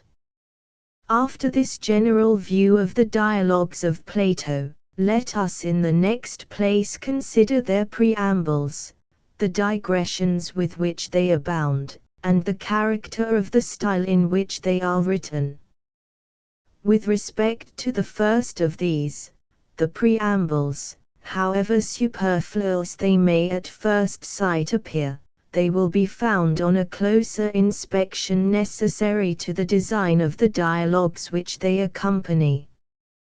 Thus the prefatory part of the Timaeus unfolds, in images agreeably to the Pythagorean custom, the theory of the world, and the first part of the Parmenids, or the discussion of ideas, is in fact merely a preamble to the second part, or the speculation of the one, to which however it is essentially preparatory. Hence, as Plutarch says, when he speaks of Plato's dialogue on the Atlantic island, these preambles are superb gates and magnificent courts with which he purposely embellishes his great edifices, that nothing may be wanting to their beauty, and that all may be equally splendid. He acts, as Dacia well observes, like a great prince, who, when he builds a sumptuous palace, adorns, in the language of Pindar, the vestibule with golden pillars. For it is fit that what is first seen should be splendid and magnificent, and should as it were perspicuously announce all that grandeur which afterwards presents itself to the view. With respect to the frequent digressions in his dialogues, these also, when accurately examined, will be found to be no less subservient to the leading design of the dialogues in which they are introduced, at the same time that they afford a pleasing relaxation to the mind from the labor of severe investigation. Hence Plato, by the most happy and enchanting art, contrives to lead the reader to the temple of truth through the delightful groves and valleys of the graces. In short, this circuitous course, when attentively considered, will be found to be the shortest road by which he could conduct the reader to the desired end, for in accomplishing this it is necessary to regard not that road, which is most straight in the nature of things, or abstractedly considered, but that which is most direct in the progressions of human understanding. With respect to the style of Plato, though it forms in reality the most inconsiderable part of the merit of his writings, style in all philosophical works being the last thing that should be attended to, yet even in this Plato may contend for the palm of excellence with the most renowned masters of diction. Hence we find that his style was the admiration of the finest writers of antiquity. According to Ammianus, Jupiter himself would not speak otherwise, if he were to converse in the Attic tongue. Aristotle considered his style as a medium between poetry and prose. Cicero no less praises him for the excellence of his diction than the profundity of his conceptions, and Longinus calls him with respect to his language, the rival of Homer. Hence he is considered by this prince of critics, as deriving into himself abundant streams from the Homeric fountain, and is compared by him, in his rivalship of Homer, to a new antagonist who enters the lists against one that is already the object of universal admiration. Notwithstanding this praise, however, Plato has been accused, as Longinus informs us, of being frequently hurried away as by a certain Bacchic fury of words to immoderate and unpleasant metaphors, and an allegoric magnificence of diction. Longinus excuses this by saying that whatever naturally excels in magnitude possesses very little of purity. For that, says he, which is in every respect accurate is in danger of littleness. He adds, and may not this also be necessary, that those of an abject and moderate genius, because they never encounter danger, nor aspire after the summit of excellence, are for the most part without error and remain in security, but that great things become insecure through their magnitude. Indeed it appears to me, that whenever this exuberance, this Bacchic fury, occurs in the diction of Plato, it is owing to the magnitude of the inspiring influence of deity with which he is then replete. For that he sometimes wrote from divine inspiration is evident from his own confession in the Phaedrus, a great part of which is not so much like an orderly discourse as a dithyrambic poem. Such a style therefore, as it is the progeny of divine mania, which, as Plato justly observes, is better than all human prudence, spontaneously adapts itself to its producing cause, imitates a supernatural power as far as this can be effected by words, and thus necessarily becomes magnificent, vehement, and exuberant, for such are the characteristics of its source. All judges of composition, however, both ancient and modern, are agreed that his style is in general graceful and pure, and that it is sublime without being impetuous and rapid. It is indeed no less harmonious than elevated, no less accurate, 27, than magnificent. It combines the force of the greatest orators with the graces of the first of poets, and in short, is a river to which those justly celebrated lines of Denham may be most pertinently applied, though deep, yet clear, though gentle, yet not dull, strong without rage, without o'erflowing full. 27.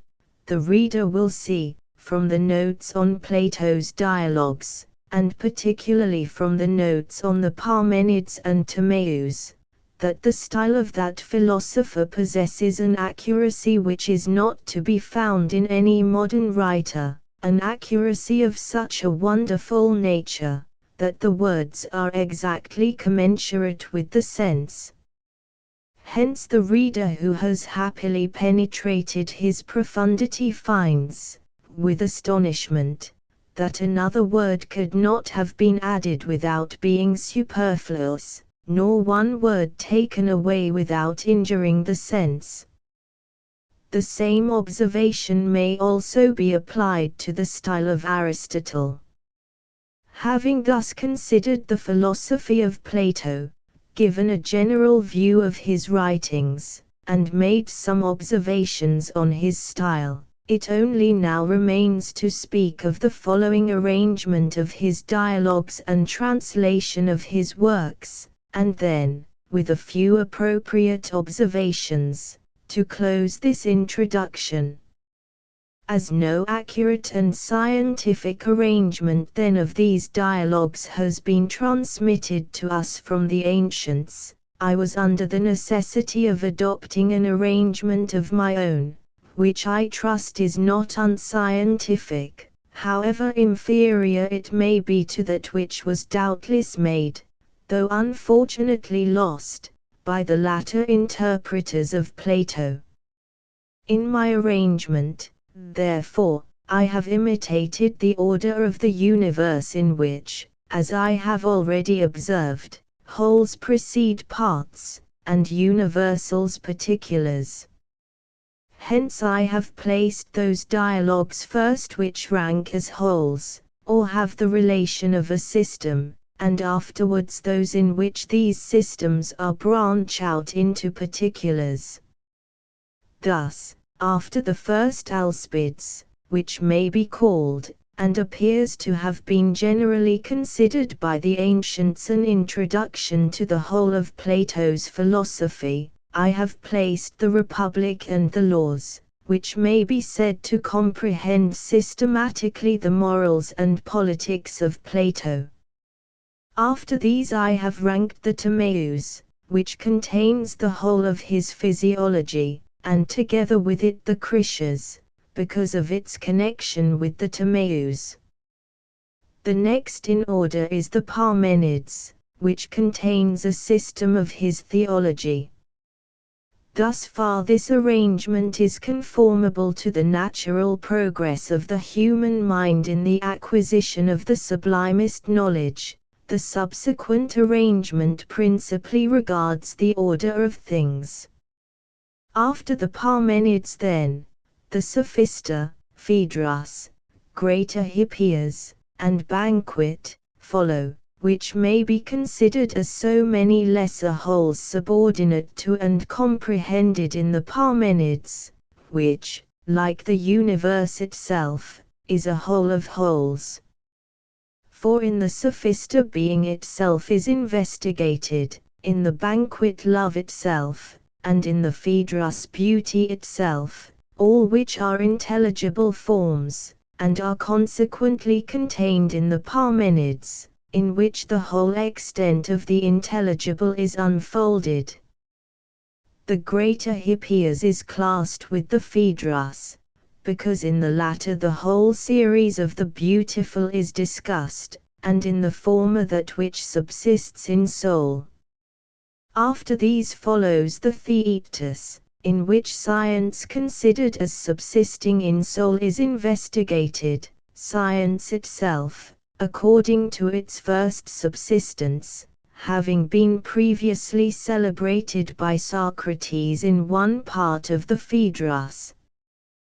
The Politicus and Minos, which follow next, may be considered as ramifications from the Laws, and, in short, all the following dialogues either consider more particularly the dogmas which are systematically comprehended in those already enumerated, or naturally flow from them as their original source. As it did not however appear possible to arrange these dialogues which rank as parts in the same accurate order as those which we considered as whole, it was thought better to class them either according to their agreement in one particular circumstance, as the Phaedo, Apology, and Crito, all which relate to the death of Socrates, and as the Meno and Protagoras, which relate to the question whether virtue can be taught, or according to their agreement in character, as the Lesser Hippias and Euthydemus, which are anatreptic, and the Thuryges, Laches, and Lysis, which are maieutic dialogues.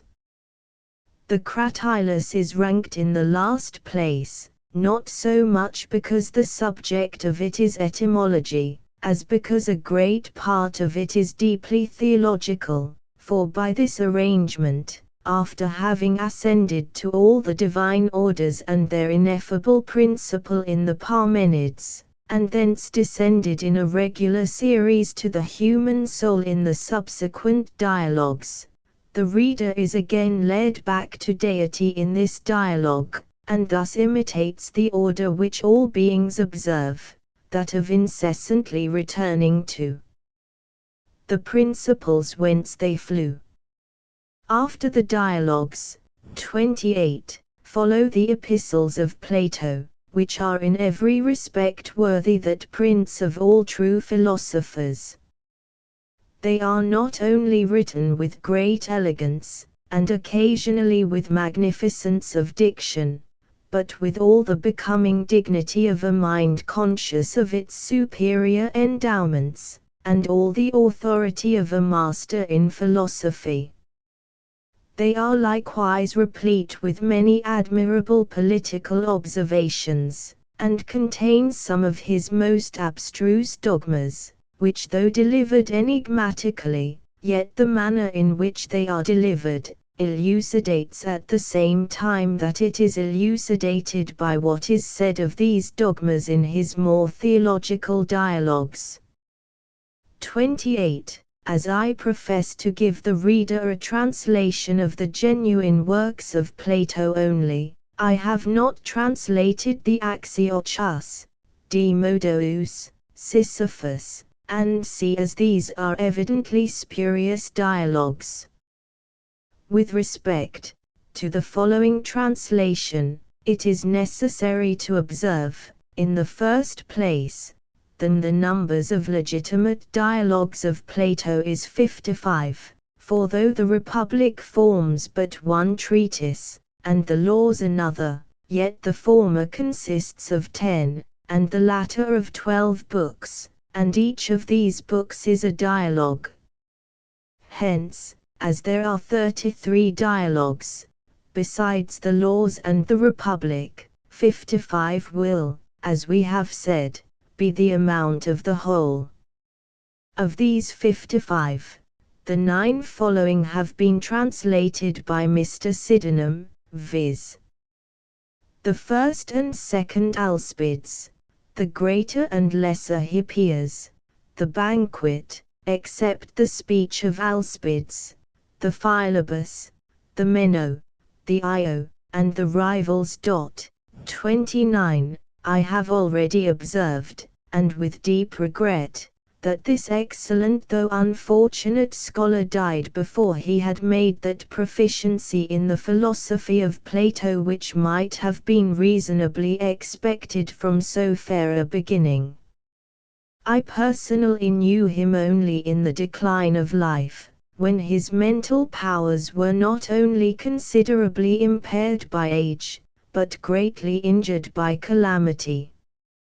His life had been very stormy, his circumstances, for many years preceding his death, were indigent, his patrons were by no means liberal, and his real friends were neither numerous nor affluent.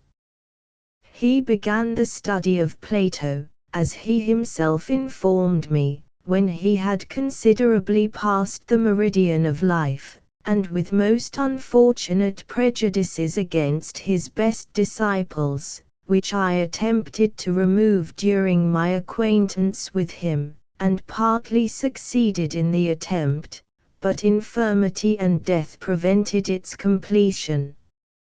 Under such circumstances it was not to be expected that he would fathom the profundity of Plato's conceptions, and arrive at the summit of philosophic attainments. I saw, however, that his talents and his natural disposition were such as might have ranked him among the best of Plato's interpreters, if he had not yielded to the pressure of calamity, if he had not nourished such baneful prejudices, and if he had not neglected philosophy in the early part of life. Had this happened, my labors would have been considerably lessened, or perhaps rendered entirely unnecessary, and his name would have been transmitted to posterity with undecaying renown. As this unfortunately did not happen, I have been under the necessity of diligently examining and comparing with the original all those parts of the dialogues which he translated, that are more deeply philosophical, or that contain anything of the theology of Plato. In these, as might be expected, I found him greatly deficient. I found him sometimes mistaking the meaning through ignorance of Plato's more sublime tenets, and at other times perverting it, in order to favor some opinions of his own. His translation, however, of other parts which are not so abstruse is excellent. In these he not only presents the reader faithfully with the matter, but likewise with the genuine manner of Plato. The notes too which accompany the translation of these parts generally exhibit just criticism and extensive learning, an elegant taste, and a genius naturally philosophic. Of these notes I have preserved as much as was consistent with the limits and design of the following work. 29. In the notes on the above-mentioned 9 dialogues, those written by Mr. Sydenham are signed S, and those by myself T, of the translation of the Republic by Dr. Spence. It is necessary to observe that a considerable part of it is very faithfully executed, but that in the more abstruse parts it is inaccurate, and that it everywhere abounds with Scotticisms which offend an English ear, and vulgarisms which are no less disgraceful to the translator than disgusting to the reader. Suffice it therefore to say of this version, that I have adopted it wherever I found it could with propriety be adopted, and given my own translation where it was otherwise.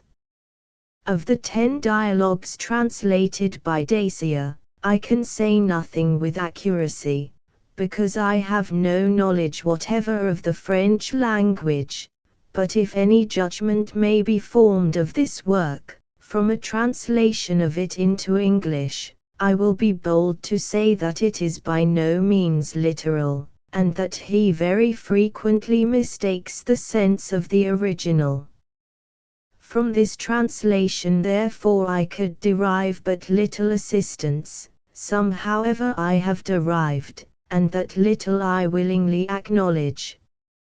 In translating the rest of Plato's works, and this, as the reader may easily see, form by far the greatest part of them, I have had no assistance from any translation except that of Ficinus, the general excellency of which is well known to every student of Plato, arising not only from his possessing a knowledge of Platonism superior to that of any translators that have followed him, but likewise from his having made this translation from a very valuable manuscript in the Medicean library, which is now no longer to be found.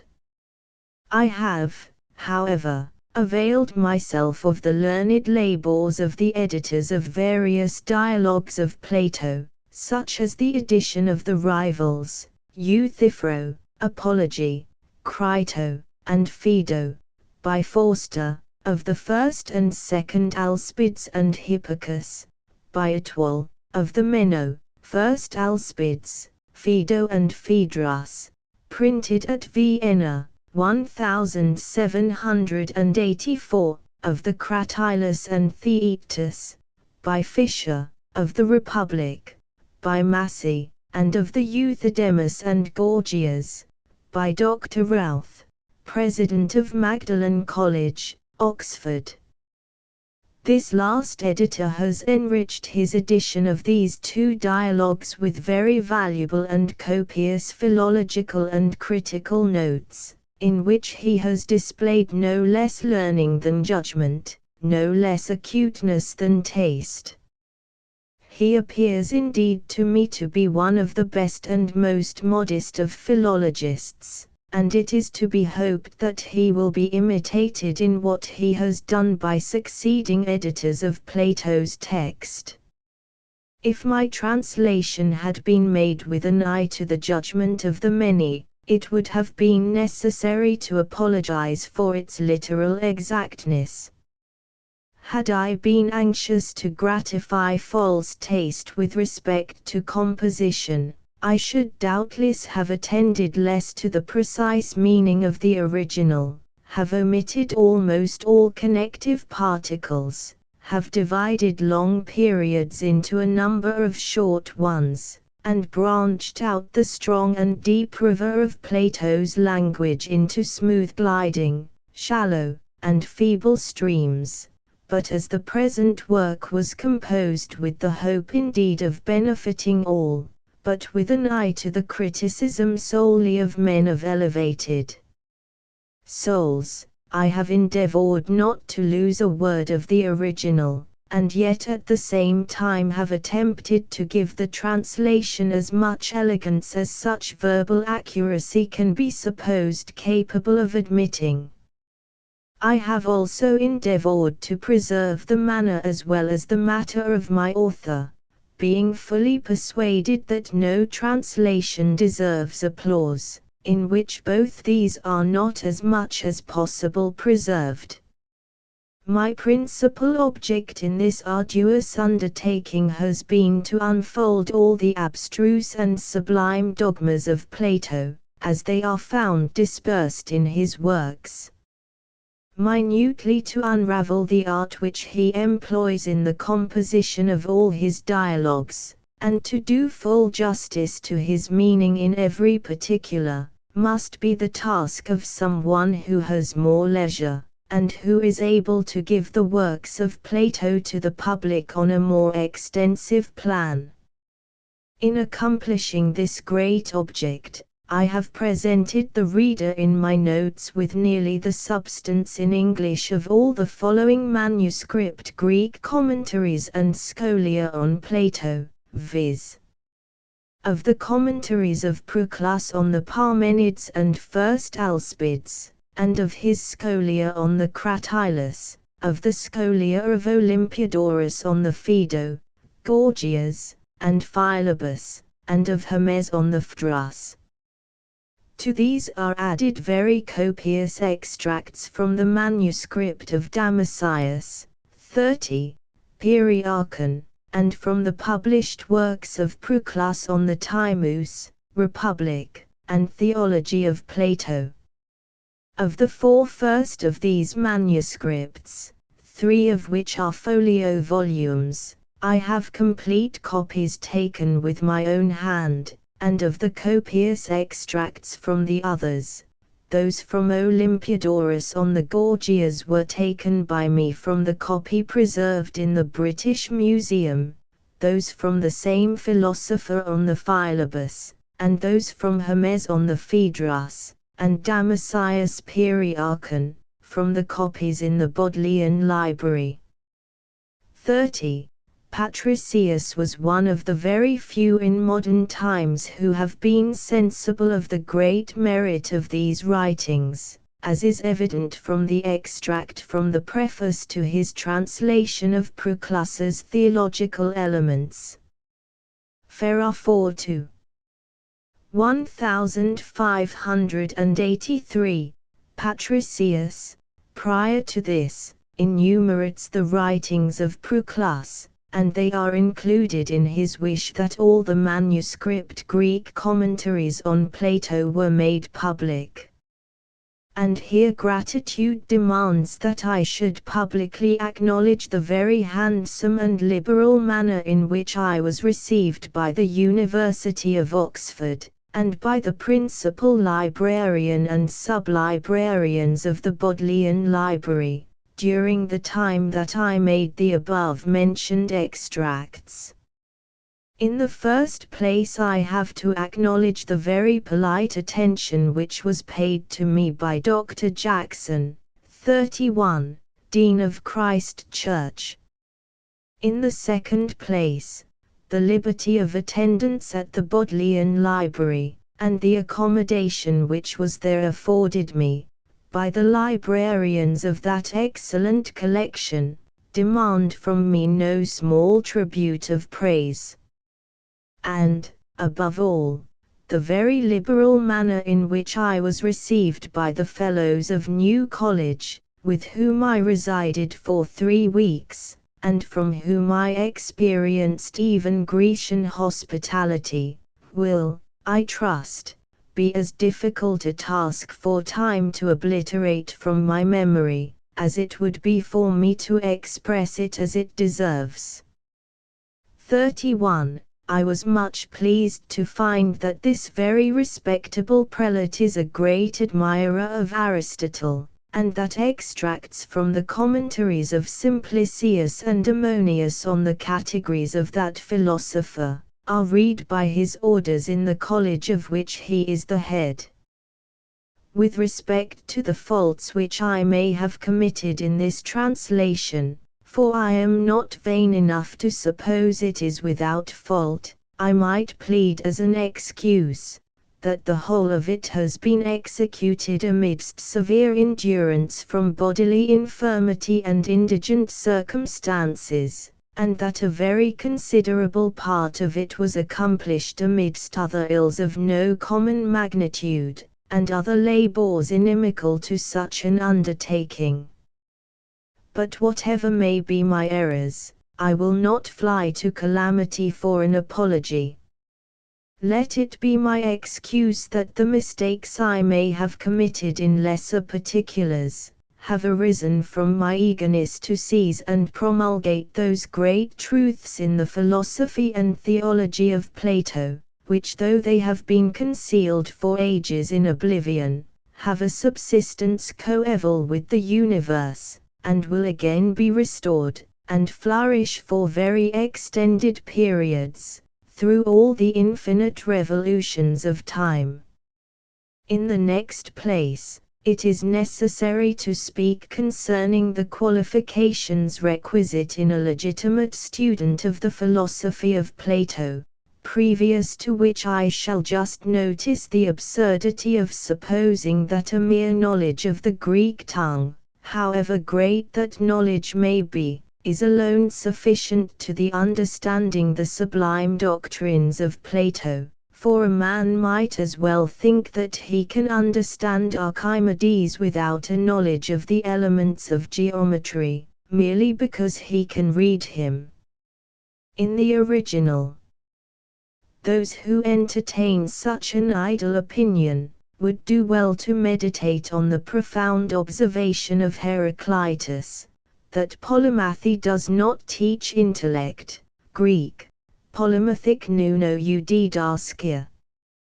By a legitimate student, then, of the Platonic philosophy, I mean one who, both from nature and education, is properly qualified for such an arduous undertaking.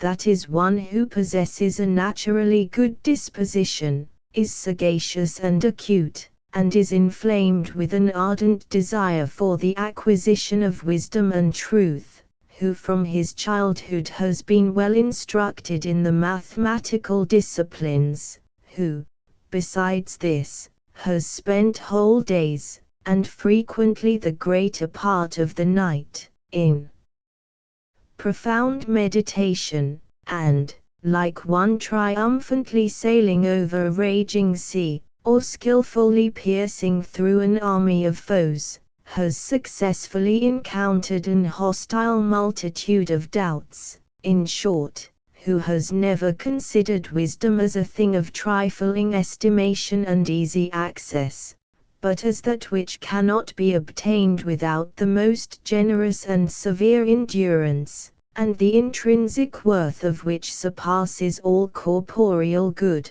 far more than the ocean the fleeting bubble which floats on its surface.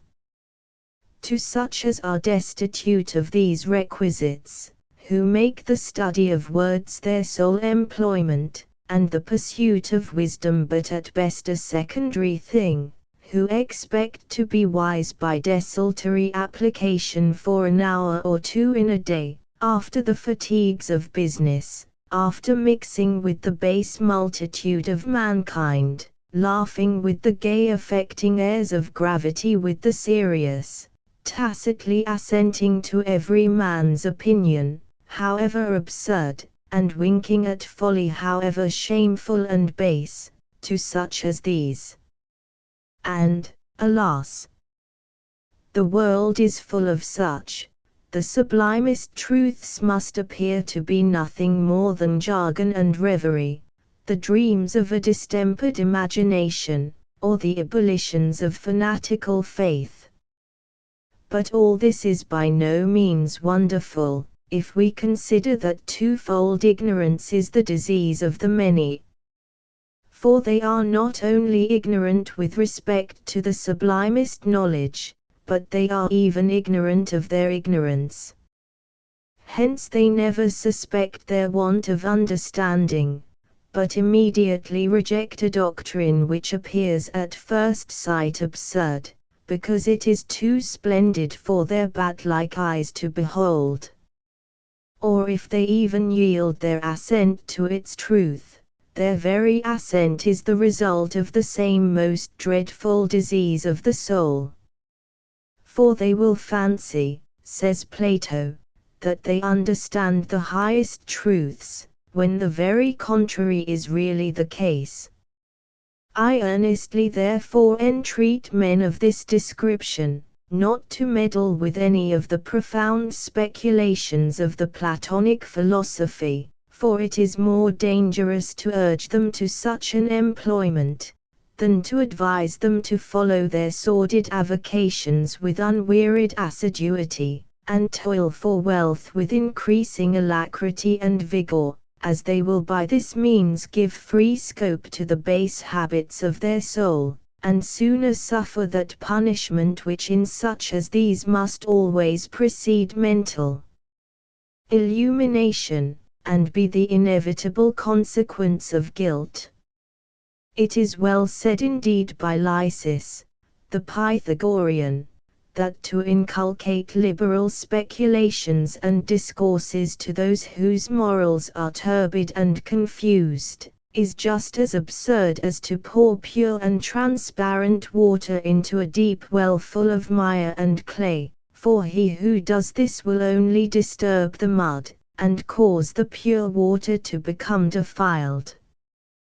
The woods of such, as the same author beautifully observes, that is the irrational or corporeal life, in which these dire passions are nourished, must first be purified with fire and sword, and every kind of instrument, that is, through preparatory disciplines, and the political virtues, and reason must be freed from its slavery to the affections, before anything useful can be planted in these savage haunts.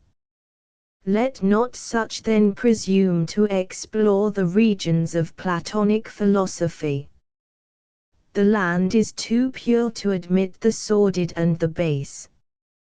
The road which conducts to it is too intricate to be discovered by the unskillful and stupid, and the journey is too long and laborious to be accomplished by the effeminate and the timid, by the slave of passion and the dupe of opinion, by the lover of sense and the despiser of truth.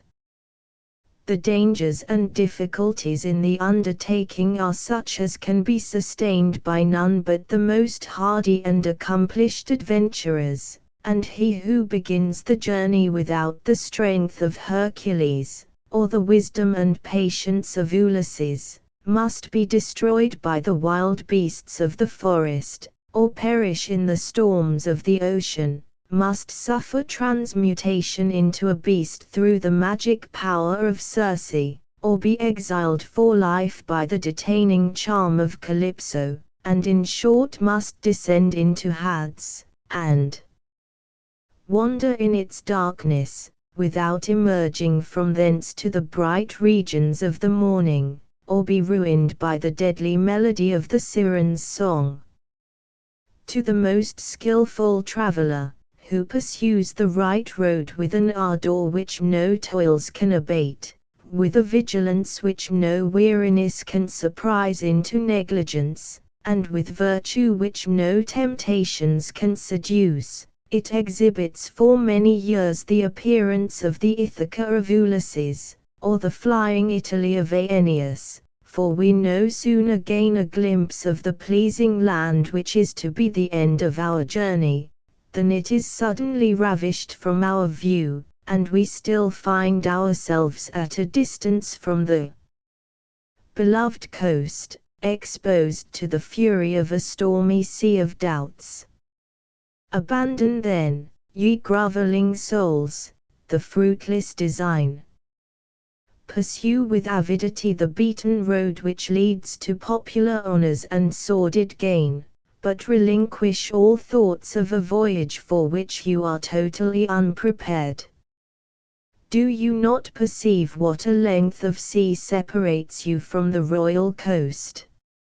A sea, huge, horrid, vast, where scarce in safety sails the best-built ship, though Jove inspire the gales.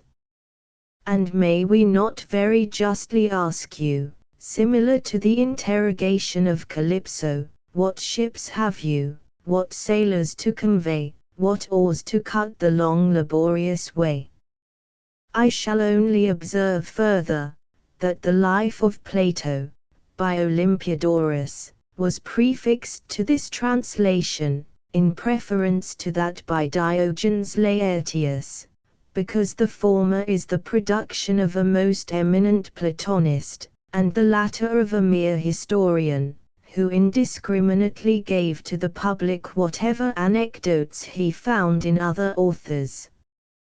If the reader combines this short sketch of the life of Plato with what that philosopher says of himself in his 7th epistle, he will be in possession of the most important particulars about him that can be obtained at present. Explanations of certain Platonic terms, as some apology may be thought necessary for having introduced certain unusual words of Greek origin, I shall only observe, that, as all arts and sciences have certain appropriate terms peculiar to themselves, philosophy, which is the art of arts, and science of sciences, as being the mistress of both, has certainly a prior and a far superior claim to this privilege. I have not, however, introduced, I believe, any of these terms without at the same time sufficiently explaining them, but, lest the contrary should have taken place, the following explanation of all such terms as I have been able to recollect, and also of common words used by Platonists in a peculiar sense, is subjoined for the information of the reader. Anagogic, Greek, anagogikos. Leading on high. Demigos, Greek, demigos. Jupiter, the artificer of the universe. Dianouetia. This word is derived from Greek, dianoia, or that power of the soul which reasons scientifically, deriving the principles of its reasoning from intellect.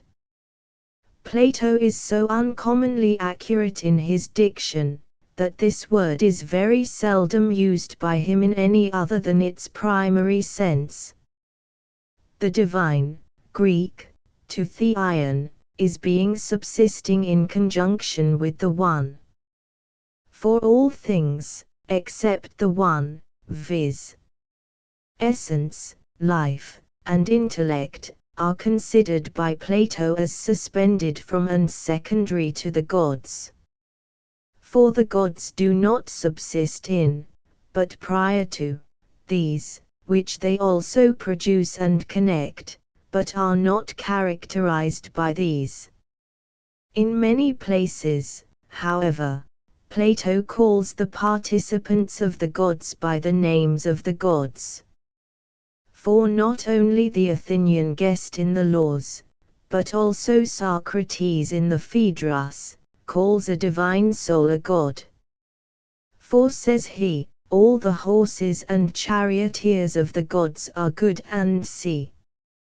And afterwards, still more clearly, he adds, and this is the life of the gods. And not only this, but he also denominates those nature gods that are always united to the gods, and which, in conjunction with them, give completion to one series. He also frequently calls daemons gods, though, according to essence, they are secondary to and subsist about the gods. For in the Phaedrus, Timaeus, and other dialogues, he extends the appellation of gods as far as the daemons.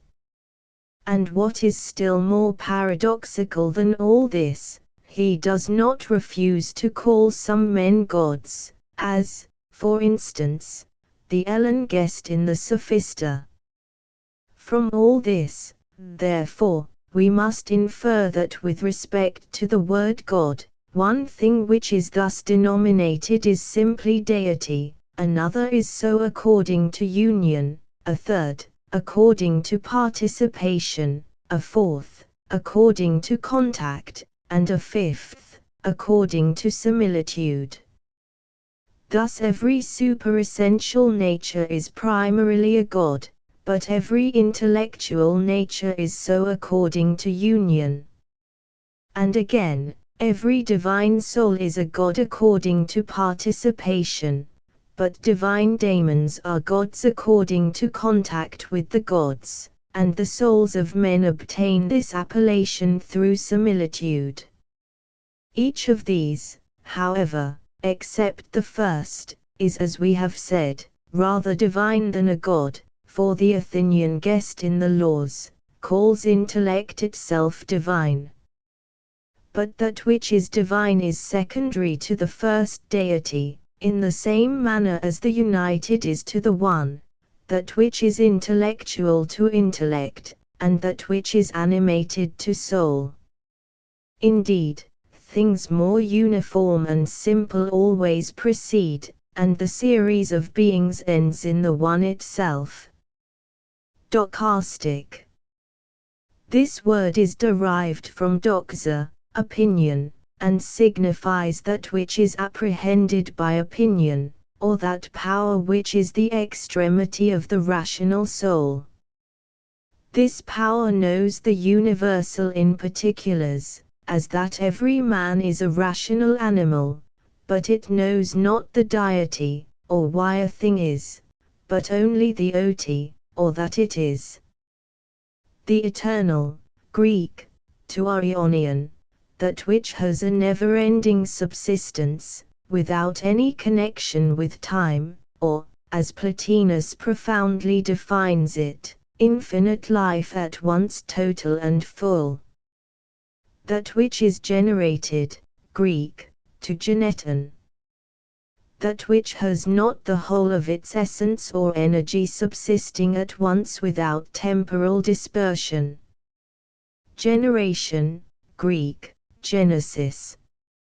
an essence composite and multiform, and conjoined with time. This is the proper signification of the word, but it is used symbolically by Plato, and also by theologists more ancient than Plato, for the sarke of indication.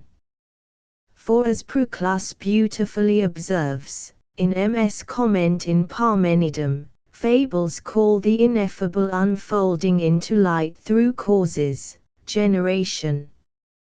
Hence he adds in the Orphic writings, the first cause is denominated time, for where there is generation, according to its proper signification, there also there is time. A guest, Greek, xenos. This word, in its more ample signification in the Greek, denotes a stranger, but properly implies one who receives another, or is himself received at an entertainment.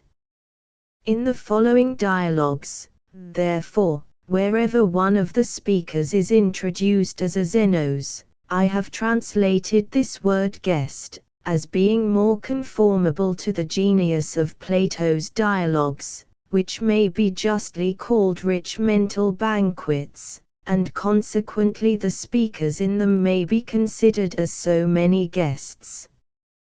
Hence in the Timaeus, the persons of that dialogue are expressly spoken of as guests. Hyparxis, Greek, aparxis. The first principle or foundation, as it were, of the essence of a thing. Hence also, it is the summit of essence.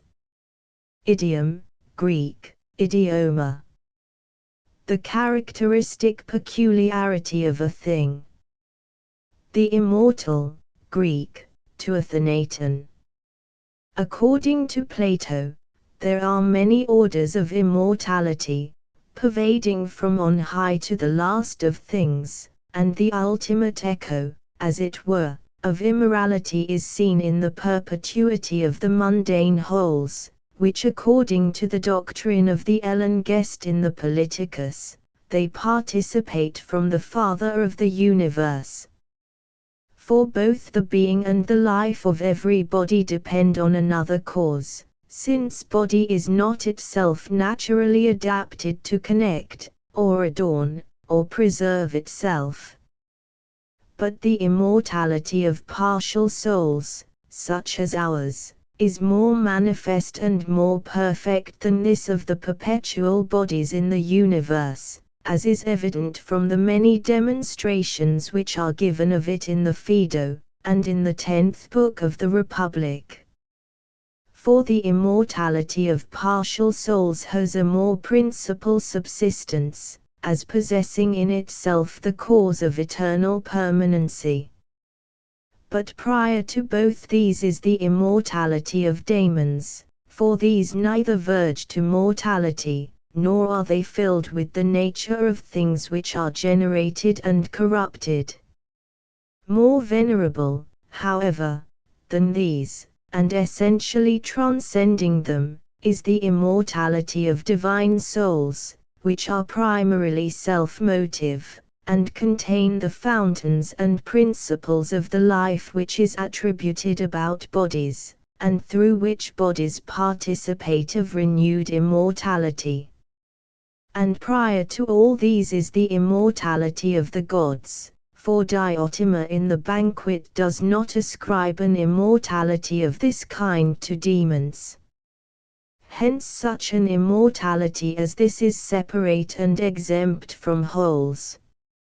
For, together with the immortality of the gods, eternity subsists, which is the fountain of all immortality and life, as well that life which is perpetual, as that which is dissipated into nonentity.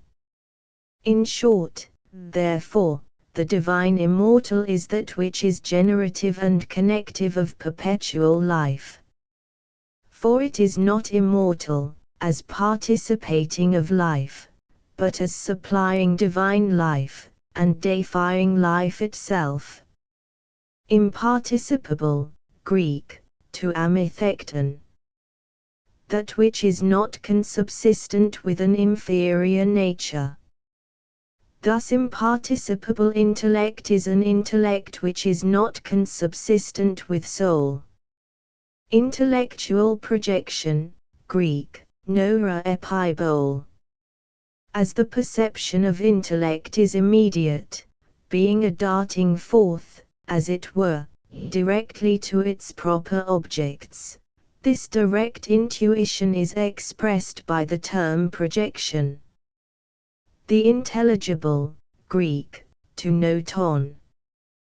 This word in Plato and Platonic writers has a various signification, for, in the first place, whatever is exempt from sensibles, and has its essence separate from them, is said to be intelligible, and in this sense soul is intelligible. In the second place, intellect, which is prior to soul, is intelligible. In the third place, that which is more ancient than intellect, which replenishes intelligence and is essentially perfective of it, is called intelligible, and this is the intelligible which Timaeus in Plato places in the order of a paradigm, prior to the demiurgic intellect and intellectual energy. But beyond these is the divine intelligible, which is defined according to divine union and hyparxis. For this is intelligible as the object of desire to intellect, as giving perfection to and containing it, and as the completion of being. The highest intelligible, therefore, is that which is the hyparxis of the gods, the second, that which is true being, and the first essence, the third, intellect, and all intellectual life, and the fourth, the order belonging to soul. Logismos, reasoning. When applied to divinity as by Plato in the Timaeus, signifies a distributive cause of things. On account of which, with reference to which, through which, according to which, from which, or in which, viz. Greek, dio, upou, diou, katho, xou. By the first of these terms, Plato is accustomed to denominate the final cause, by the second the paradigmatic, by the third, the demiurgic, by the fourth, the instrumental, by the fifth, form, and by the sixth, matter. Orectic. This word is derived from Greek, orexis, appetite. Paradigm, Greek, paradigma. A pattern, or that with reference to which a thing is made. The perpetual, Greek, toadion. That which subsists forever, but through a connection with time. A politician, Greek, politikos. This word, as Mr. Sydenham justly observes in his notes in the Rivals, is of a very large and extensive import as used by Plato, and the other ancient writers on politics, for it includes all those statesmen or politicians in aristocracies and democracies, who were, either for life, or for a certain time, invested with the whole or a part of kingly authority, and the power thereto belonging. See the Politicus. Prudence, Greek, phronsis. This word frequently means in Plato and Platonic writers, the habit of discerning what is good in all moral actions, and frequently signifies intelligence, or intellectual perception. The following admirable explanation of this word is given by Jamblichus. Prudence, having a precedaneous subsistence, receives its generation from a pure and perfect intellect. Hence it looks to intellect itself, is perfected by it, and has this as the measure and most beautiful paradigm of all its energies. If also we have any communion with the gods, it is especially effected by this virtue, and through this we are in the highest degree assimilated to them. The knowledge too of such things as are good, profitable, and beautiful, and of the contraries to these, is obtained by this virtue, and the judgment and correction of works proper to be done are by this directed. And in short it is a certain governing leader of men, and of the whole arrangement of their nature, and referring cities and houses, and the particular life, of every one to a divine paradigm. It forms them according to the best similitude, obliterating some things and purifying others, so that prudence renders its possessors similar to divinity. Jamblick. Apud. Stob. p. 141. Psychical, Greek, psychikos. Pertaining to soul. Science. This word is sometimes defined by Plato to be that which assigns the causes of things, sometimes to be that the subjects of which have a perfectly stable essence, and together with this, he conjoins the assignation of cause from reasoning. Sometimes again he defines it to be that the principles of which are not hypotheses, and, according to this definition, he asserts that there is one science which ascends as far as to the principle of things. For this science considers that which is truly the principle as unhypothetic, has for its subject true being, and produces its reasonings from cause. According to the second definition, he calls dianoetic knowledge science, but according to the first alone, he assigns to physiology the appellation of science. The telastic art. The art pertaining to mystic ceremonies. Theurgic. This word is derived from Greek, theurgia, or that religious operation which deifies him by whom it is performed as much as is possible to man. Truth, Greek, aletheia. Plato, following ancient theologists, considers truth multifariously. Hence, according to his doctrine, the highest truth is characterized by unity, and is the light proceeding from the good, which imparts purity, as he says in the Philebus, and union, as he says in the Republic, to intelligibles. The truth which is next to this indignity is that which proceeds from intelligibles, and illuminates the intellectual orders, and which an essence unfigured, uncolored, and without contact, first receives, where also the plane of truth is situated, as it is written in the Phaedrus. The third kind of truth is that which is connascent with souls, and which through intelligence comes into contact with true being. For the psychical light is the third, from the intelligible, intellectual deriving its plenitude from intelligible light, and the psychical from the intellectual. And the last kind of truth is that which is full of error and inaccuracy through sense, and the instability of its object. For a material nature is perpetually flowing, and is not naturally adapted to abide even for a moment. The following beautiful description of the third kind of truth, or that which subsists in souls, is given by Jamblichus. Truth, as the name implies, makest a conversion about the gods and their incorporeal energy, but stochastic imitation, which, as Plato says, is fabricative of images, wanders about that which is deprived of divinity and is dark.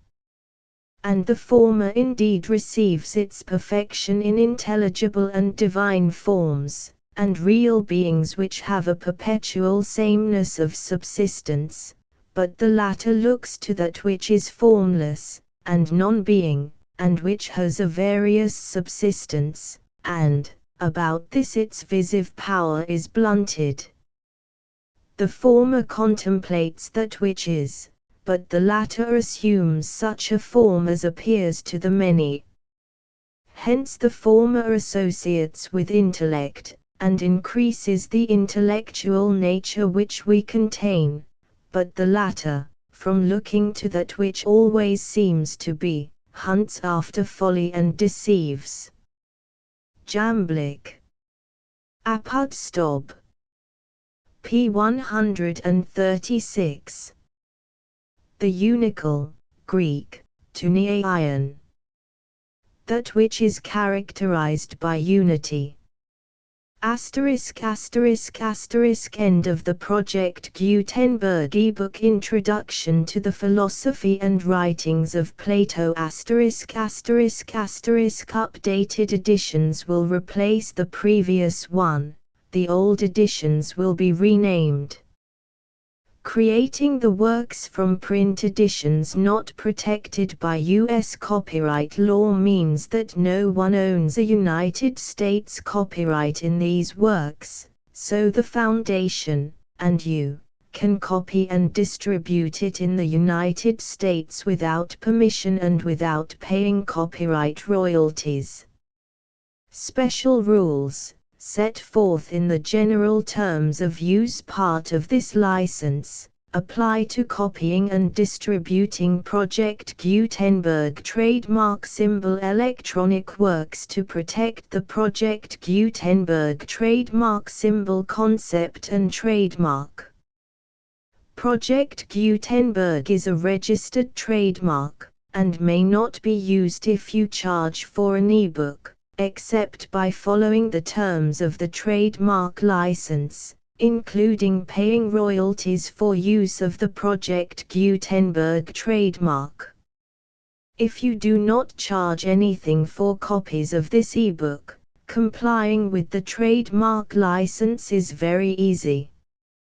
You may use this ebook for nearly any purpose such as creation of derivative works, reports, performances and research.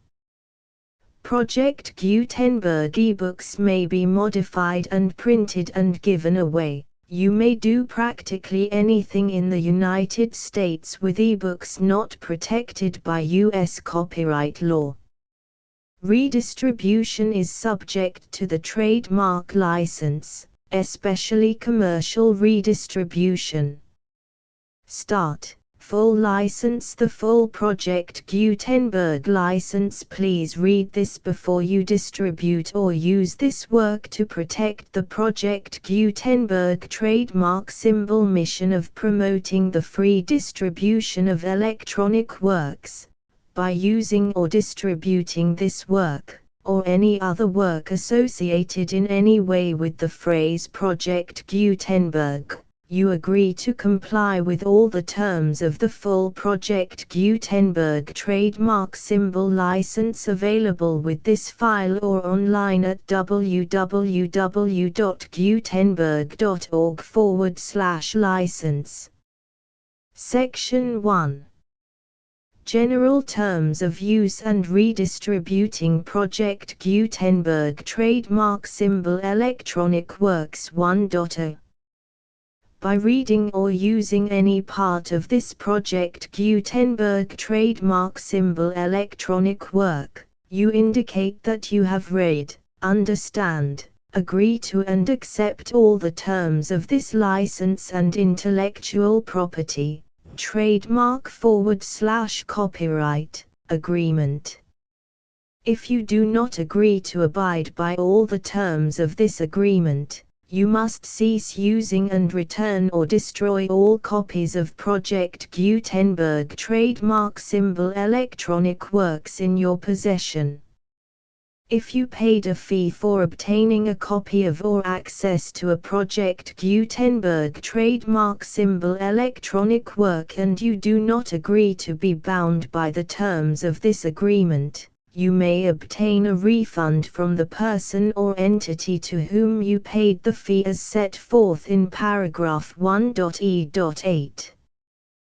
1.b Project Gutenberg is a registered trademark.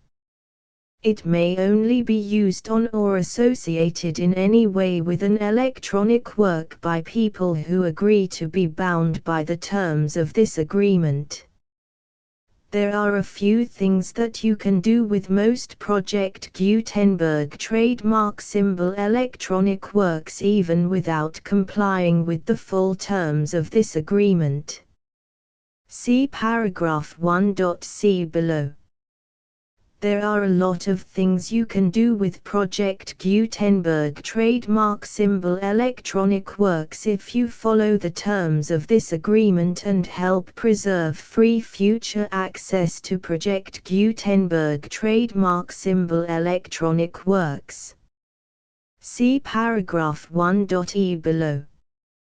1.c The Project Gutenberg Literary Archive Foundation, the Foundation or PGLAF, owns a compilation copyright in the collection of Project Gutenberg trademark symbol electronic works.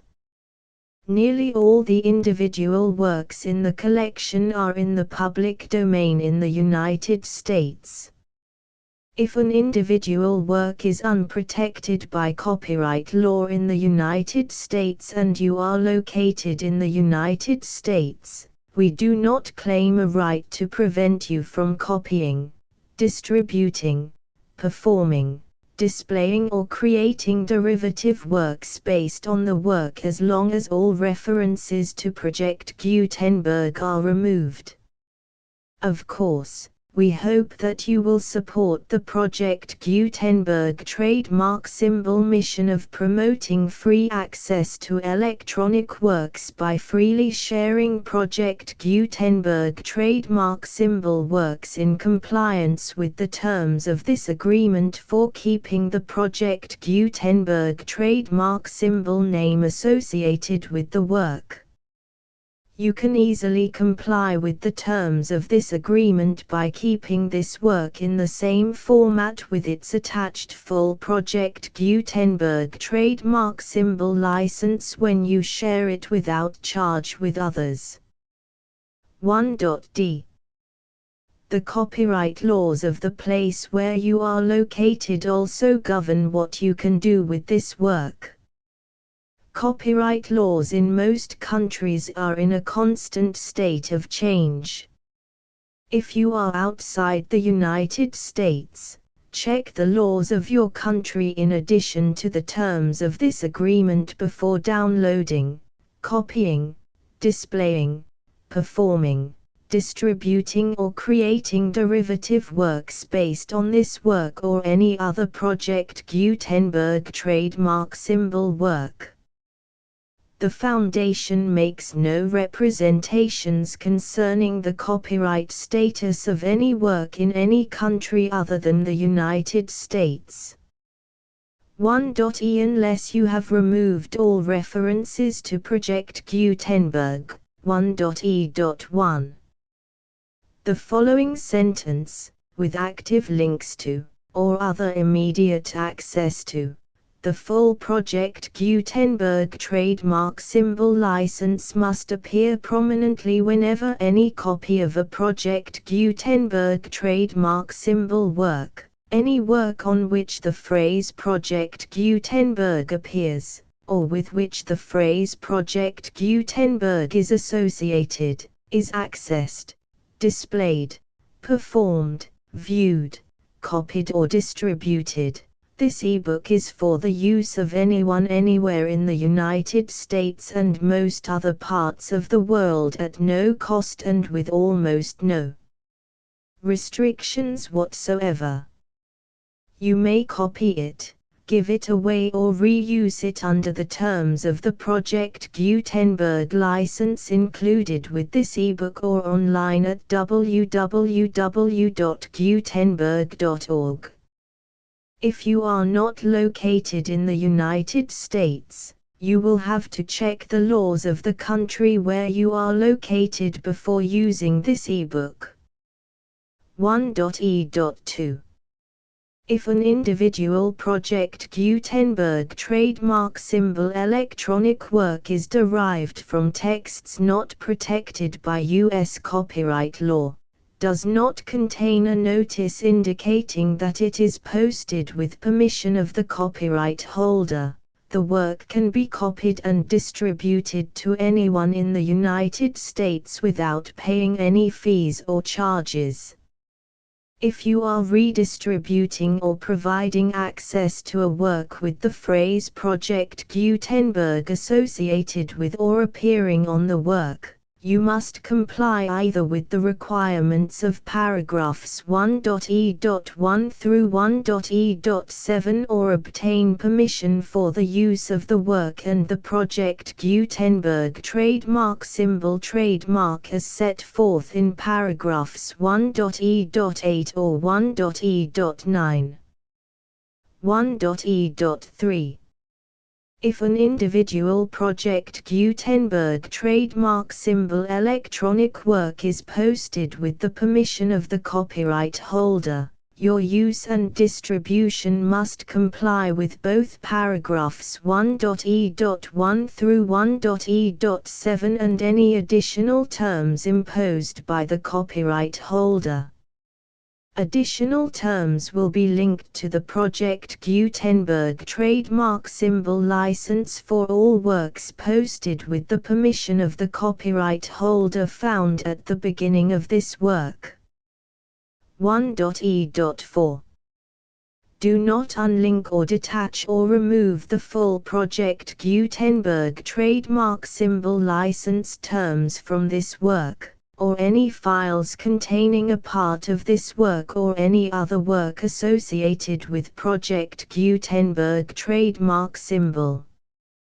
1.e.5 Do not copy, display, perform, distribute or redistribute this electronic work, or any part of this electronic work, without prominently displaying the sentence set forth in paragraph 1.e.1 with active links or immediate access to the full terms of the Project Gutenberg trademark symbol license.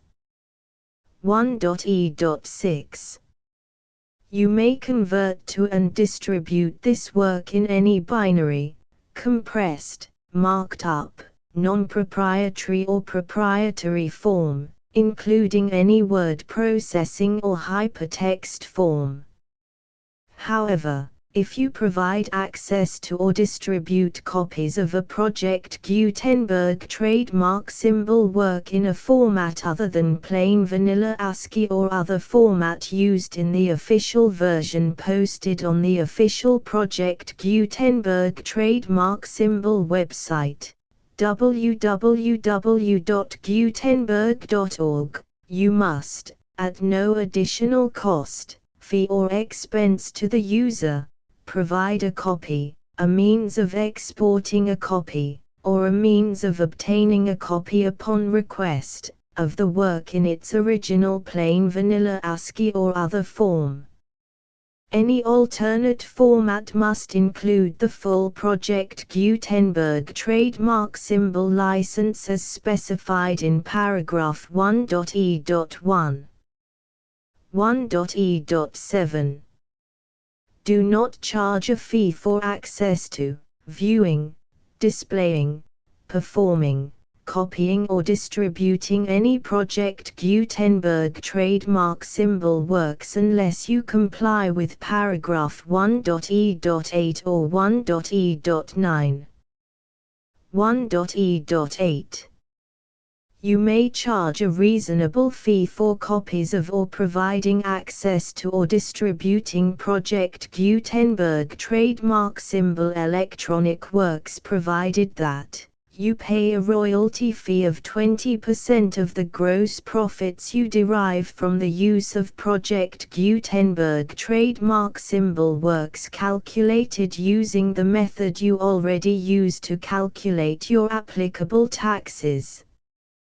The fee is owed to the owner of the Project Gutenberg trademark symbol trademark, but he has agreed to donate royalties under this paragraph to the Project Gutenberg Literary Archive Foundation. Royalty payments must be paid within 60 days following each date on which you prepare, or are legally required to prepare, your periodic tax returns. Royalty payments should be clearly marked as such and sent to the Project Gutenberg Literary Archive Foundation at the address specified in Section 4. Information about donations to the Project Gutenberg Literary Archive Foundation. You provide a full refund of any money paid by a user who notifies you in writing, or by email, within 30 days of receipt that he does not agree to the terms of the full Project Gutenberg trademark symbol license. You must require such a user to return or destroy all copies of the works possessed in a physical medium and discontinue all use of and all access to other copies of Project Gutenberg trademark symbol works. You provide, in accordance with paragraph 1.f.3, a full refund of any money paid for a work or a replacement copy, if a defect in the electronic work is discovered and reported to you within 90 days of receipt of the work. You comply with all other terms of this agreement for free distribution of Project Gutenberg trademark symbol works. 1.e.9. If you wish to charge a fee or distribute a Project Gutenberg trademark symbol electronic work or group of works on different terms than are set forth in this agreement, you must obtain permission in writing from the Project Gutenberg Literary Archive Foundation, the manager of the Project Gutenberg trademark symbol trademark. Contact the Foundation as set forth in Section 3 below. 1.f1.f.1 Project Gutenberg volunteers and employees expend considerable effort to identify, do copyright research on, transcribe and proofread works not protected by U.S. copyright law in creating the Project Gutenberg trademark symbol collection. Despite these efforts, Project Gutenberg trademark symbol electronic works, and the medium on which they may be stored, may contain defects such as, but not limited to, incomplete, inaccurate or corrupt data, transcription errors, a copyright or other intellectual property infringement, a defective or damaged disk or other medium, a computer virus, or computer codes that damage or cannot be read by your equipment. 1.f.2 Limited warranty, disclaimer of damages, except for the right of replacement or refund described in paragraph 1.f.3, the Project Gutenberg Literary Archive Foundation, the owner of the Project Gutenberg trademark symbol trademark, and any other party distributing a Project Gutenberg trademark symbol electronic work under this agreement, disclaim all liability to you for damages, costs and expenses, including legal fees. You agree that you have no remedies for negligence, strict liability, breach of warranty or breach of contract except those provided in paragraph 1.f.3.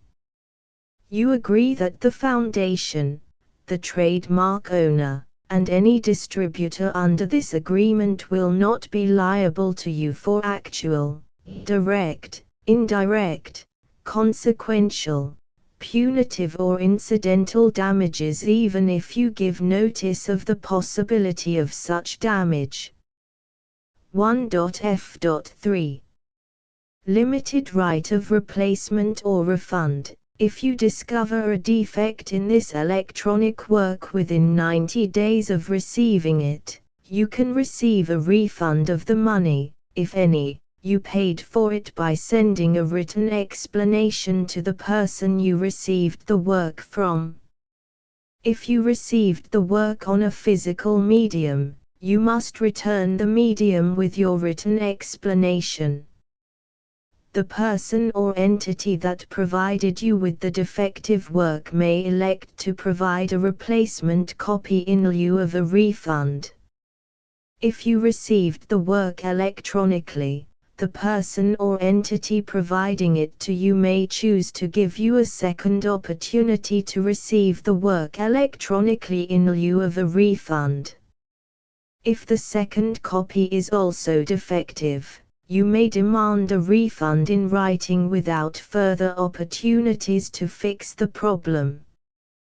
1.f.4 Except for the limited right of replacement or refund set forth in paragraph 1.f.3, this work is provided to you as is, with no other warranties of any kind, express or implied, including but not limited to warranties of merchantability or fitness for any purpose.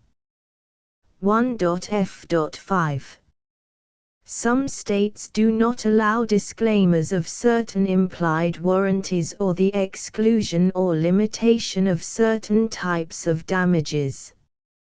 If any disclaimer or limitation set forth in this agreement violates the law of the state applicable to this agreement, the agreement shall be interpreted to make the maximum disclaimer or limitation permitted by the applicable state law.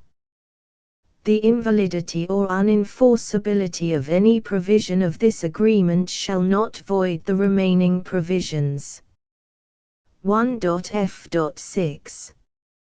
Indemnity. You agree to indemnify and hold the foundation, the trademark owner, any agent or employee of the foundation, anyone providing copies of Project Gutenberg trademark symbol electronic works in accordance with this agreement, and any volunteers associated with the production, promotion and distribution of Project Gutenberg trademark symbol electronic works, harmless from all liability, costs and expenses, including legal fees, that arise directly or indirectly from any of the following which you do or cause to occur.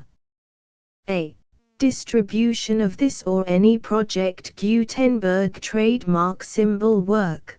B. Alteration, modification, or additions or deletions to any Project Gutenberg trademark symbol work, and c. Any defect you cause. Section 2. Information about the mission of Project Gutenberg trademark symbol. Project Gutenberg trademark symbol is synonymous with the free distribution of electronic works in formats readable by the widest variety of computers, including obsolete, old, middle-aged and new computers. It exists because of the efforts of hundreds of volunteers and donations from people in all walks of life.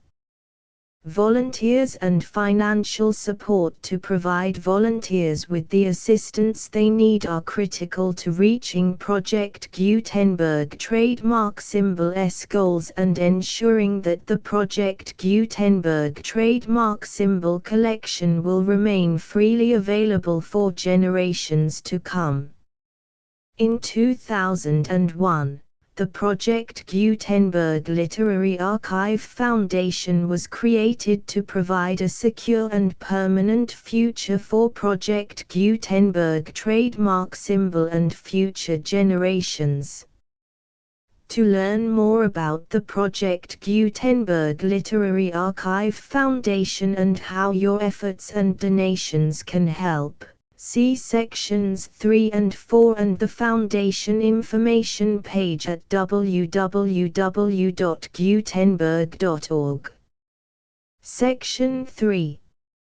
Information about the Project Gutenberg Literary Archive Foundation. The Project Gutenberg Literary Archive Foundation is a non-profit 501(c)(3) educational corporation organized under the laws of the state of Mississippi and granted tax-exempt status by the Internal Revenue Service. The Foundation's IN or Federal Tax Identification Number is 64-6221541.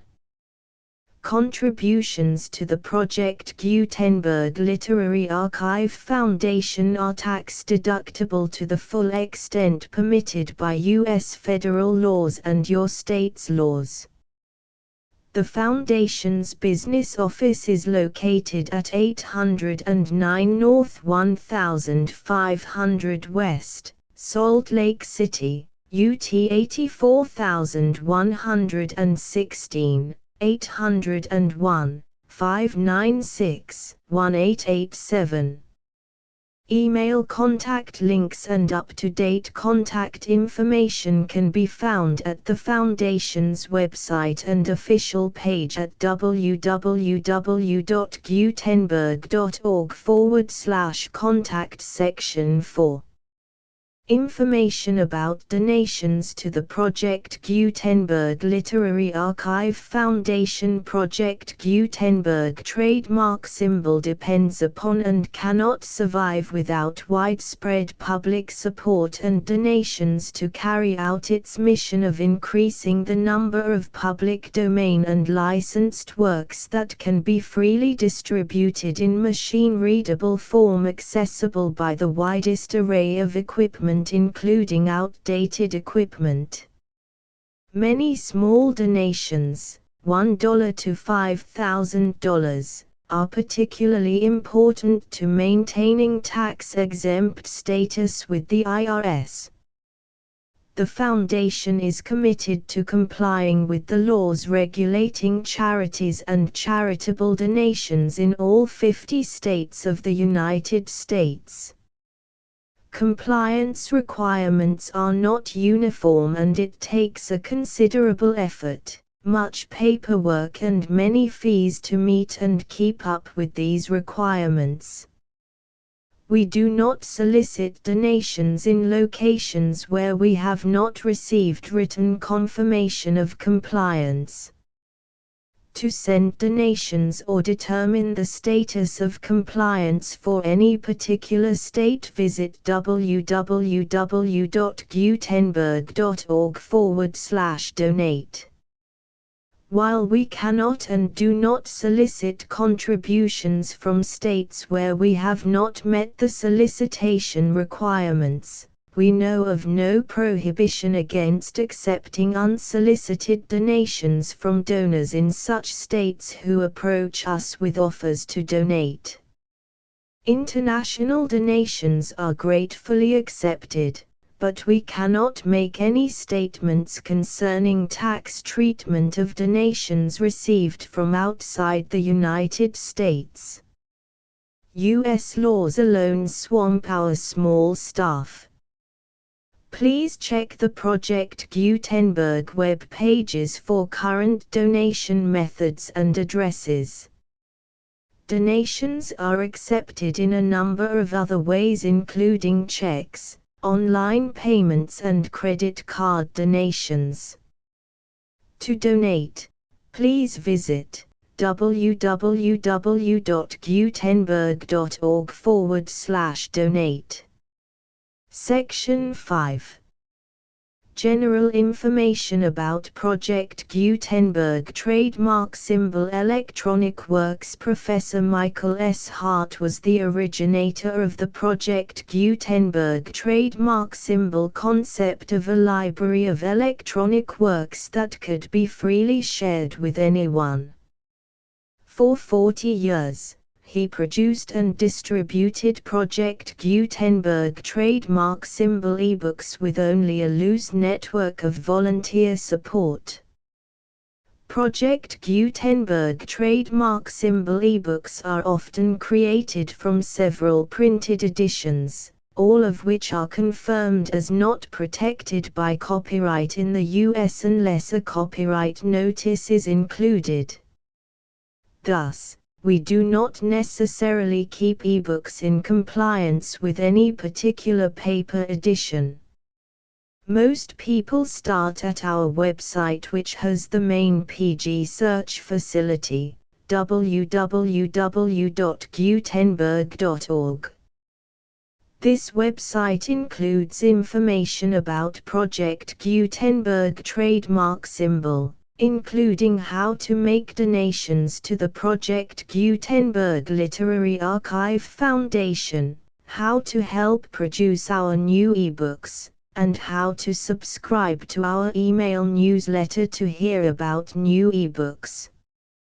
Introduction to the philosophy and writings of Plato. Explanations of certain Platonic terms. The full Project Gutenberg license,